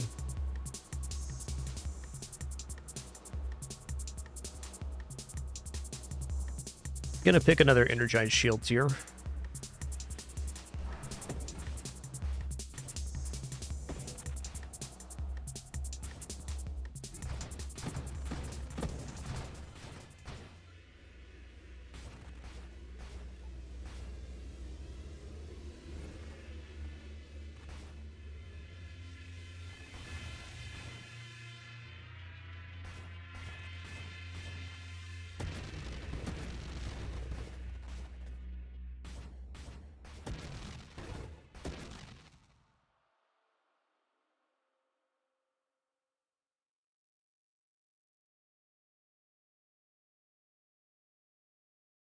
All right, let's see here.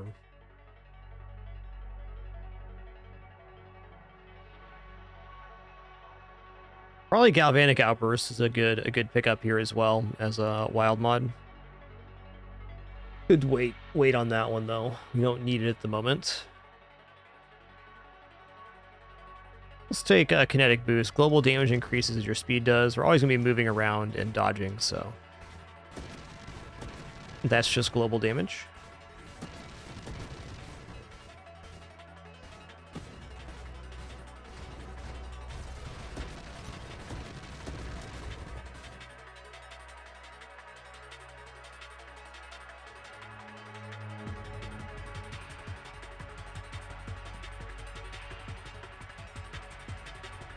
Him to go focus shields here after the shield effect radius, but some good value in efficiency right now.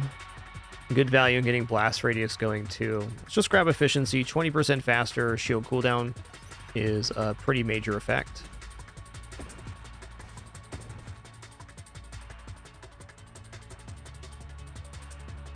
Okay, agility.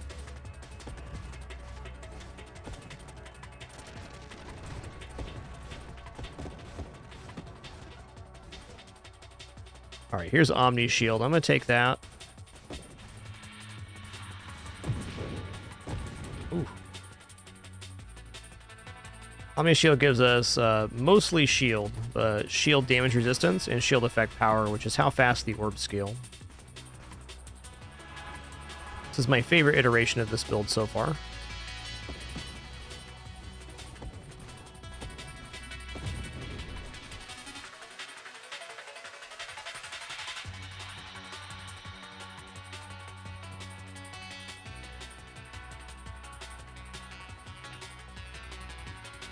Well, I am going to go Gemini Protocol. Maybe I just take it now. Let's work towards Regenerative Shields. That'd be the upgrade that allows us to just auto-fire. Regenerative Shields will give us shield regeneration proportional to our maximum shield, which is greatly increased from Omni Shield. Okay, we're going to take Rebuke. This is the latest find I've had on this build. So you'll see the little things that are shooting out from the ship now. These each apply vulnerability, which is how burning damage can scale. We don't get as much damage reduction from the armor, but it's a lot of stacks of vulnerability. This will be further amplified once we take Dying Star as well, which is great.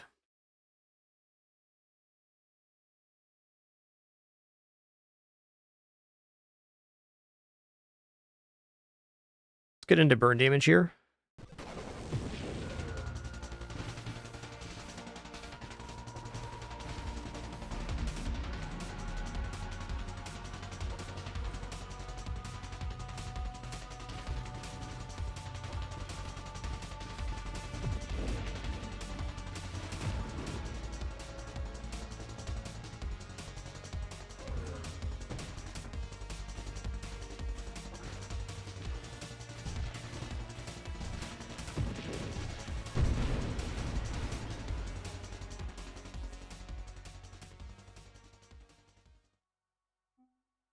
%20 self-damage resist. This really helps us keep Hidden Power going. Yeah, same with Mander. I think Viper is very usable now. It was good before, but it's like really it's nice. It's a nice ship. Definitely pretty low on my ships used before the latest round of buffs. And now it's in some of my best builds. Seems like the true candidate for Hidden Power for me. Just that extra burn damage, ignite damage rather, is so good.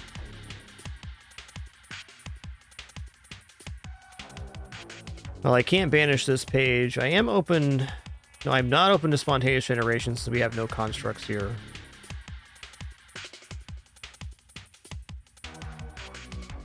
You can only create shield gear constructs. That also counts these. Alright, regenerative shields. Giving us currently 6.61 shield regeneration a second. We should be allowed to toggle auto-firing now. We can always toggle it off, but we're no longer draining the shield, staying close to cap.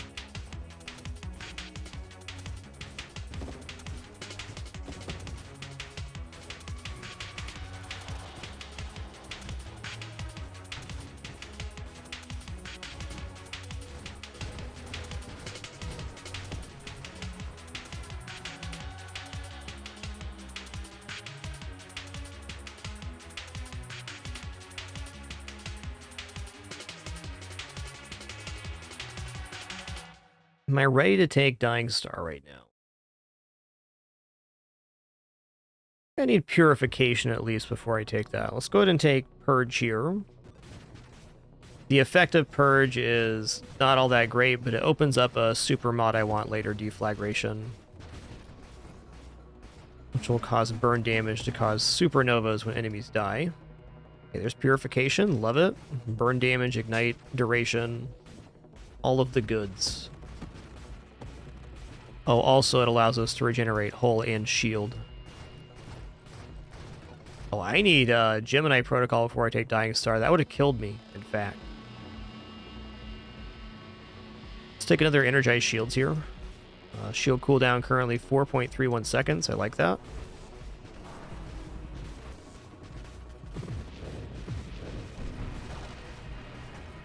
Careful now.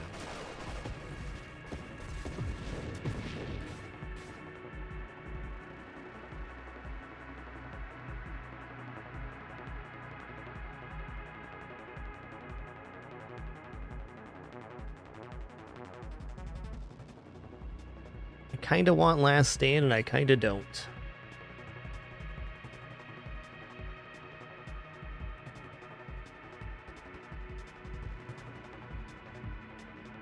I'm going to use a reroll here. Let's just get Gemini Protocol working. Gemini Protocol is actually really important in this build because we take multiple things that give us damage based on how much hull and shields are proportionally missing. And even though it's less hull, it's the proportion of the percentage of it. So we activate basically half of all effects that go off of missing hull and shields. Which is Adrenal Module, Masochism, and Dying Star also increases damage on that calculation. So right here, taking Adrenal Module is going to be like 20% global damage just for the one pick, because we have Gemini Protocol keeping us on one hull continually.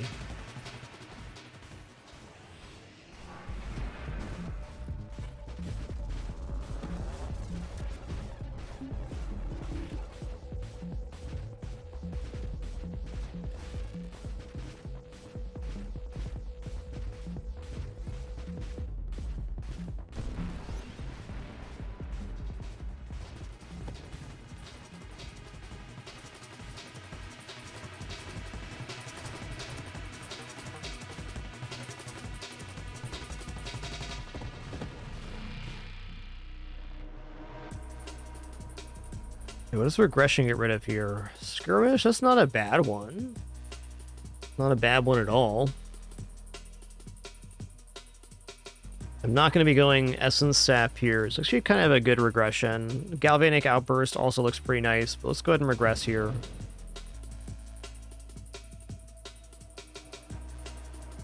And then improve thrusters, you bet.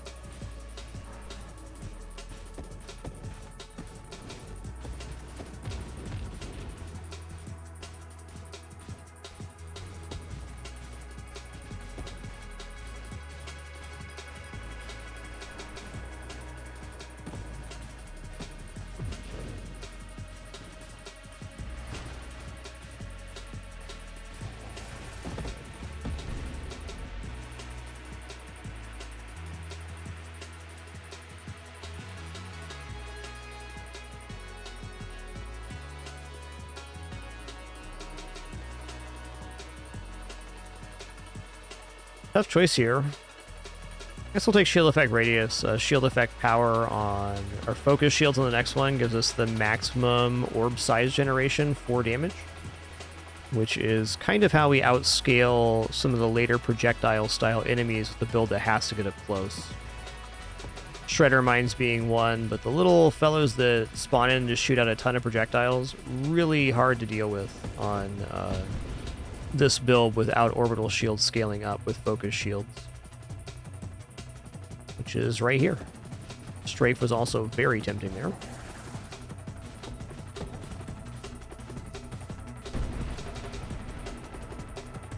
Let's take Challenger, but before we do, let's make sure we're not in like getting a monster wave going on here. Okay, Challenger time. This guy's not so bad.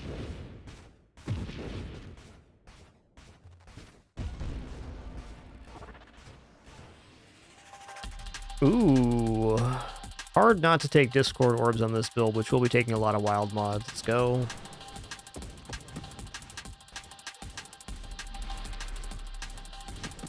It's damage that lashes out at nearby enemies. Everybody likes that. Except for my enemies, probably.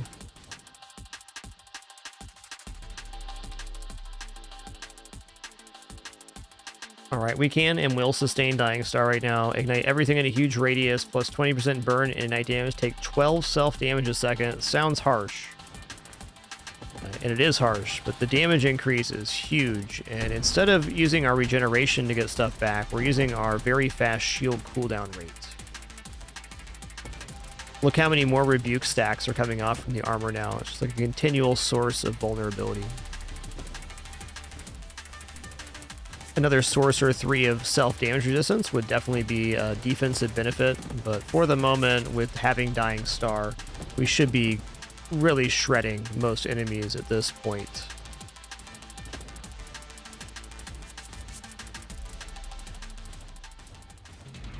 Of course it's Warbringer. Why wouldn't it be? Why wouldn't it be?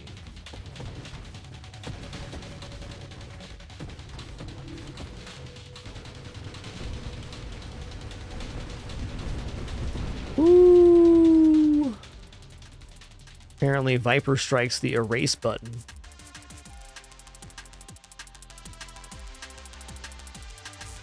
The radius for Dying Star is pretty much the whole screen, but the damage it deals is based on missing hull and shield.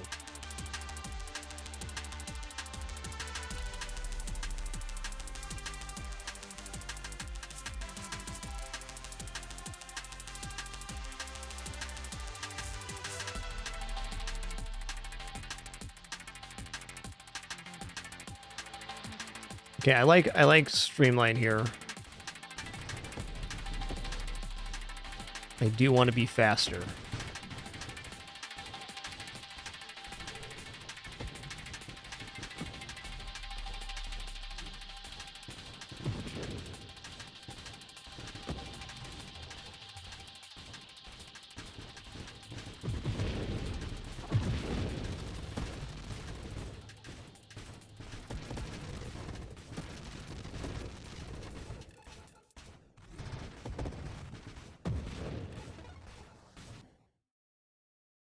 Build is extremely glass cannon at the moment.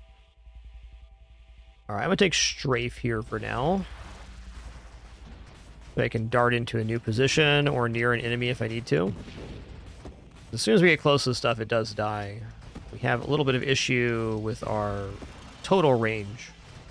Ain't much at the moment.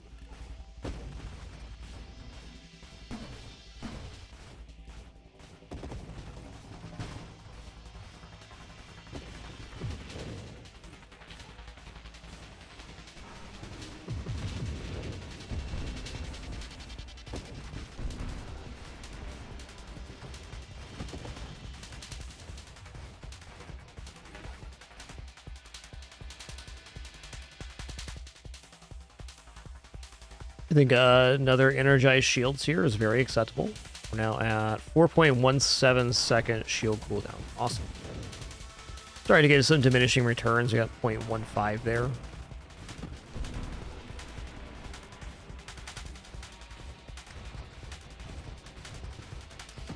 We tried this build with and without Ataraxia. They're both good.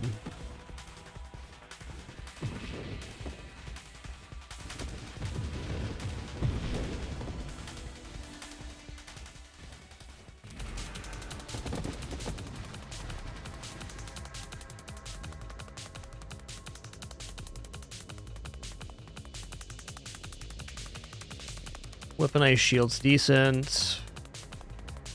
Defiance is also okay here.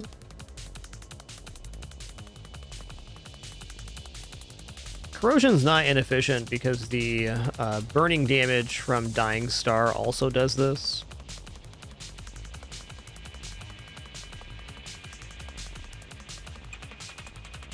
What's our current level right now? 37?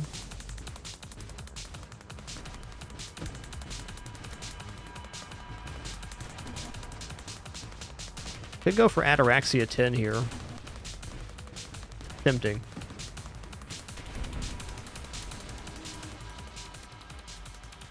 I'm gonna roll.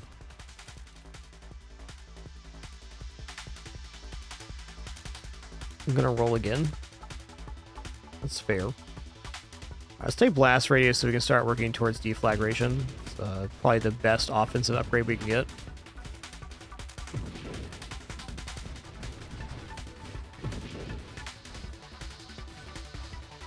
Yeah, that's true. As any damage we deal does burn damage with corrosion, so affects the orbs, affects the rebuke, affects the shield orbs too. That was a good call. Corrosion's definitely takeable. I'm just not sure what percentage damage it actually gives. I think it's under 5% for the current build. Maybe not though. It could be more. Could be a lot more. My overall feeling is that corrosion and deflagration kind of do the same thing. They both chain damage out, which is their main effect. All right, I'll take Blink. Why not? We're here.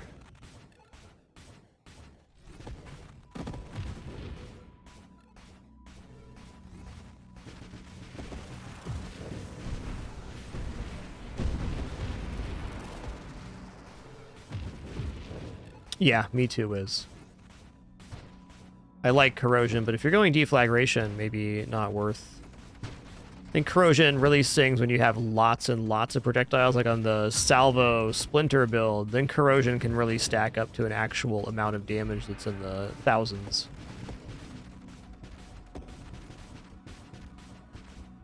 Tough assessment overall.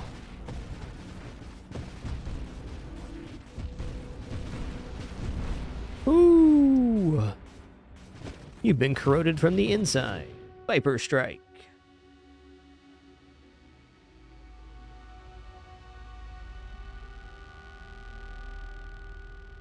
Okay, that's a huge no. Concentrated Blast, a huge yes, though. Restart Discord orb damage.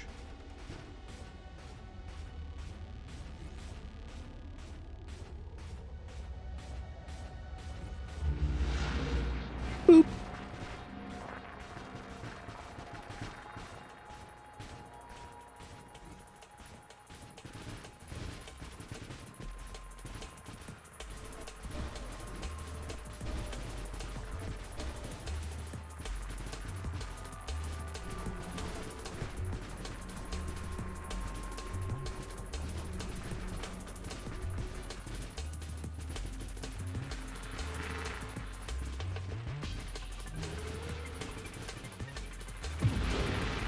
Okay, phase 2 already. Love it.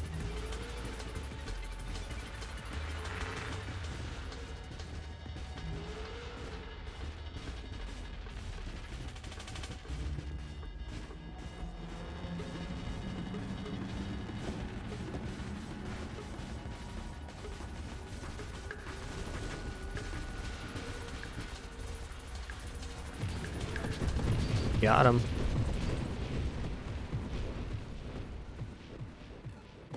Alright, so we one-cycled the boss. That's definitely a great feel. Lets us know exactly where the power level of this build's at. Pretty good. Water for me.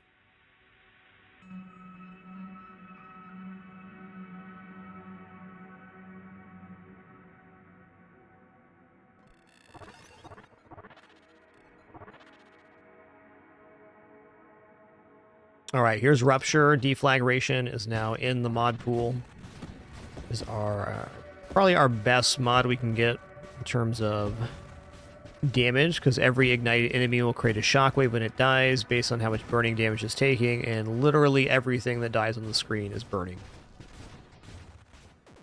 It also super solves some of the later complicated ways of these segmented enemies, like the octopus and the snakes as well. Those get really scary later on.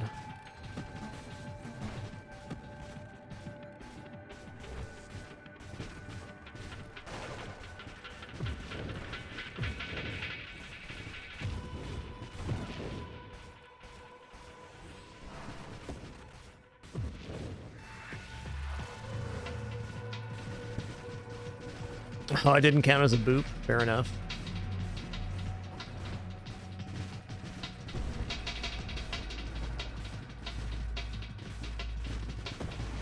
Okay, let's not do that again. I keep almost dying or dying doing that, so I'm done. It's just not a good boss for booping.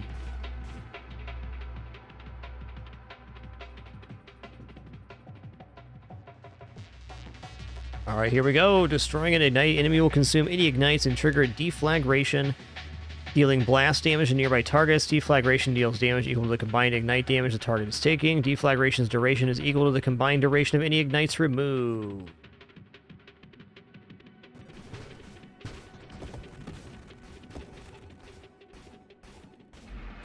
This is the way a build like this can actually clear lots of enemies on later waves, as the enemies clear each other. At least that's the hope.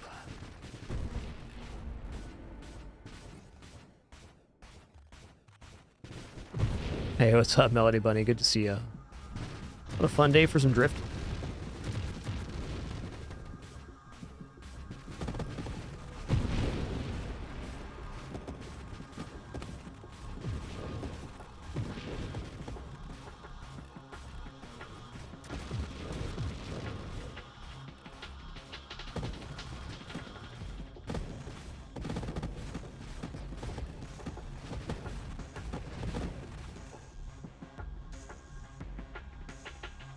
Okay, I'm going to take one Masochism. It's going to give us about 8% global damage and also reduce the self-damage on the hidden power just a little bit. Also has more damage taken by enemies, which is scary, but the positive effects outweigh the negative. I wouldn't want to take 3 or 4 Masochisms here, but one is definitely very appropriate.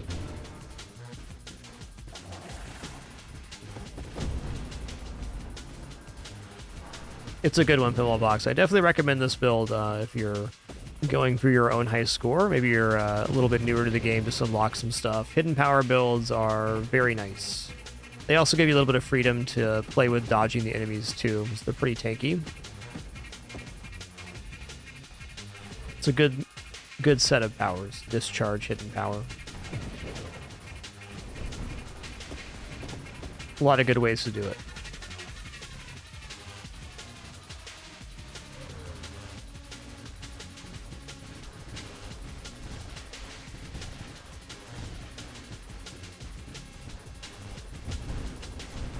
Look at those orbs just eating up the enemy projectiles. So good.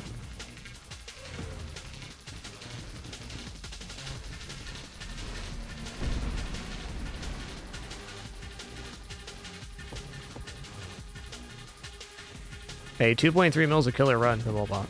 Nothing to be ashamed about there.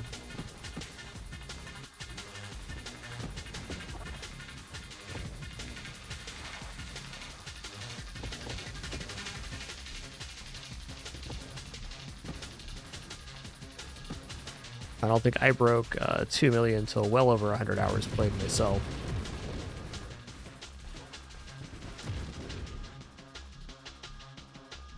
You know what? I'm going to keep taking Energized Shields.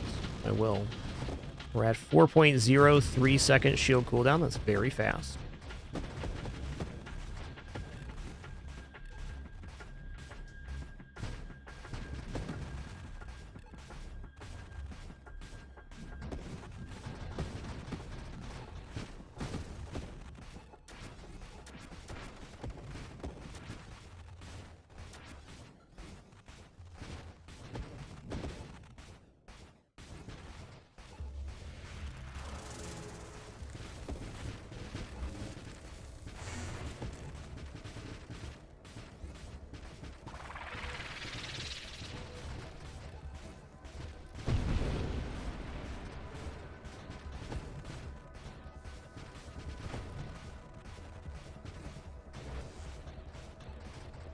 Look at those little fellers flying in. Not a chance in this world.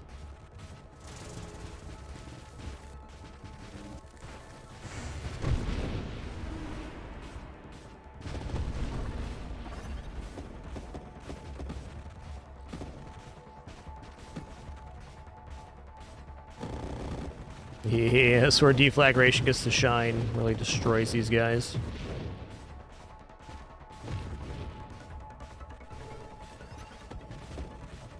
That's what I like to see, complete and utter devastation.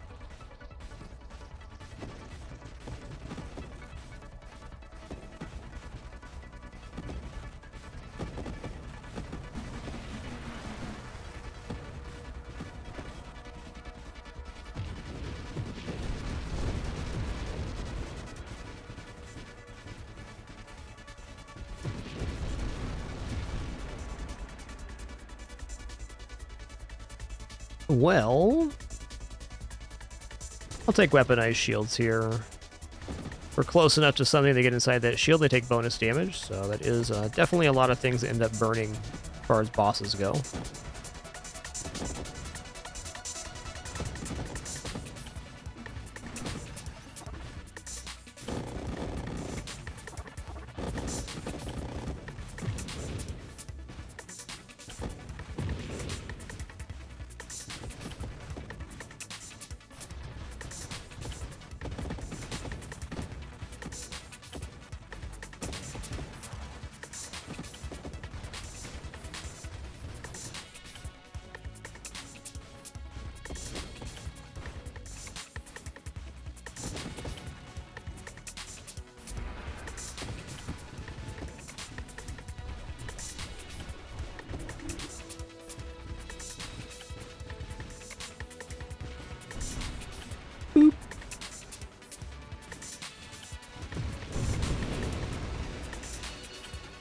One mod I haven't taken here is Deadly Wake, and it hasn't really seemed to matter.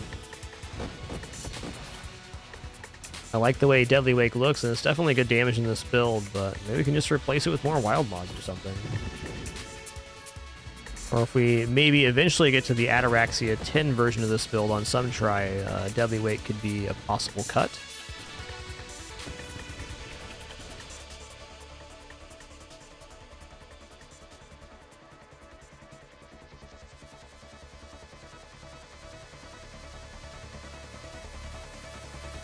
Let's go ahead and take Last Stand here. I like the idea of the increased orb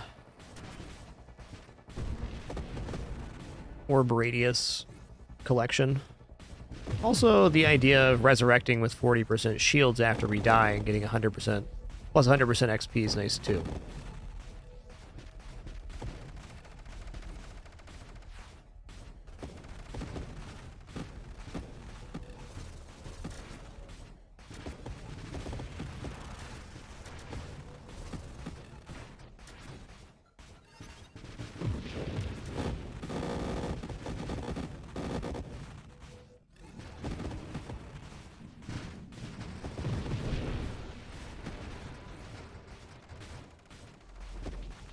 Yeah, we took Streamline for Blink in this case. Streamline and Deadly Wake are the two sides that lead to Blink. Since we're going no hole anyways, there's not a big downside to taking Streamline. Just makes you faster.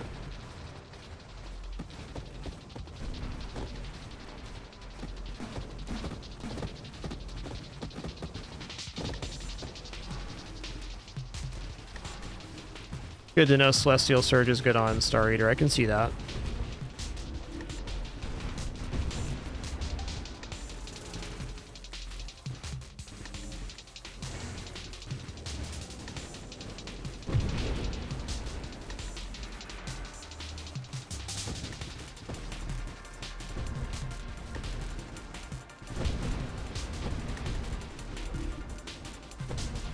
Oops, all dead.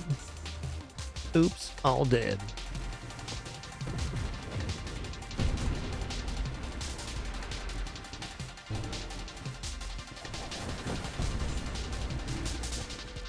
Okay, that was a really risky way to do it, but I decided I just wanted to get one of the two enemies off the screen, and I did exactly that.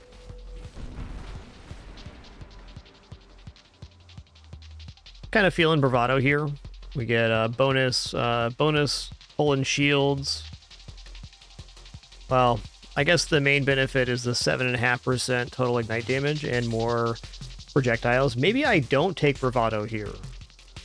Maybe let's try it this way. Let's take something else. Deadly Wake looks okay. Whole Strength is fine. Defiance also fine. Let's do a reroll. I'm gonna reroll again. Hoping for Revelation or Stonks or Quantum Decoherence or something.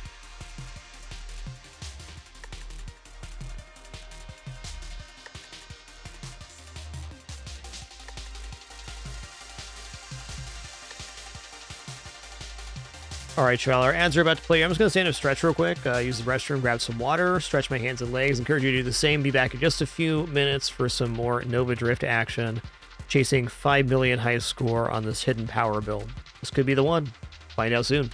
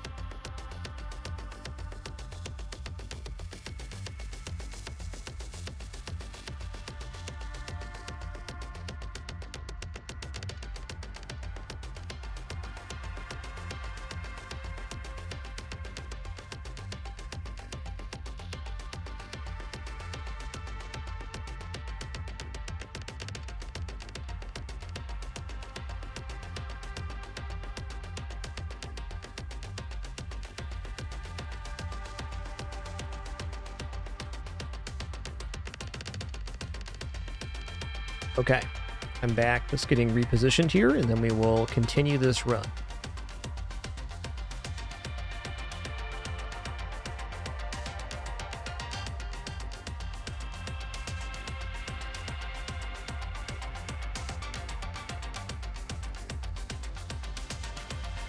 All right, on this page, we do have 13 rerolls. It's kind of hard not to take Deadly Wake. Maybe just taking a Slipstream here looks pretty good. Let's do that. Let's do that instead. I feel like at the end of this build, I keep taking things that are, like, all right. I might as well look for things that are going to actually improve the build more. Ow.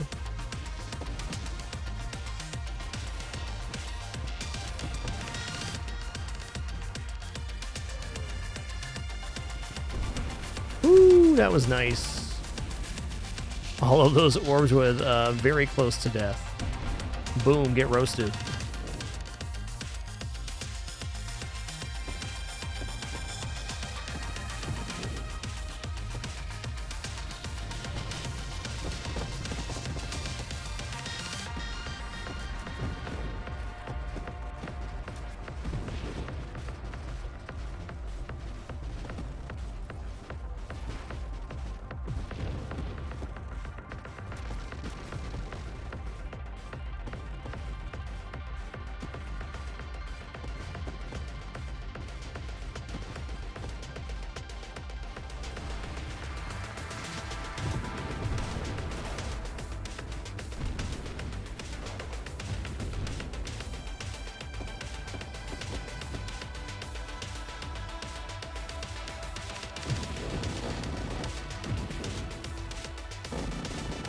Oh, yeah.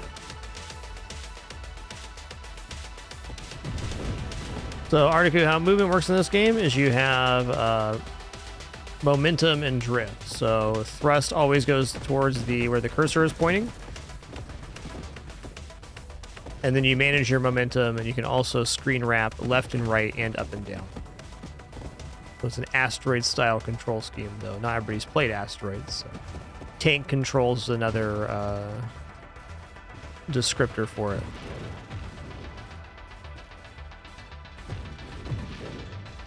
But not a twin stick shooter. It is a thrust and momentum game, which is pretty awesome. Controls of this game are definitely difficult, but not in an obtuse way. They're just complicated and take a while to master. I found learning the movement in this game to actually be really rewarding. A lot of different mods for movement abilities too that you can use depending on your style or preferences.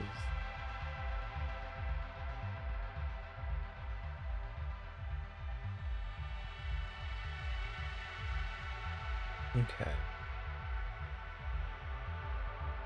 Let's see here. Take another slipstream, let's go.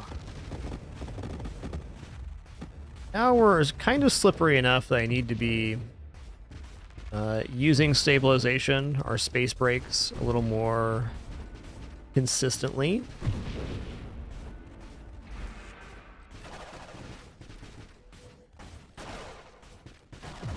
Yeah, Calamity, that just takes practice too, losing track of the ship. The more you play, the less often that will happen. Though it still happens to me about once or twice a play session. The spatial reasoning of wrapping up and down and left and right, it can be doesn't take much to lose track of something. You unexpectedly warp and then you're like, where am I at? Oh, right there. That's where I'm at.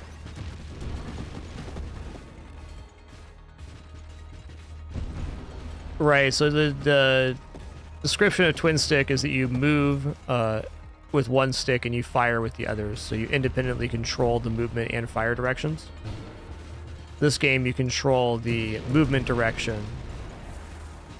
Your movement and fire direction are at default the same, not for every ship, but the determining factor of where you're aiming is where you're pointing, not where you're moving a particular input.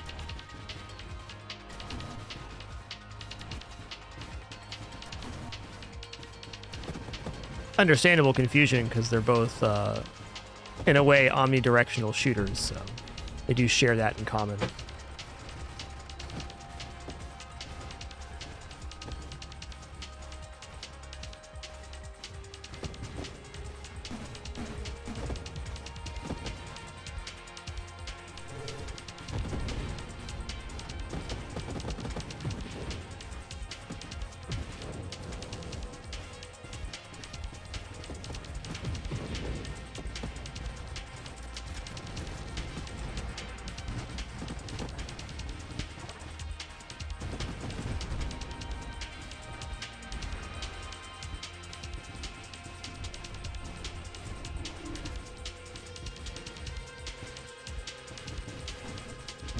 Oops, 24,000. Oops. Alright, Revelation's great here. Free time. The next recursive wild mob we choose. We should definitely survive to get that. And we got rerolls to fish. Evolutionary Niche should be an awesome pickup right now for their 15% ignite duration.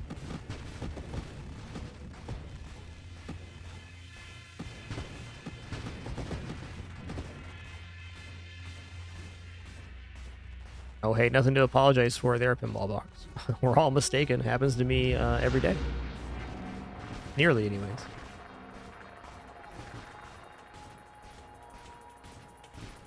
Bonk.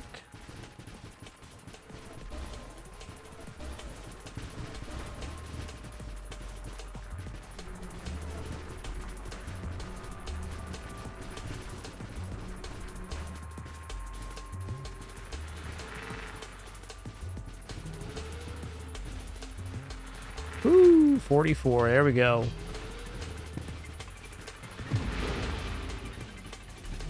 We're phase 2-ing. I don't want to be close to him right now. That's how we die. Do not enter the vortex. Unless... Ooh, I almost died right there. Holy guacamole. Let's not die about it now. What? Oh, my shield went down because I was firing. That's heck. GG. I bamboozled myself there. Tough one. But fair. But fair.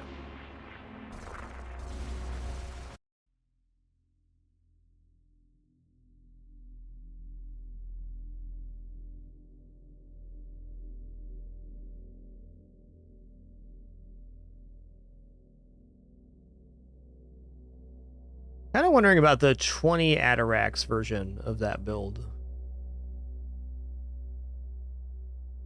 It's so many upgrades to hold. I'm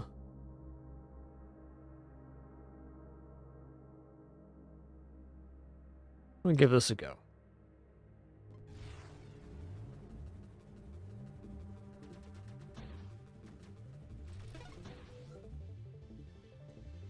Let's start with flak here.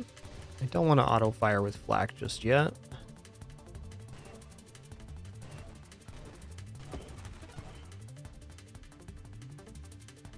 Okay, one more time around with orbital here.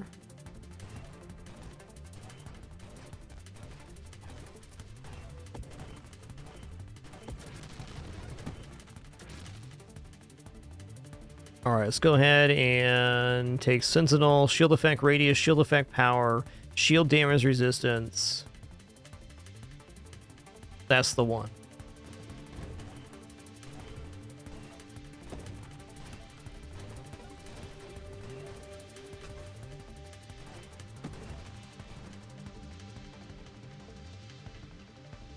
Yeah, energized shield is pretty good.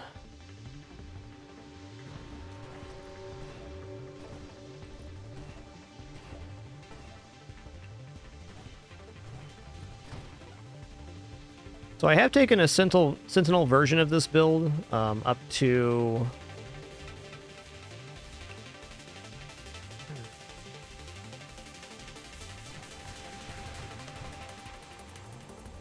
Sorry, I've taken it up to 4 million, 4.3, I think.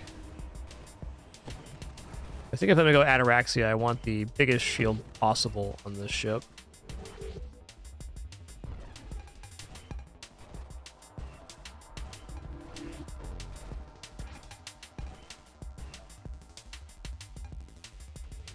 Let's wait for Ataraxia here.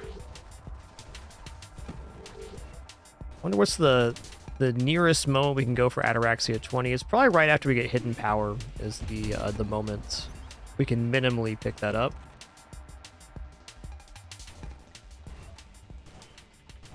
Gonna ride the raw power of the base flat cannon all the way to our chance for Ataraxia at least.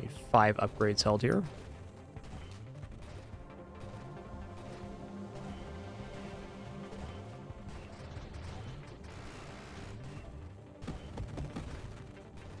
Orb's doing some damage too, dang. Yeah, this start's a little dubious going for Ataraxia this early.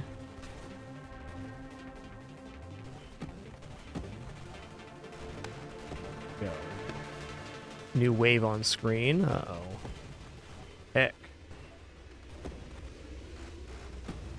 Okay. A really fortunate singularity, in fact.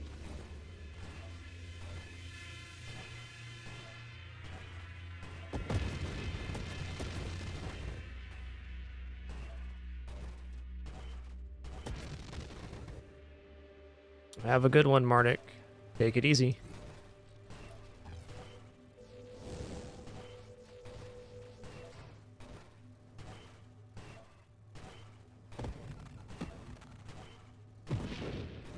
Okay.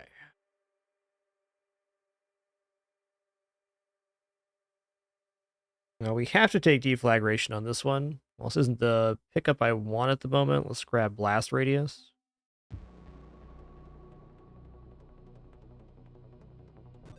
Take that instead. Okay, Ataraxia is here. Okay, so 5% global damage and 1% total maximum hull, maximum shields, and thrust per unspent upgrade points.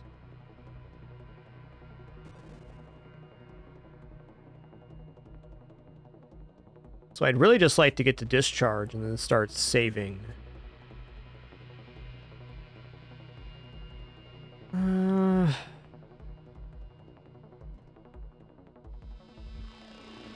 Man, so much energized shield here too. Tough. Okay, there's shield cooldown.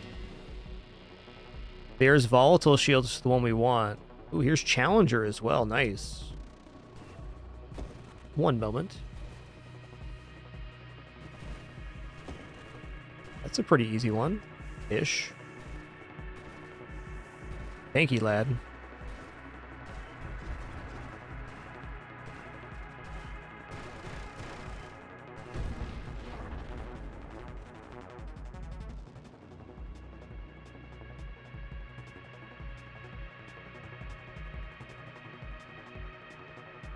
Alright, so this is a source of non-weapon damage. The orbitals are as well. I only have 2 of the 4 needed for hidden power currently.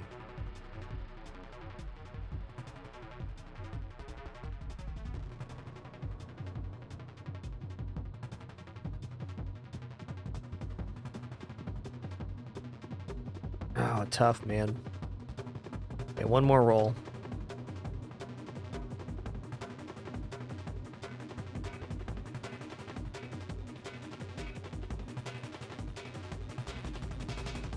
I'll take this at a minimum. There's discharge. Let's go.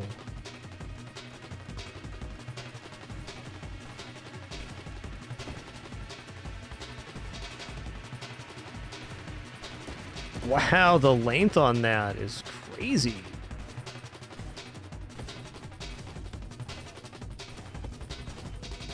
Give me some ideas.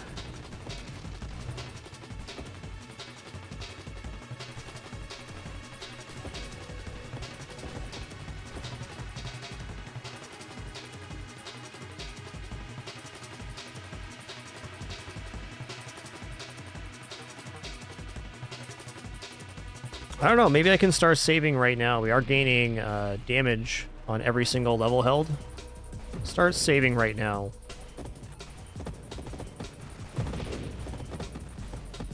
Every time we level up, we gain 5% global damage, as well as hull and shield and other bonuses.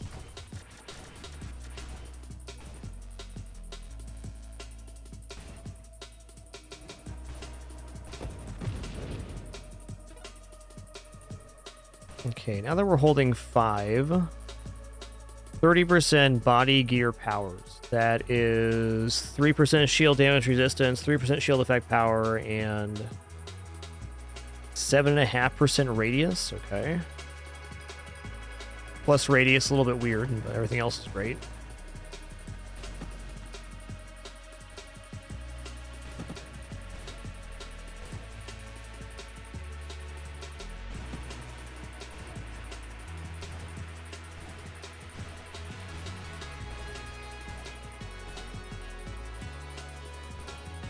Really impressed with the lightning on the flak discharge right now. Bam.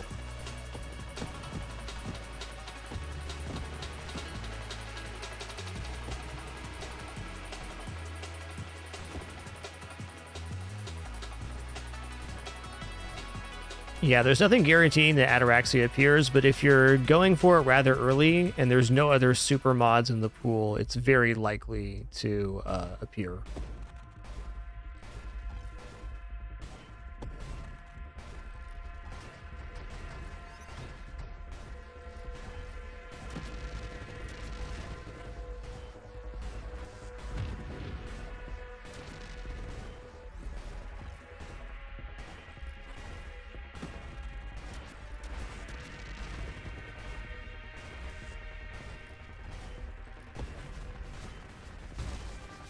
Shields down.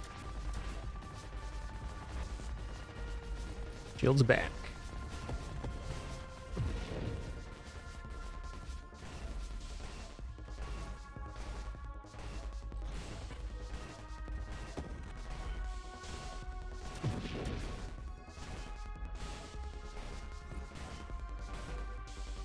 Ooh.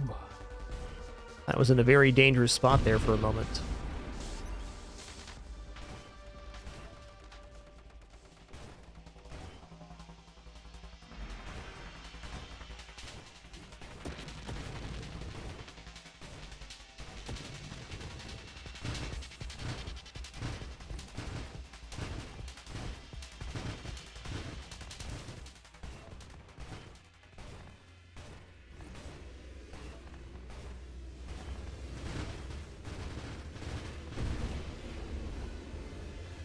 Ooh.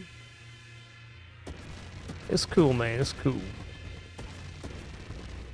Nearly dead doesn't even count. Promise.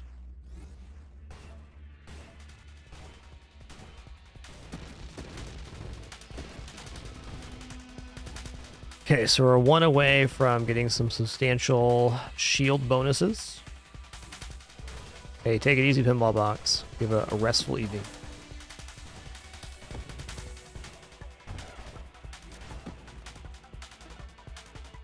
Alright, 10 held now. I'm going to read this tooltip too. Plus 15% total recovery and faster shield cooldown. Right on.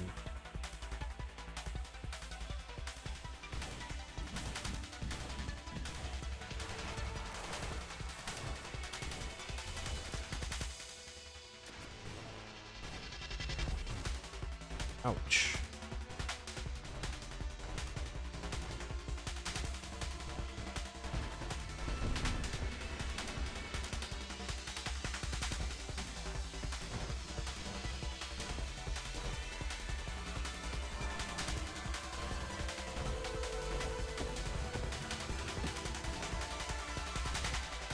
Might as well go all the way to 20 here and check it out.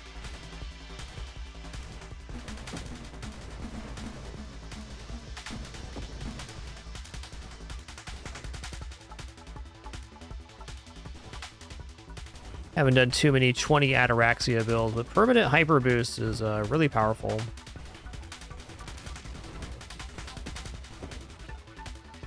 And this lightning's been very surprising. Not OP right now, but it's strong. For not having really taken any mods, it feels like it's doing pretty good. About double the reach of the hidden power lightning. So it'll never reach the same power level without that 40% global. No way.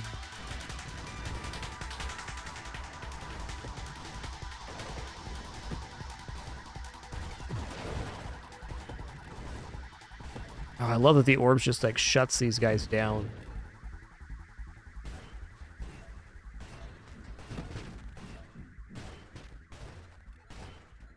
High boost is a bonus recovery, thrust, and fire rate.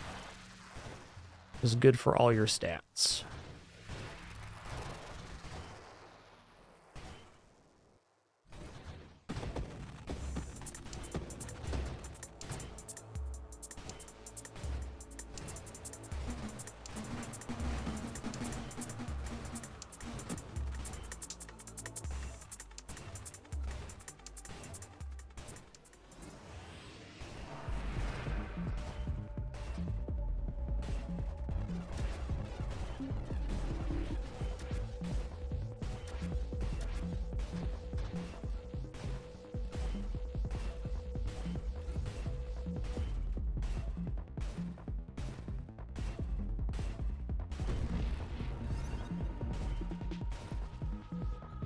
Feels pretty good. That damage was proper for sure. And we're going to be making 20 hyper boosts, no problem. This charge is so nice.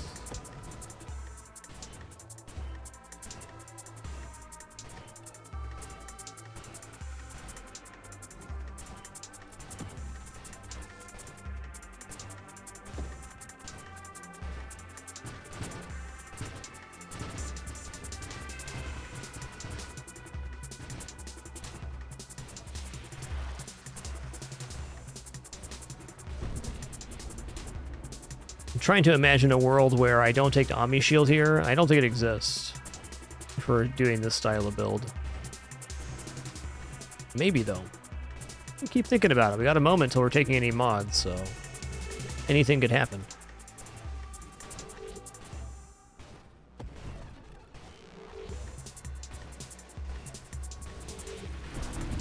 Ooh. Get wrecked. Only 3 more levels till permanent hyper boost. Love to hear it. Hyper boost might do something for shield cooldown as well. So we're at 4.46 right now. We'll see if that's true. I don't think it affects shields. Thinking about it.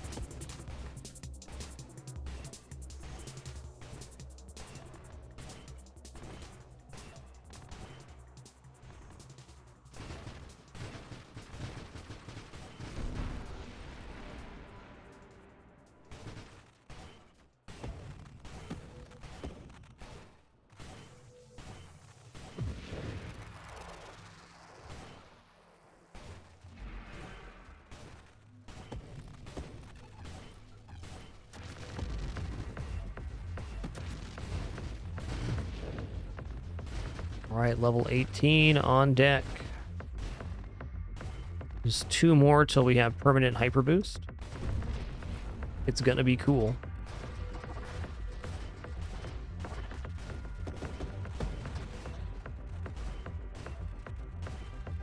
Because who doesn't like electric rainbow lightning?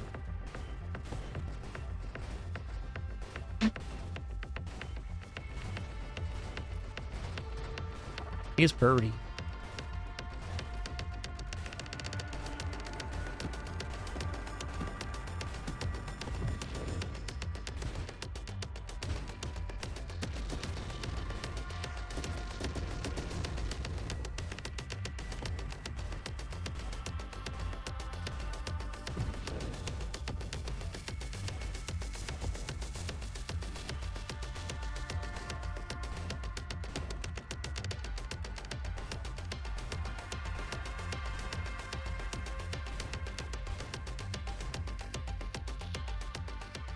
Wave 80.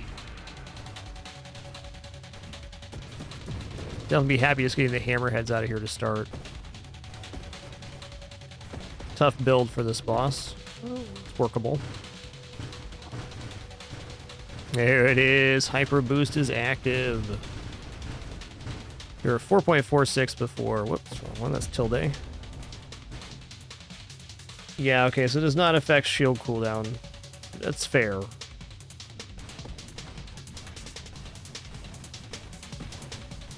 Really, the biggest thing we're getting from holding these 20 is the 100% global damage.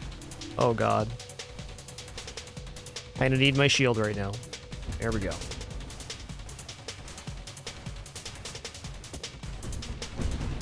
Okay, I gotta be very wary of my own self-damage right now.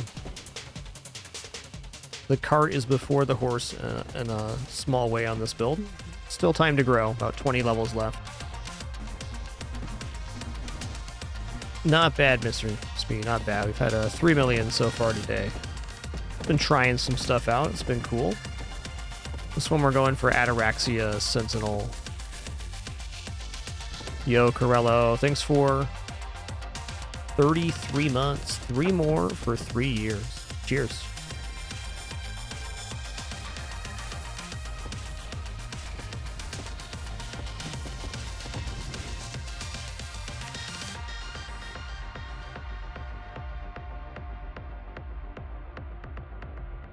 I mean, Galvanic Outburst is actually a huge amount of damage here. I'm going for it.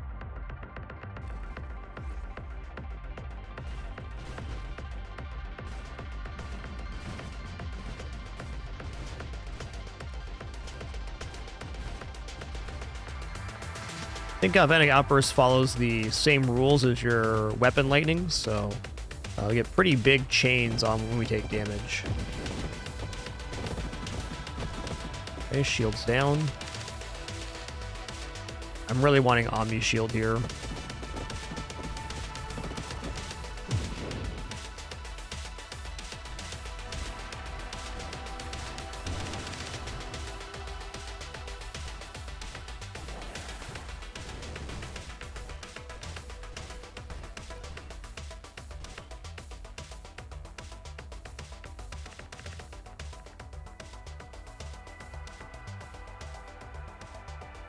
You know, I think it is time to rotate into Hidden Power, because if we don't, then it feels like we're getting a bit scuffed. Shield cooldown, regeneration, maximum hull, maximum shield, shield effect radius, power, thrust, 40% global damage. All we're really losing here is a little bit of distance on the lightning. Whoa.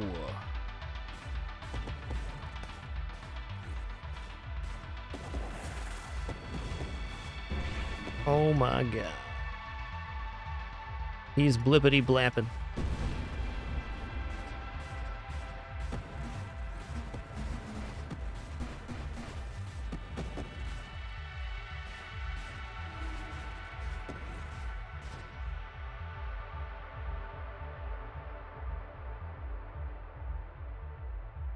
Only 6 rerolls here, huh? Okay, no way we're not going to take Candescence. It's just damage. Our hull and shield at right now. 126 hull, 145 shield. That's pretty substantial.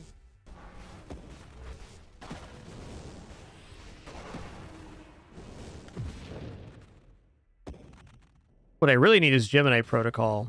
I can maybe get away without taking Omni Shield then. Doesn't seem unlikely.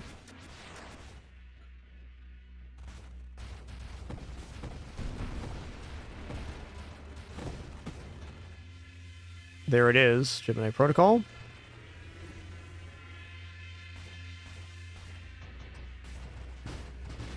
Hey, our recovery rate is actually awesome on the hull right now. What's up with that? What's our hull recovery rate? 3.83 a second. Okay, cool. This is much more sustainable.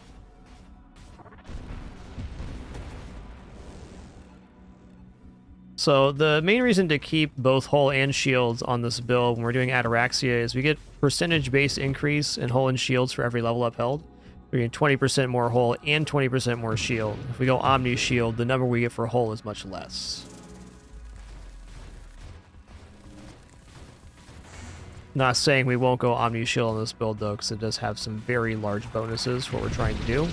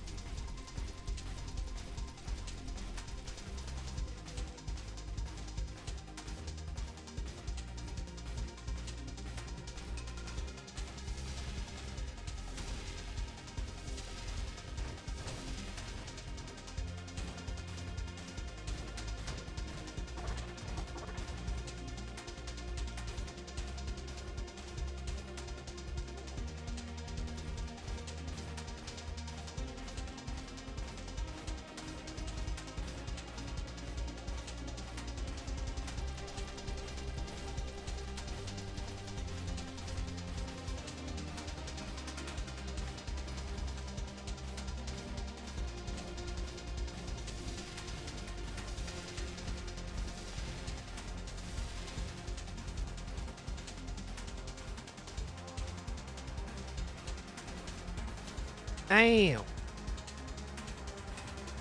Galvanic Outburst did us a solid there.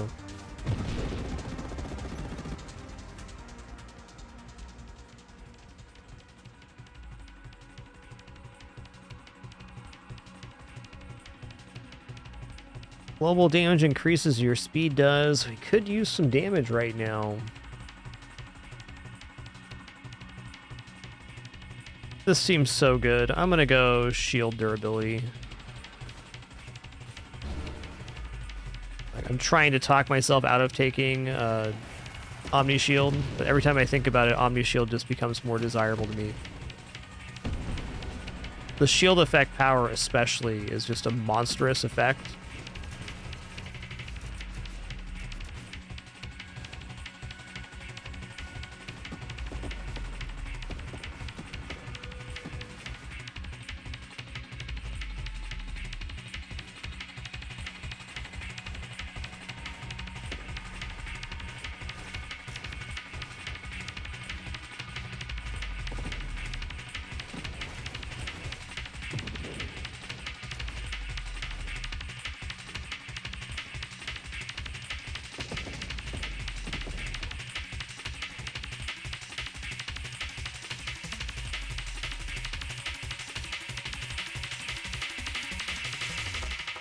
I mean, dang, that's not bad.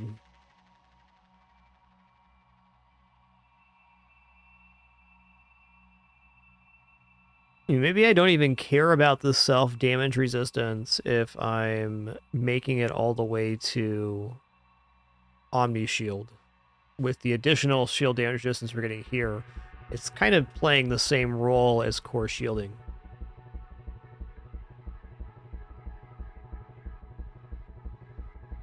I don't know about this regression.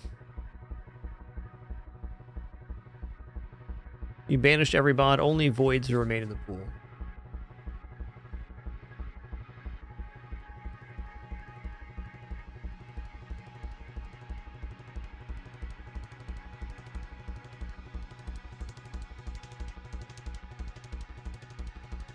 Purification would be really nice here too.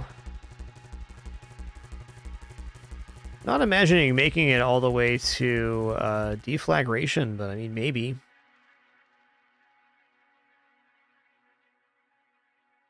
Purge is actually a positive effect here.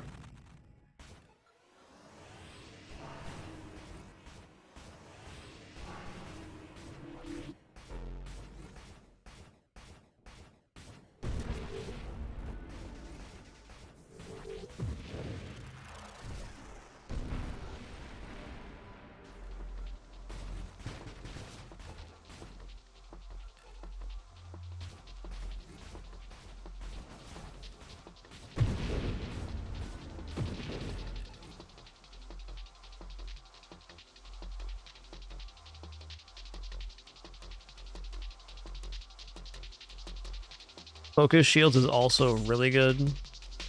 I'm going to take focus shields here. So this pulls the orbs in closer to the ship. It means they also expand out at a faster rate, which is really good.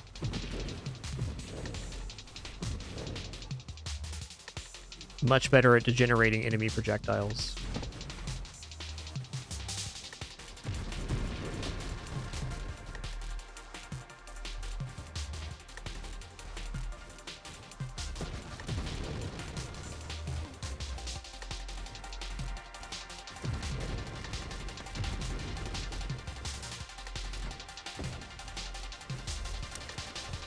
Ooh, I lost ataraxia there. Okay. I'm actually considering going 10 ataraxia here. Let me just see this real quick. Yeah, energized shield sounds good. So 10 or more unspent upgrade points plus 50% total recovery and faster shield cooldown. I think this is actually the one. I think we go for 10 ataraxia rather than 20 and actually take some more mods. I don't see how we're going to get to any kind of actual build if we don't have access to those 10 more. Let's just commit here. Let's actually commit on a much safer wave than this. Maybe once this guy's gone. Okay. Energize shields again. Revelation. Okay, we are hidden power, so this doesn't work.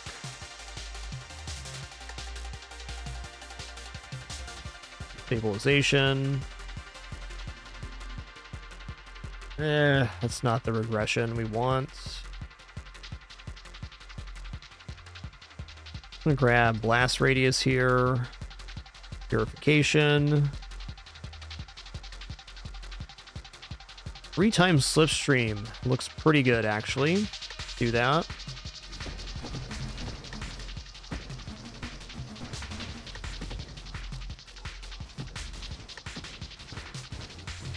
Kind of need Omni Shield to show up.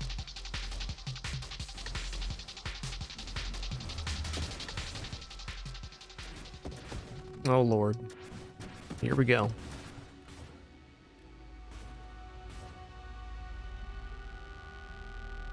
Might be time to use some rerolls here.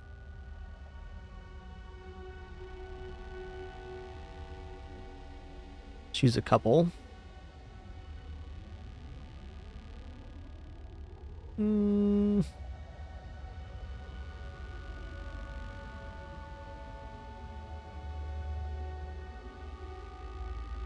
Yeah, fine.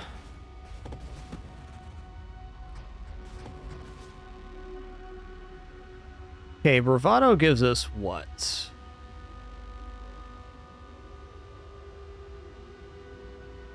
Plus shield effect, radius, power, and resistance. I don't actually think that's worth it here.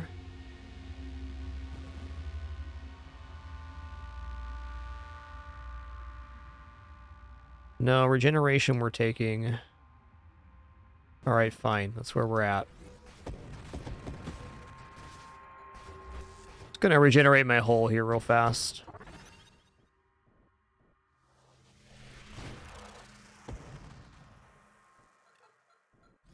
Yo, Contratti, thanks for 91 months. 9-1. Thanks for bringing that broccoli, partner. You did it. This is not going to be a quick phase.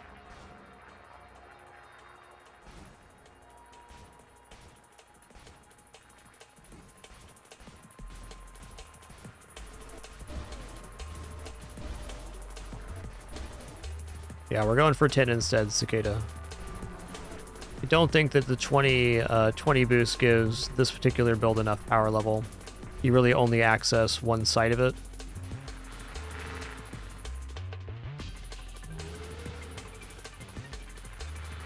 Alright, it's going to be really careful here.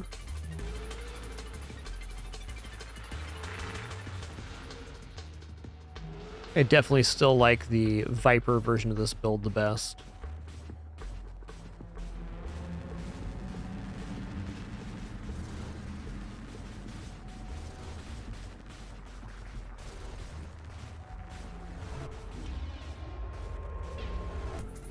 Yikes.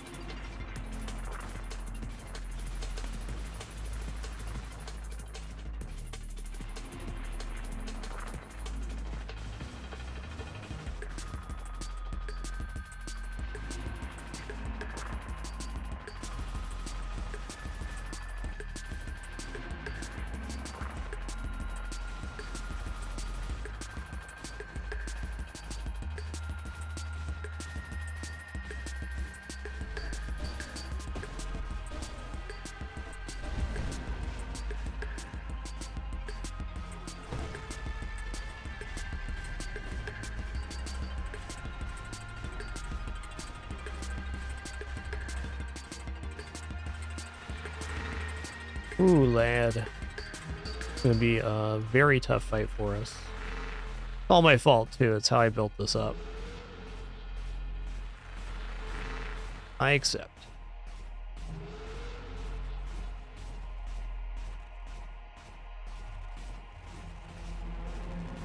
Uh-oh. Let's not hang out in the vortex? Oh, no. GG.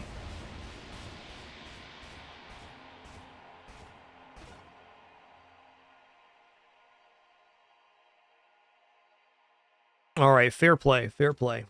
All right, we're gonna do one more run. We're gonna go back to the best version of the build, which is Viper Orbital. We're sure it's the best because we've tried everything else. Is like as nice as Ataraxia sounds on a hidden power build, it's hard to build both. 5 Ataraxia seems doable, but even then I think taking mods is probably as effective later on, because the raw amount of damage isn't really a problem later, it's the amount of defense we have. So I think we need to flex even a little more defensively on this build. There's a couple ideas I have for that, but I'm going to take a very short break here, stand up, stretch real fast, then we'll kick off one more run of Nova Drift today.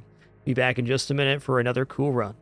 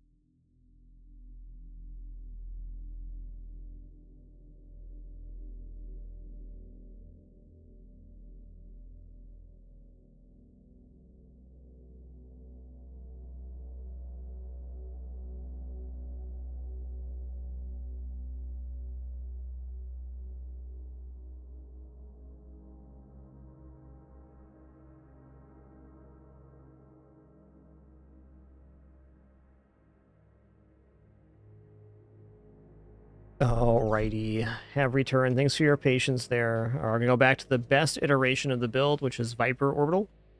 I'm not gonna try for Ataraxia here. We're just gonna take a lot of wild mods when we see them.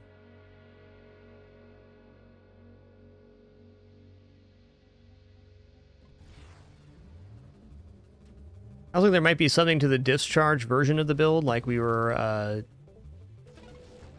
started on the last one, but I'm not convinced yet that not taking hidden power is correct or even possible. Could hold off on hidden power for a while on this run and see what happens. Just like hidden power offers such a high power level for one mod taken, pretty tough to not take.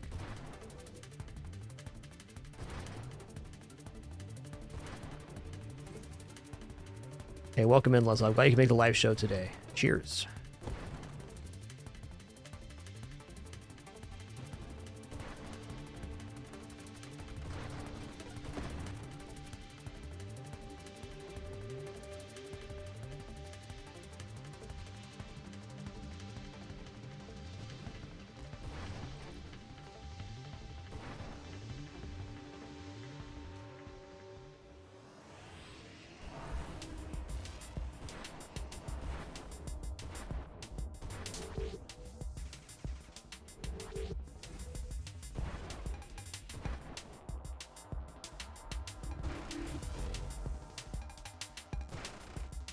Oh, let's not die about it now. Okay, hold on. Staying alive, staying alive. Oh, for starters, what we want to do here... Shield durability is inoffensive.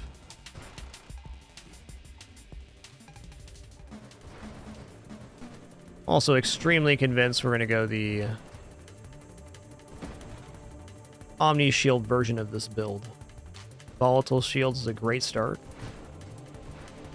Hey, Lozob, thanks for that 53 months. Really appreciate that continuation. I'm glad you could make the live show today. Thanks for enjoying the VODs. Lurkers #1. The best.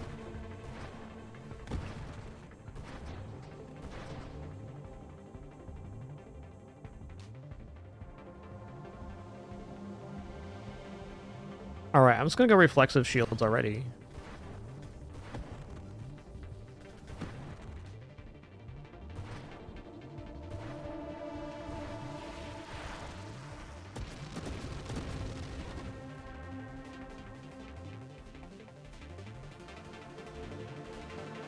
Hey there, Falsa. Welcome in.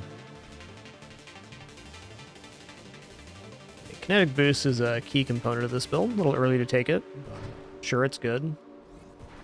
Not going to lose value.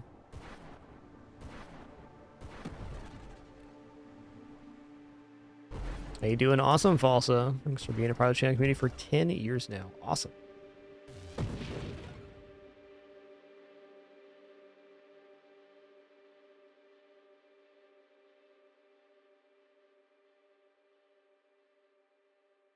This is almost a reroll here. But improved thrusters it is.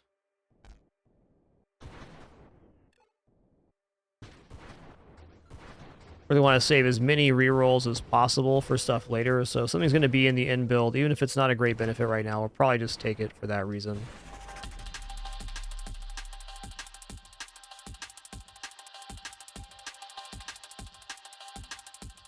Streamline being no exception.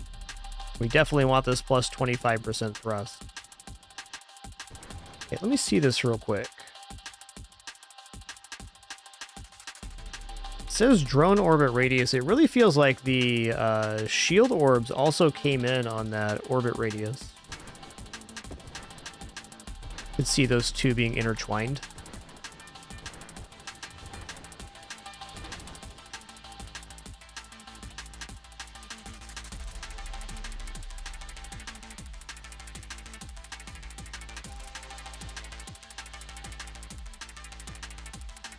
Grabbing some water here.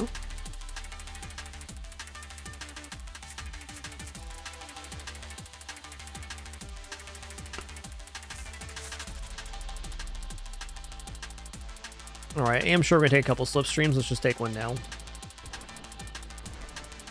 Thrust and rotation speed. One slipstream always feels kind of really good. You don't have other movement. A little bit of extra slipperiness makes dodging a lot easier. Though maneuvering a little bit harder is fair.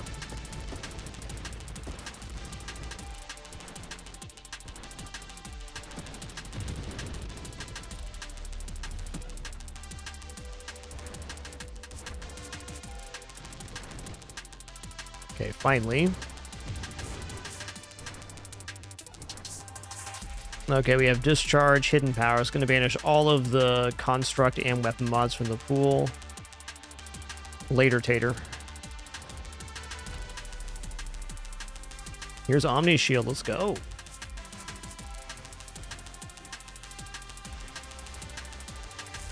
Alright, well, I can certainly still mess it up. This run should be pretty cozy for the next 40 waves or so. Getting Discharge Hidden Power this early puts us way ahead on offense. Things just can't contend with the amount of burn damage we're putting out currently.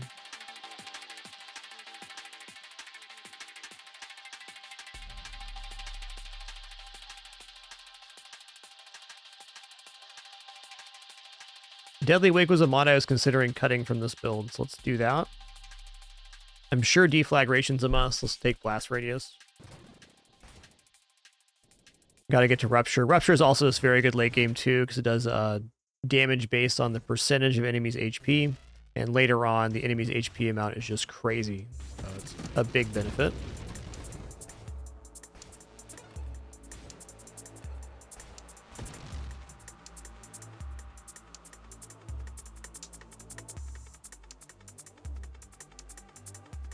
Okay, regeneration. Regenerative shields is our next biggest defensive upgrade.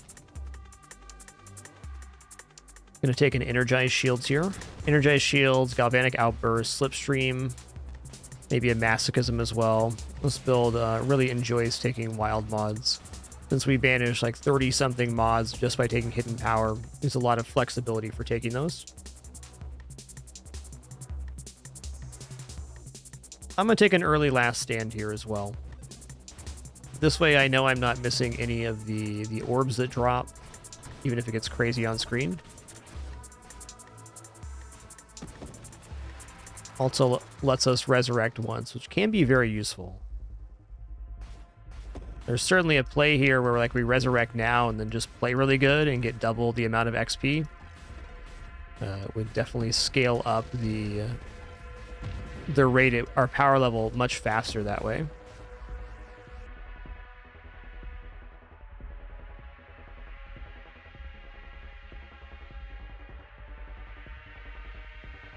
Well, Blink sounds good. Adaptive Armor also sounds good. Let's go Adaptive Armor for now. Let's get our first movement ability here.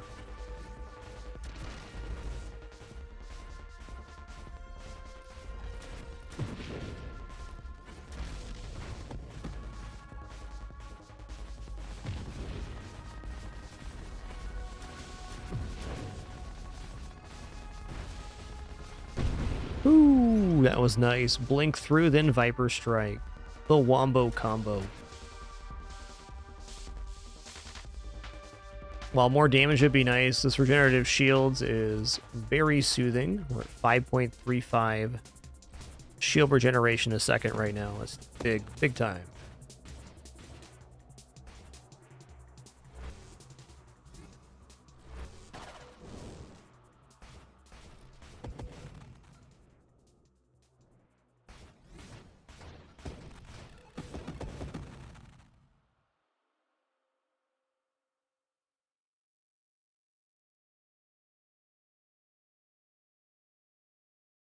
Well, definitely plenty of stuff here that's part of the in build. I'm going to take Concentrated Blast. I know I need to get to Rupture, and that's the side of that tree that I want. You've been zip-zapping. Zip-zap.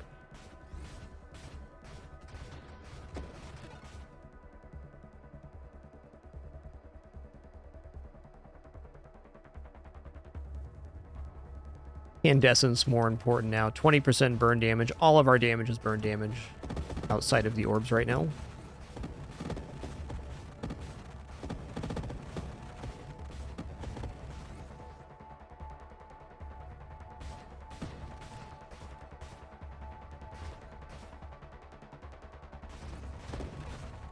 Now at the point where I can auto fire and toggle on and off. Sure is Leza. We'll be doing some of those after 1.0 release on August 12th. All ships are viable in this game. Okay, let's go for Purge. We're going for that deflagration.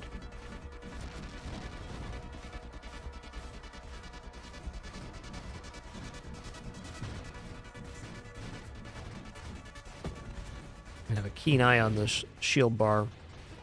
Still a little bit dangerous on self-damage.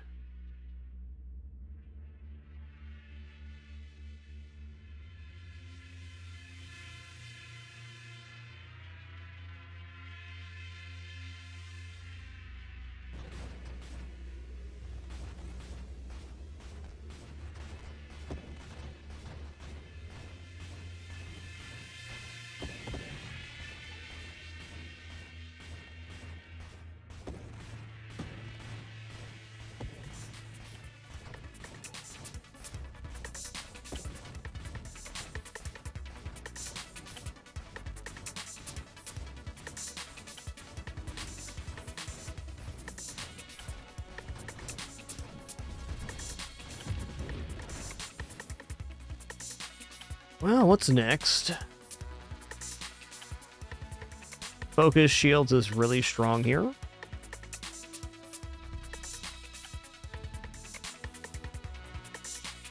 I don't think not taking shield effect radius is worth re-rolling on. Not a very exciting mod, but it is functional.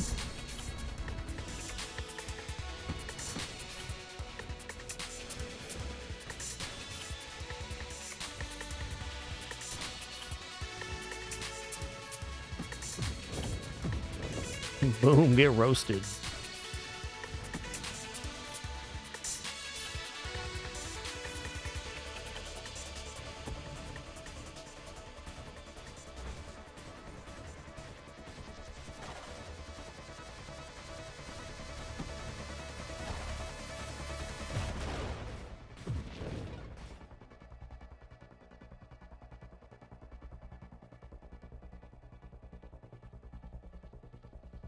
Alright, adaptive armor next. Weird build order, but effective.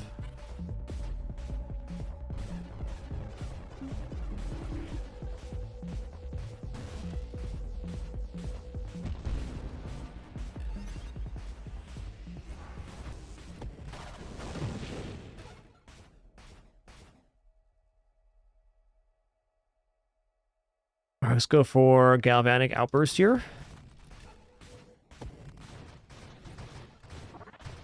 Now when stuff damages our shields, we do return lightning, which adds up real fast.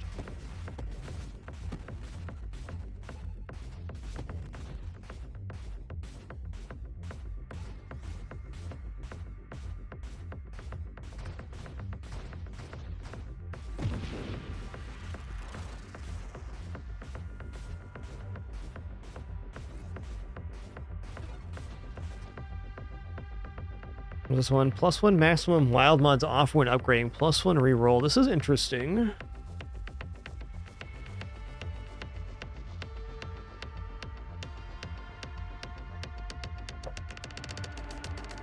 I think it's rupture time though. Get deflag in the pool.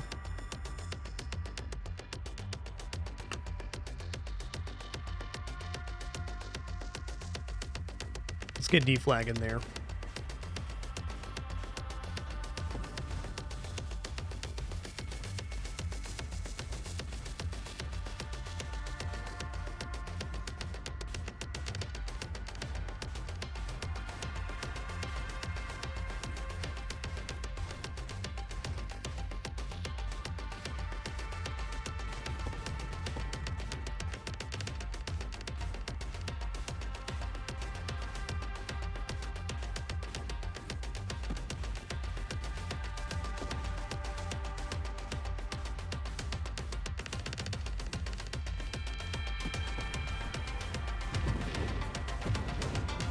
Big bottom boom. Just here. Got off center again. That'll happen. Better. There's deflagration right off the bat. So now any enemy that's ignited when it dies will do a shockwave AoE based on its ignite damage and duration. Really great for waves like that where the enemies kind of clear each other out.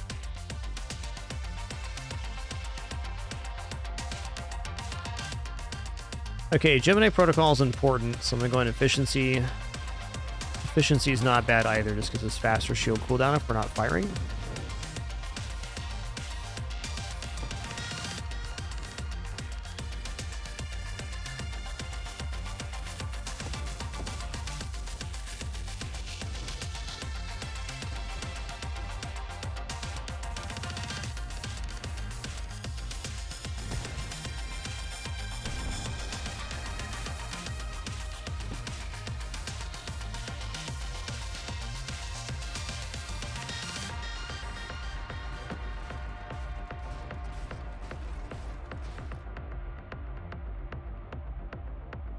Yeah, Discord orbs are it.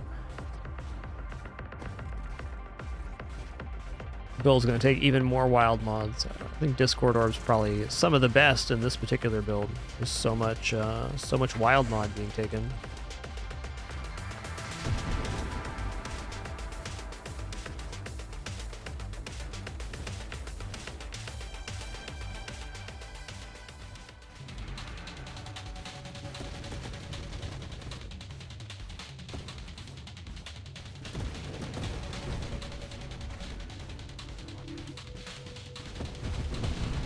Oh, yeah. That guy really suffers versus Viper Strike. Let's grab a focus shields here.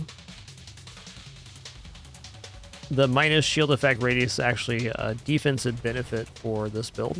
Brings the orbs closer together, less gapping on being able to block projectiles.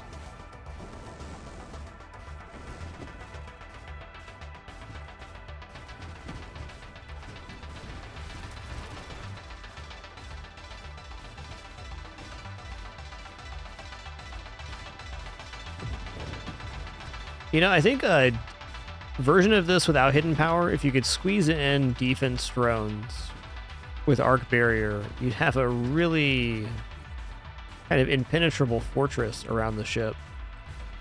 The defense drones blocking burn damage and blast damage, and the orbs eating up projectiles. Could see that.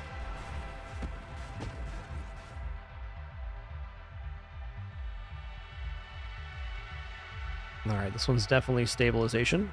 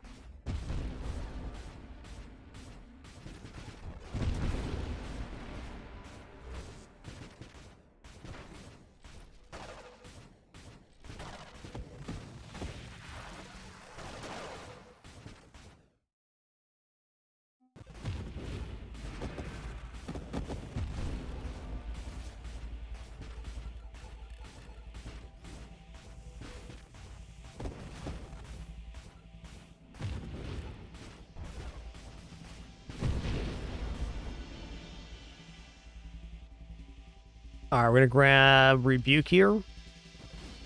Now when we take damage, we're going to shoot off these little Rebuke projectiles that add vulnerability to enemies. And when we get Dying Star, that'll happen way more frequently. It's another way to scale burn damage.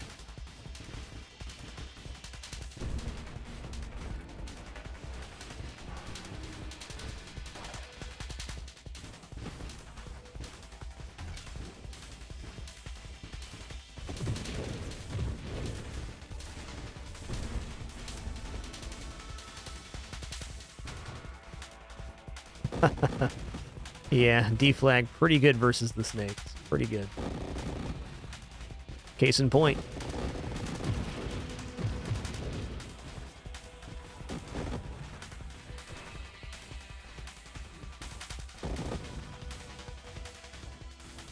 Wave 100. Lausches. Alright, we're just gonna bop ya. Get your venom striked up, bud.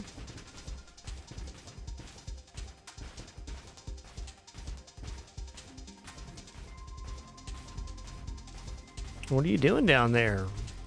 Stop hiding.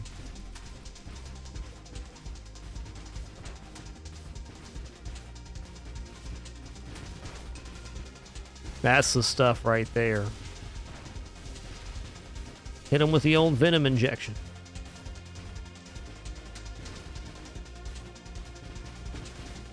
Ooh, almost got pulled in that vortex. Almost. 20% self-damage resist. Ooh, transmogrification too. Let's take the self-damage resist. It also puts Dying Star in the pool, which is our absolute best offensive increase right now.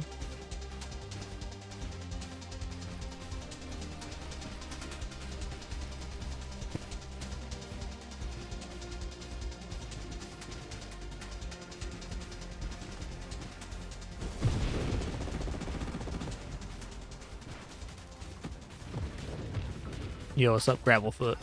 Yeah, it's a good build, Boobrick. It's a fun one. Pretty easy to manage, too.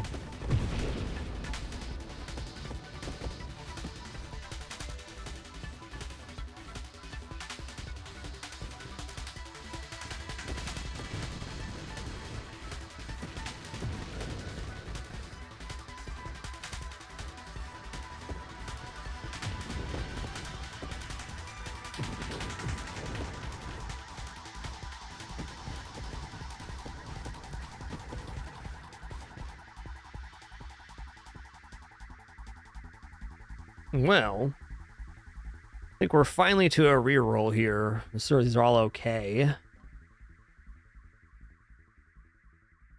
Again, okay screen.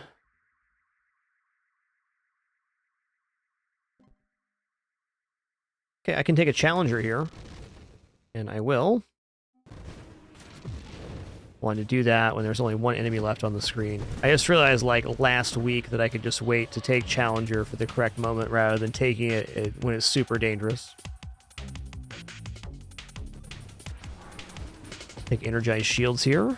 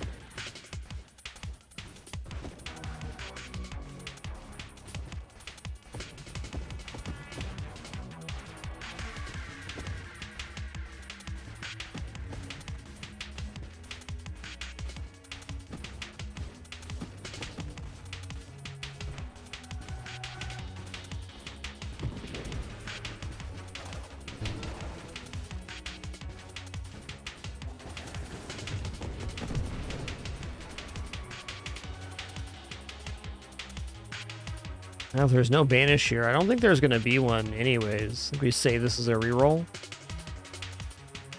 You know, Solar Heart's kind of takeable here. Plus percentage to burn damage.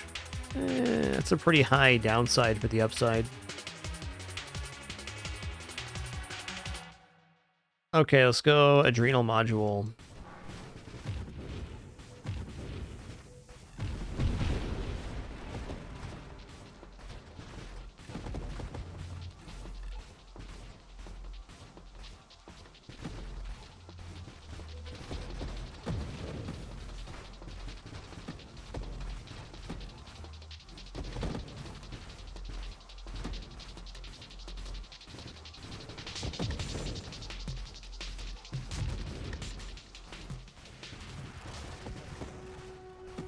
We got everything except for Dying Star online before the boss. Oh, maybe we can still get it here. I'm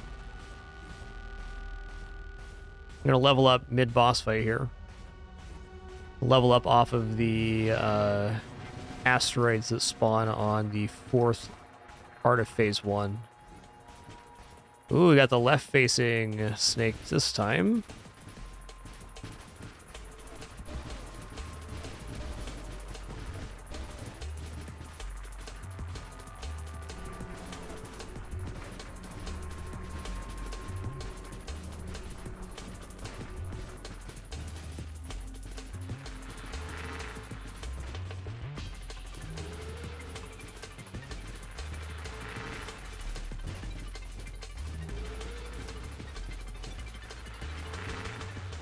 No XP in these, huh? Okay, fair enough. I do think we get some XP off of the ads, though. Alright, we leveled up the phase there. I'm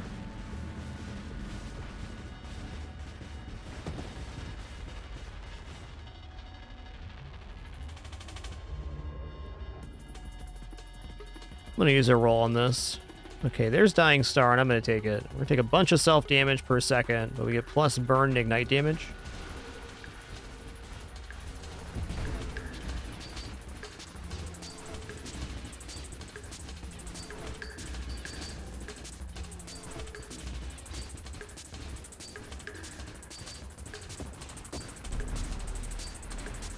I think we'll be alright. I think we'll kill on the coil phase, if I'm not mistaken.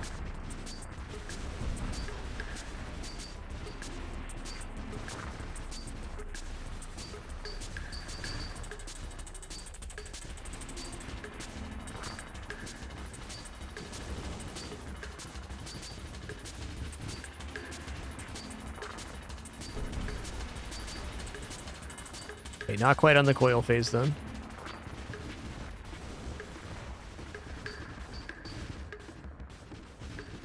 Ooh.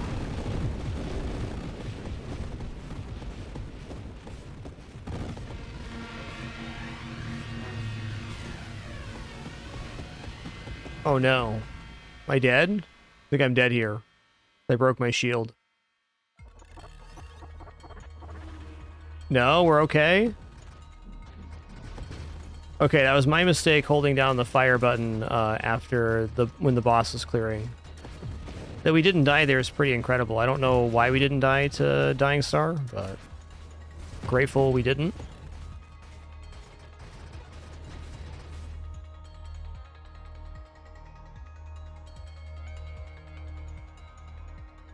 Let's grab agility here.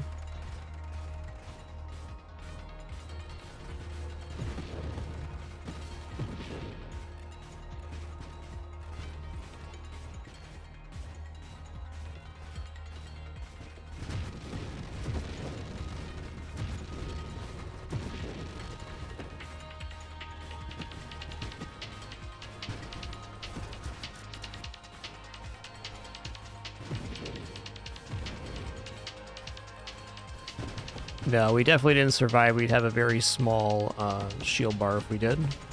60% less.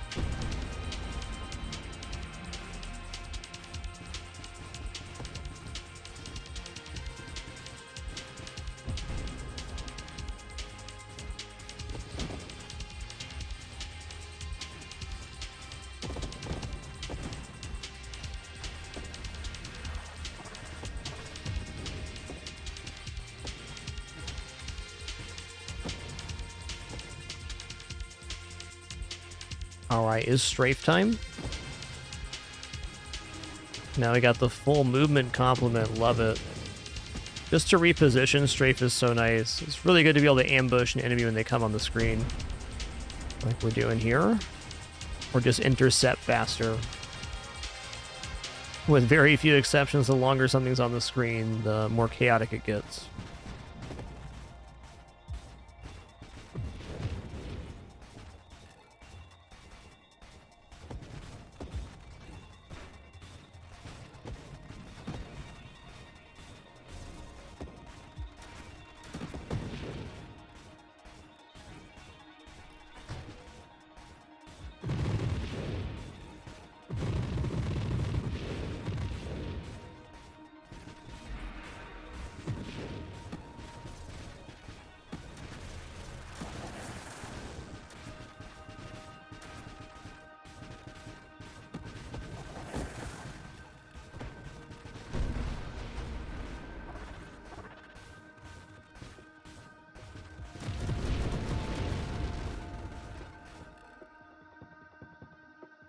Oh, hey, there's actually a regression here. Let's go for it. Minus size and friction. On a mod we're not going to take. Start stacking some Scorching Wakes in, that would be terrible. Deadly Wake is definitely... If I'm going to take Scorching Wake, I should just take Deadly Wake and then take Scorching Wake afterwards. Let's.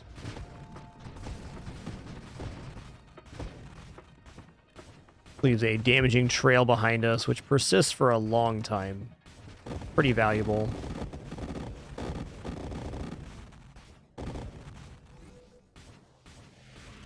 Hard to calculate the actual value on Deadly Wake, but it certainly makes the build perform in a nicer way. Basically cut the screen in half with it if we're looping through like that.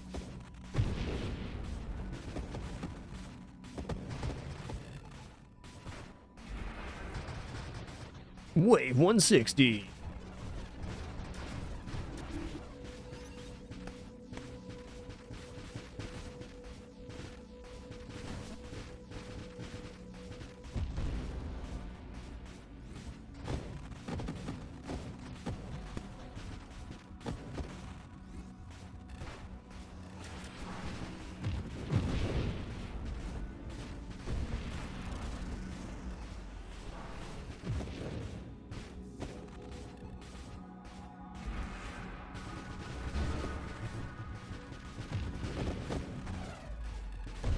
Oops, all dead.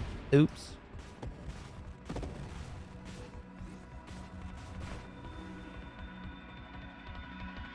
Now we're getting a lot of global damage while we're strafing. What's the number before? Whoa!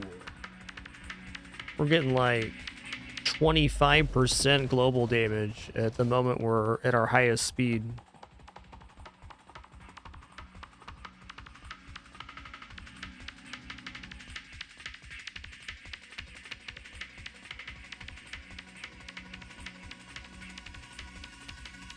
I've heard Celestial Surge is pretty good on bosses. Let's go ahead and try this. I do think Celestial Lance is a little bit dubious because we take damage when we're moving. But it does increase our burn damage a lot. And if we get Celestial Surge, we can create an additional projectile as another source of damage. Also, Celestial Lance is super pretty.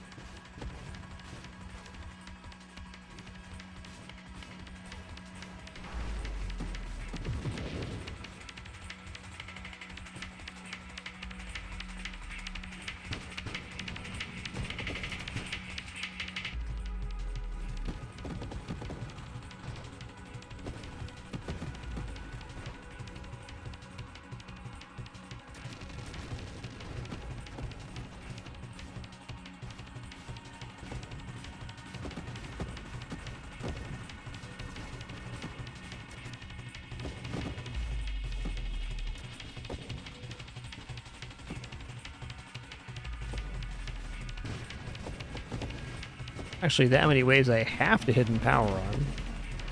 Probably should on most.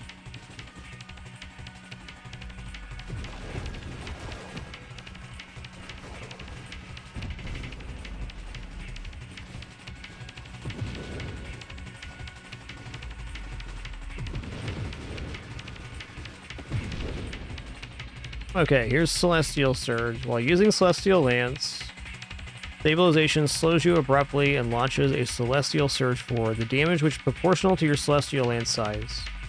Celestial Surge ignites for 20% of the burn damage it deals. This ignite does not stack with itself. Igniting the target again for greater damage will reset the ignite duration and apply the stronger ignite.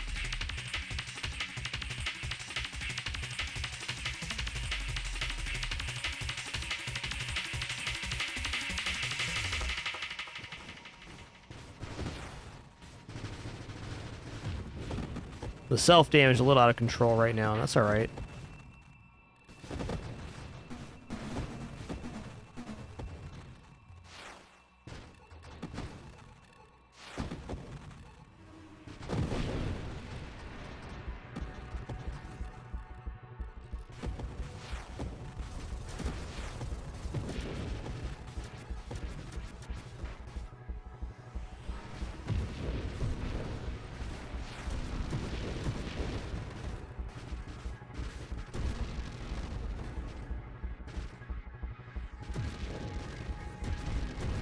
Man, those orbs are shredding right now.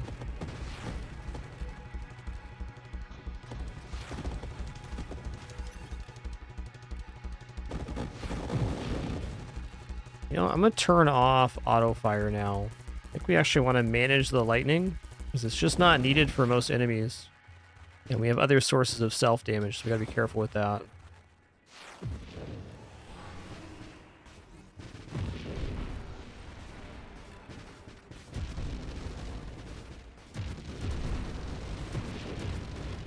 Yeah, this is the way.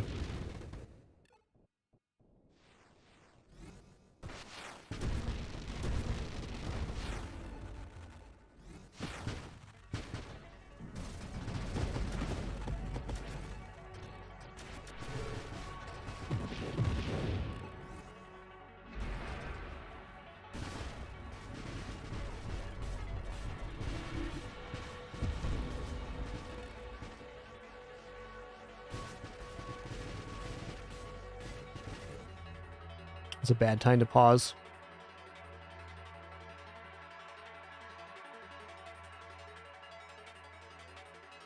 Another galvanic outburst. Yep.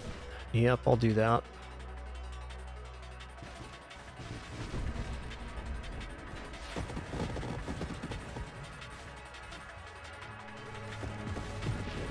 Okay, deflagration's quite nice with Celestial Surge, because the amount of ignite damage determines the shockwave, so these big lances are very effective.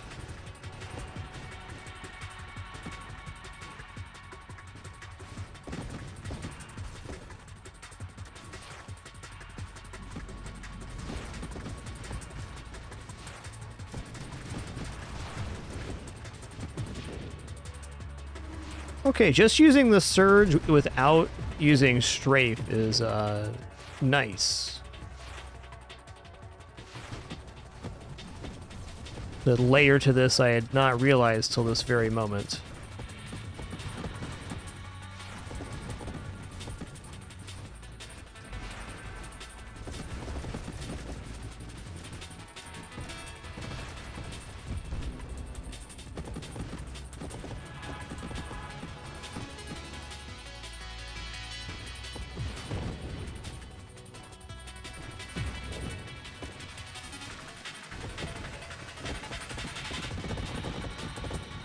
They're melting.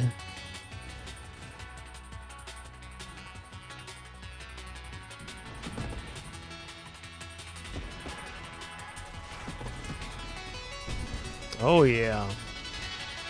Oh, it's gonna be so good on Star Eater though if I can get a good lance right into the face down the chain. I'm not opposed to Bravado here. 7.5% ignite damage. A little bit of thrust too. It's everything a lot harder though.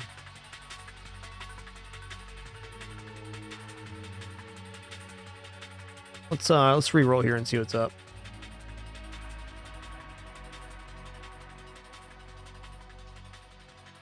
Weaponized shields is definitely fine.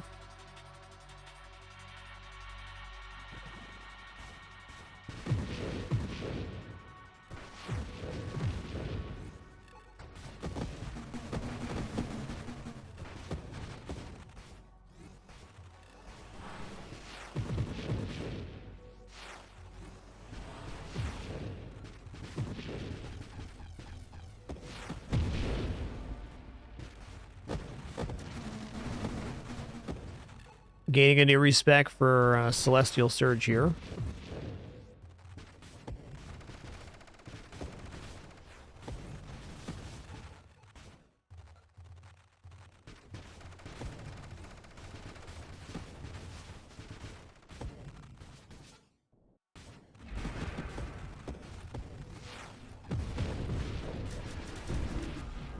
Wow.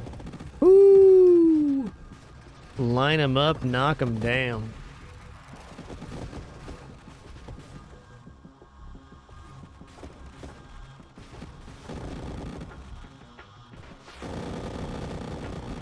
Oh yeah.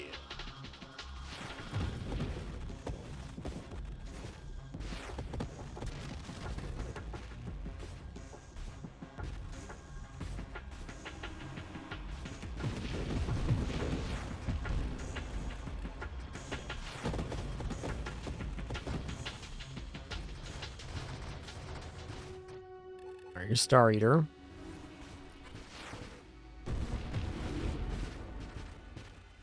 Whoa, Singularity too. Let's chill on that. I think this Singularity will despawn. Yeah.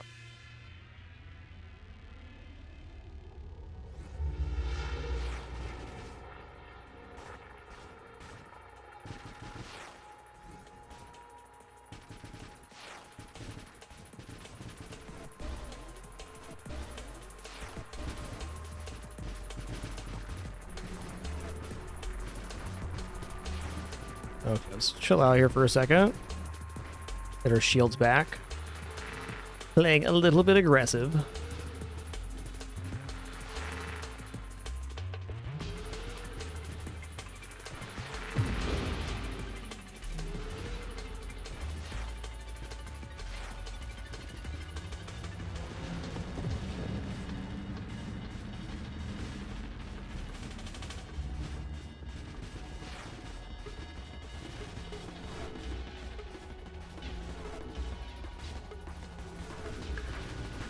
Oh, heck. Oh, heck. That scared me a bit.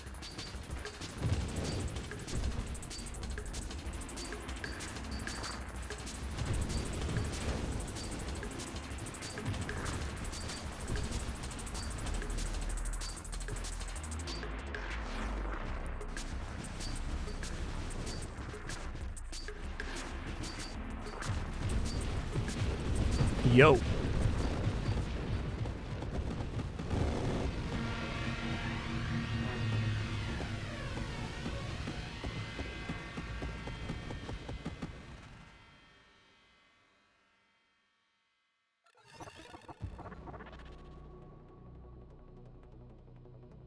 I don't think I turned down an evolutionary niche here. It's going to be 5% ignite damage. More crash damage resistance. What are we going to do that's better than that right now? I guess Quantum Decoherence or 3 or 4 times a Wild Nod could be one. Let's use a few rerolls here.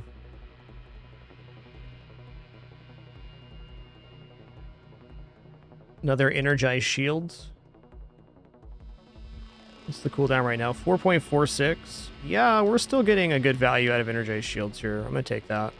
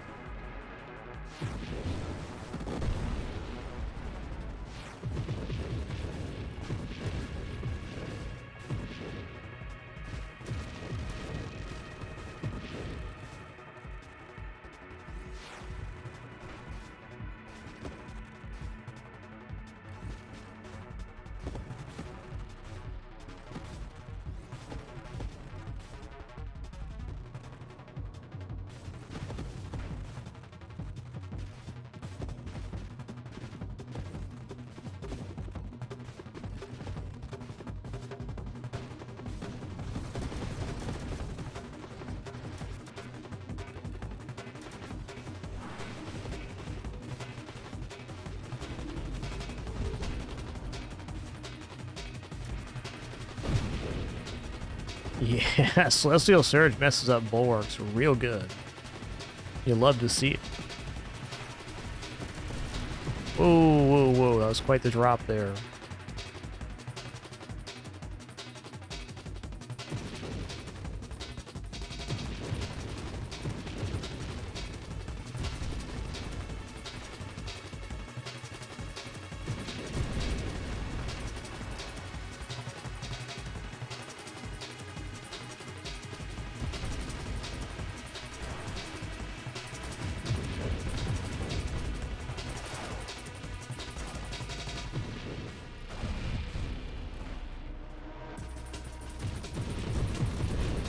Whoops.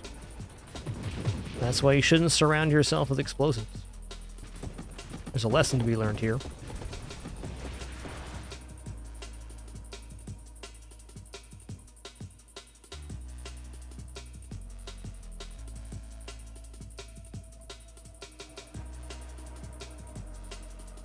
Really looking for some very specific stuff. I mean, more energized shields is fine. Couple more rerolls here. Quantum Decoherence or something else. All right, I'm going to take this again.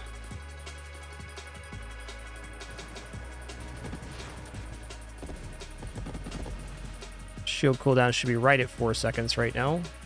4.17 even.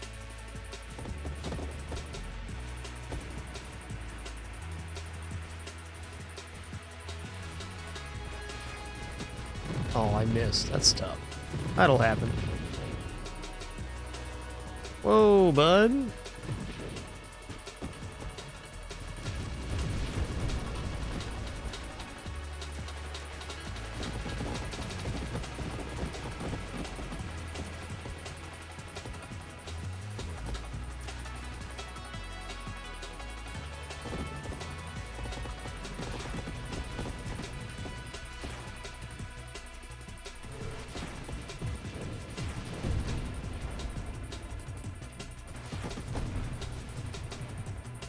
really not a wave you should be flying towards.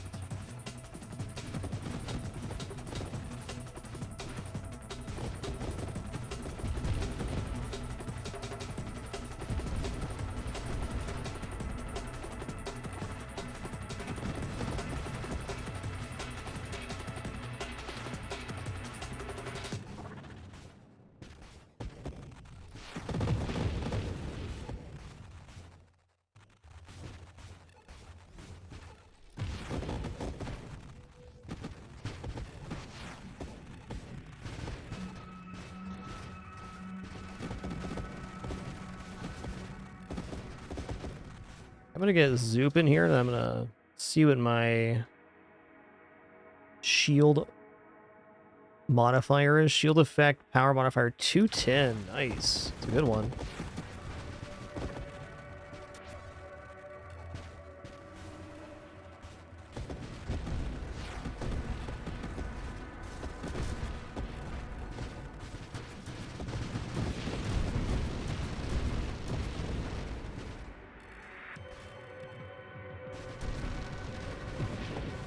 All right, with that we just broke 2 mil. Awesome.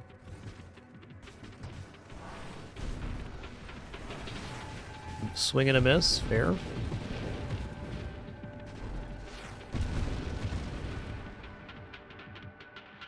Oh, Scorching Wake's fine. Evolutionary Niche is fine. I'd say 5% ignite damage is just an acceptable pick right now.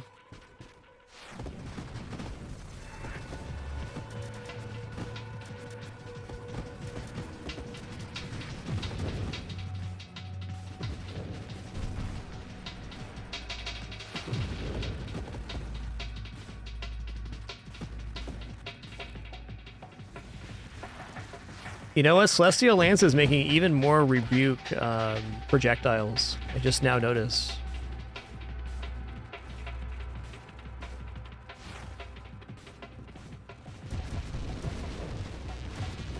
I don't think Celestial Surge and Void Slice have an interaction, would be my guess. No, I don't know. Definitely not looking to take Void Slice at this moment.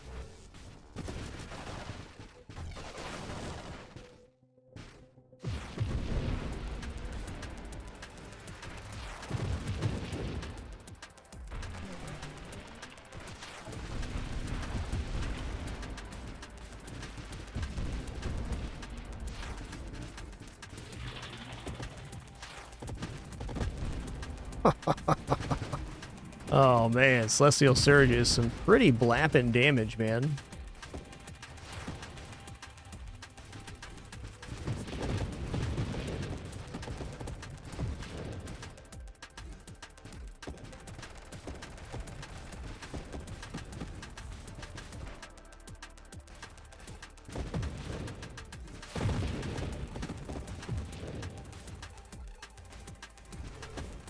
Okay, wave 300 is right around the corner, so got to be wary here of a monster wave coming up.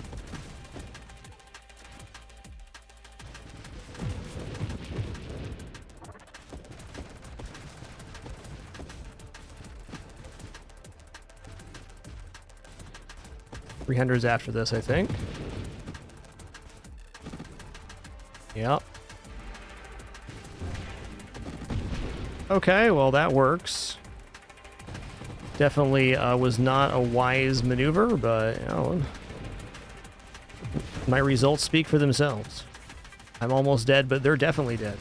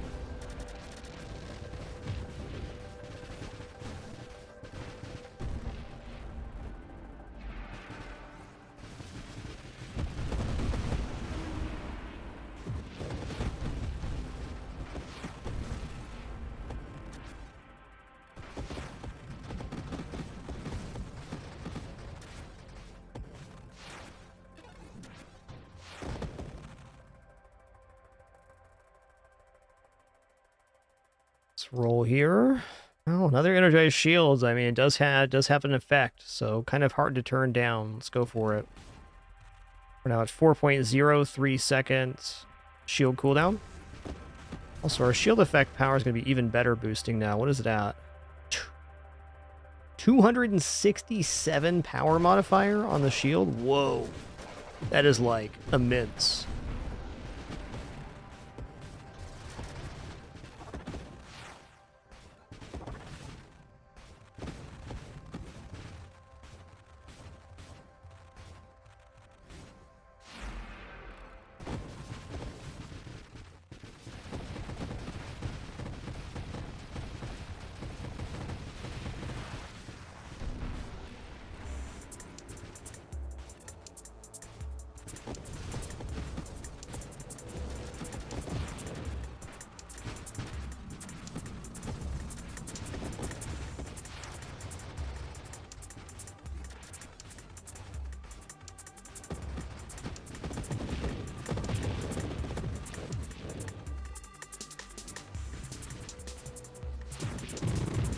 Okay, let's not get quadded up there.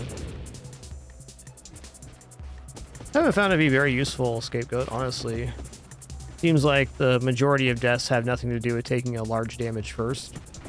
So I'm sure it has its uses. It also slows down our shield cooldown, so seems like the areas that barrier is useful is kind of minimal, where shield cooldown is universally quite good, is my feeling.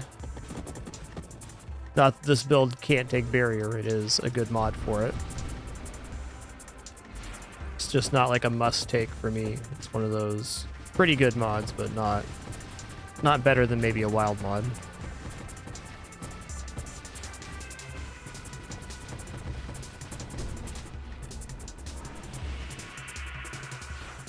Heck, missed. Play this one a little cooler than the last one.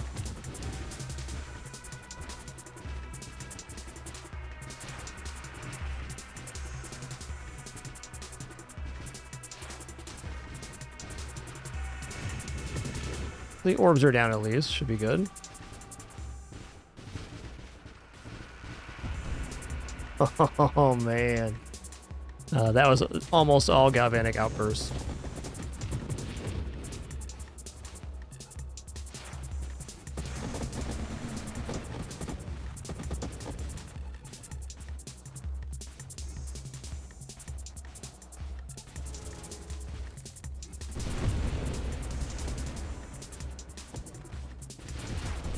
Whoa, whoa, whoa, whoa, whoa, whoa, whoa. Okay. Now we're back.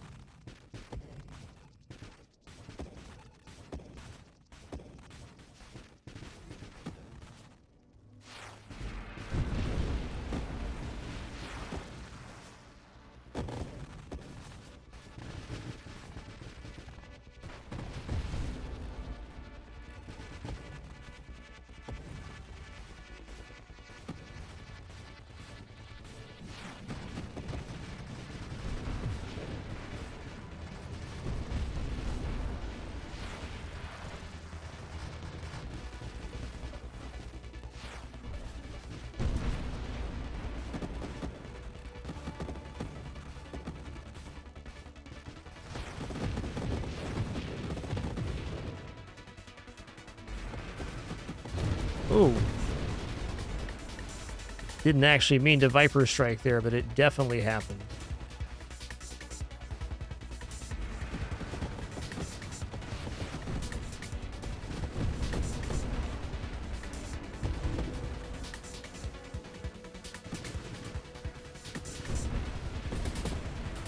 Ugh. Without orbital shield, that was death. That was a close one. It's definitely the moment in the run where it's like if you don't execute very well, you just die. very little room for air here.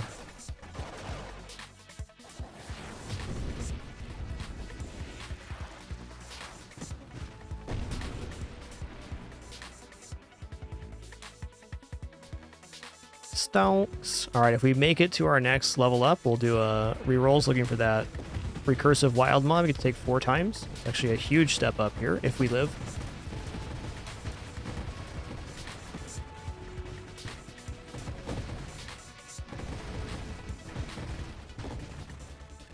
Heck.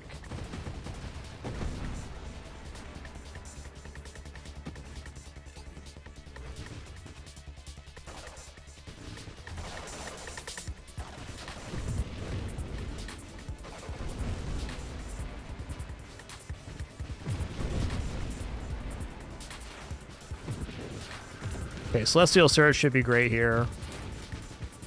We can get it landed, that is. Almost dead doesn't count, man. Let's go.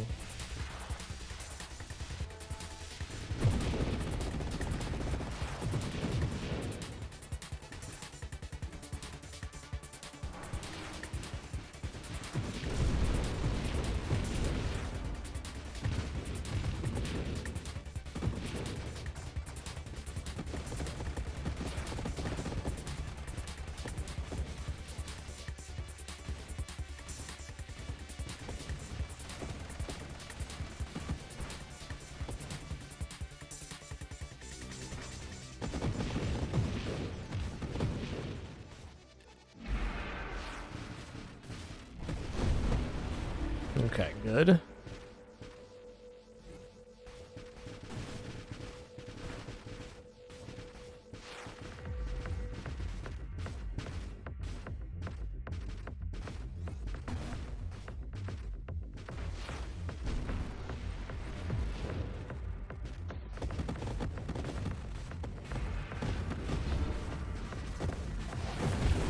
Woo!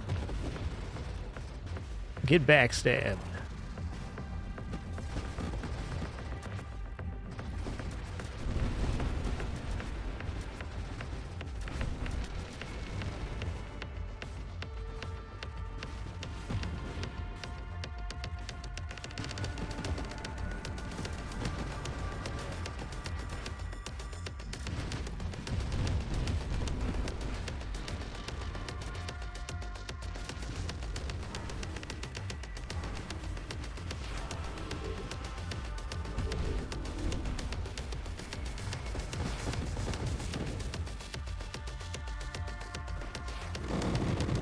Oh, yeah.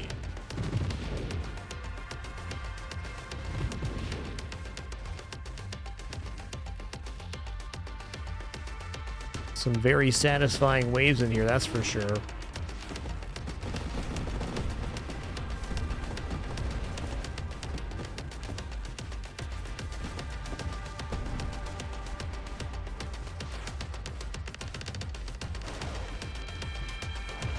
Alright, I'm definitely down to start playing with Celestial Surge. Now, this is the first run where I've actually had Celestial Surge where I felt like it was really good. I've had it on other ones where I was unsure of how good it actually was, but this one, it really works. And the reason it works working so well is this Rebuke. We have so much damage flying off the ship and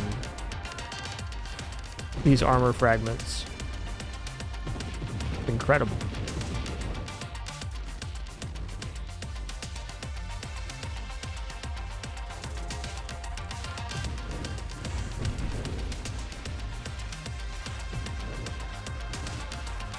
Whoa, dude. No, no, no, no, no, no. Hold on. Hold on a minute. Hold on a minute. Hold on a minute.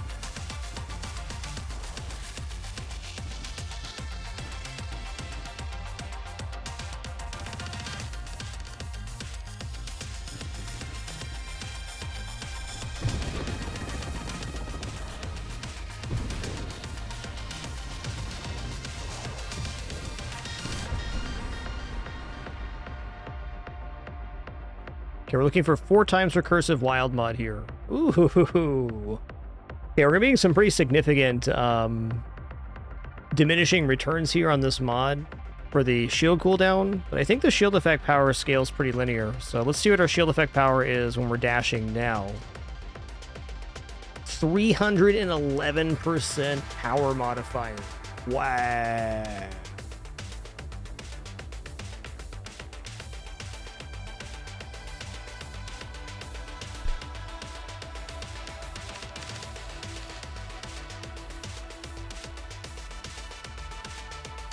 All right, that's pretty good.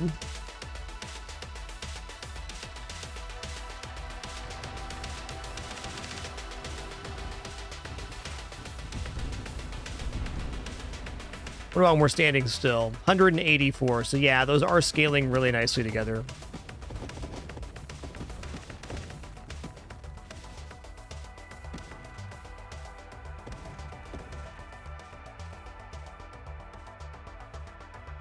What was the stat I wanted to look at? Shield cooldown, 3.5 seconds. Less diminishing returns on the shield cooldown than I was imagining. Yikes. Look at our shield back here. What a wave.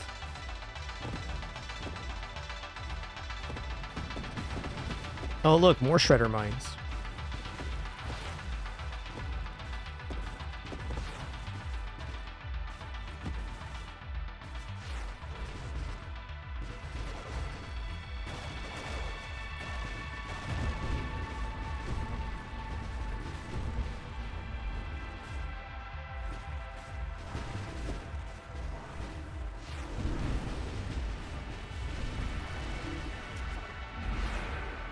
God. Help. Help.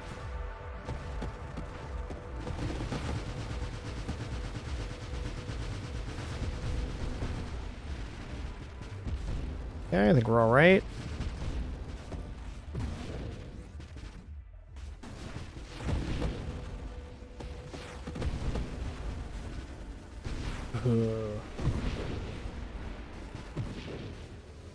All right, I'm alive.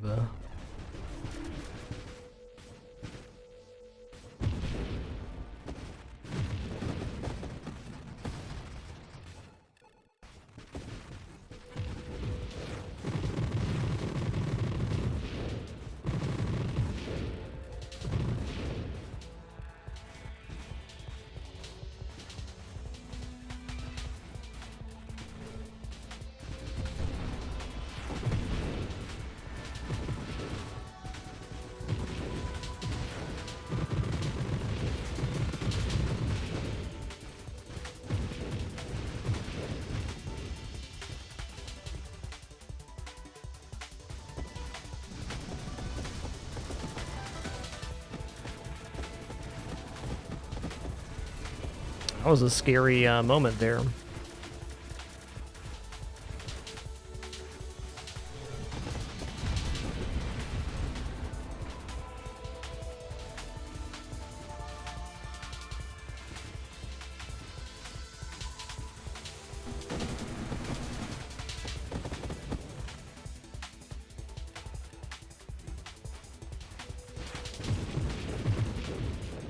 All right, gotta be really careful of those. Need to warp around the other way on the octopus enemies now.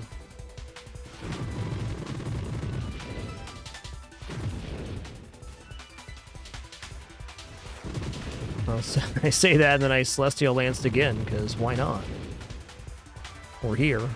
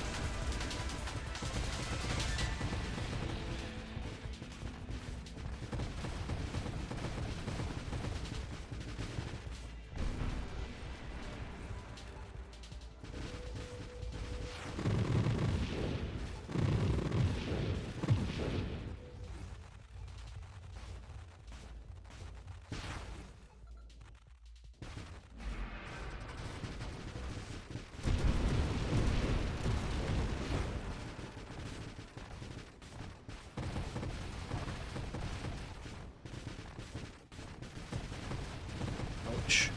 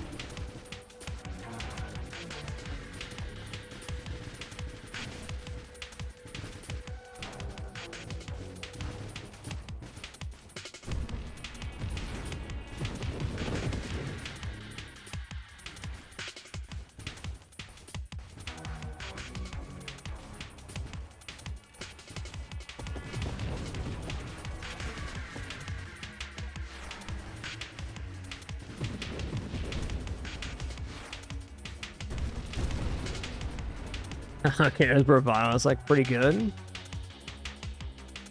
I think I'm probably going to reroll here. Conversion's alright just for raw stats as well. I guess my problem is I don't know exactly what I'm looking for here. I'll take Barrier. We can take +5 maximum shields, and in the off chance we hit by something really hard, it reduces the damage to 25, which is nice. Probably really helped us out right there, in fact.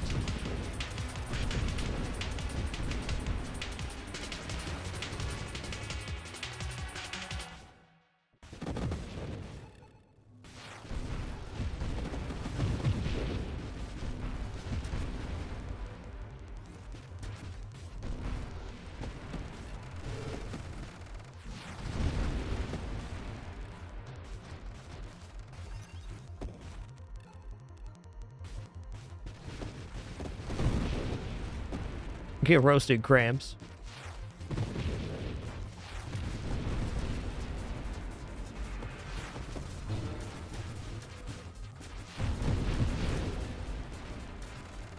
I almost thought that was me resurrecting for a second. That was scary. That flashed.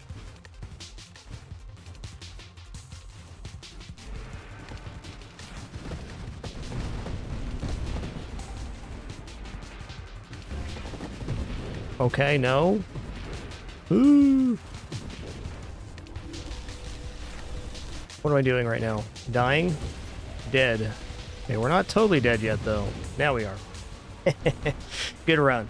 3.7.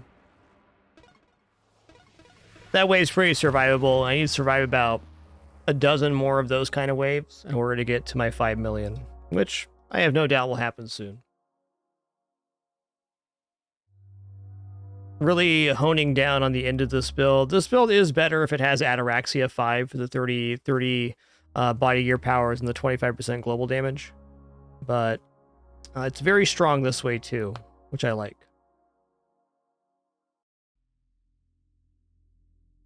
All right, everybody, thanks for the awesome stream on this Friday. We'll be back and at it again soon. I'm sure we'll be back for some more this weekend. Thank you all for the great time, wonderful company, awesome conversation. You're all amazing. Thanks for your support and the time you chose to spend here watching. We'll be back and at it again in a bit. Discord for updates as always. Take her easy.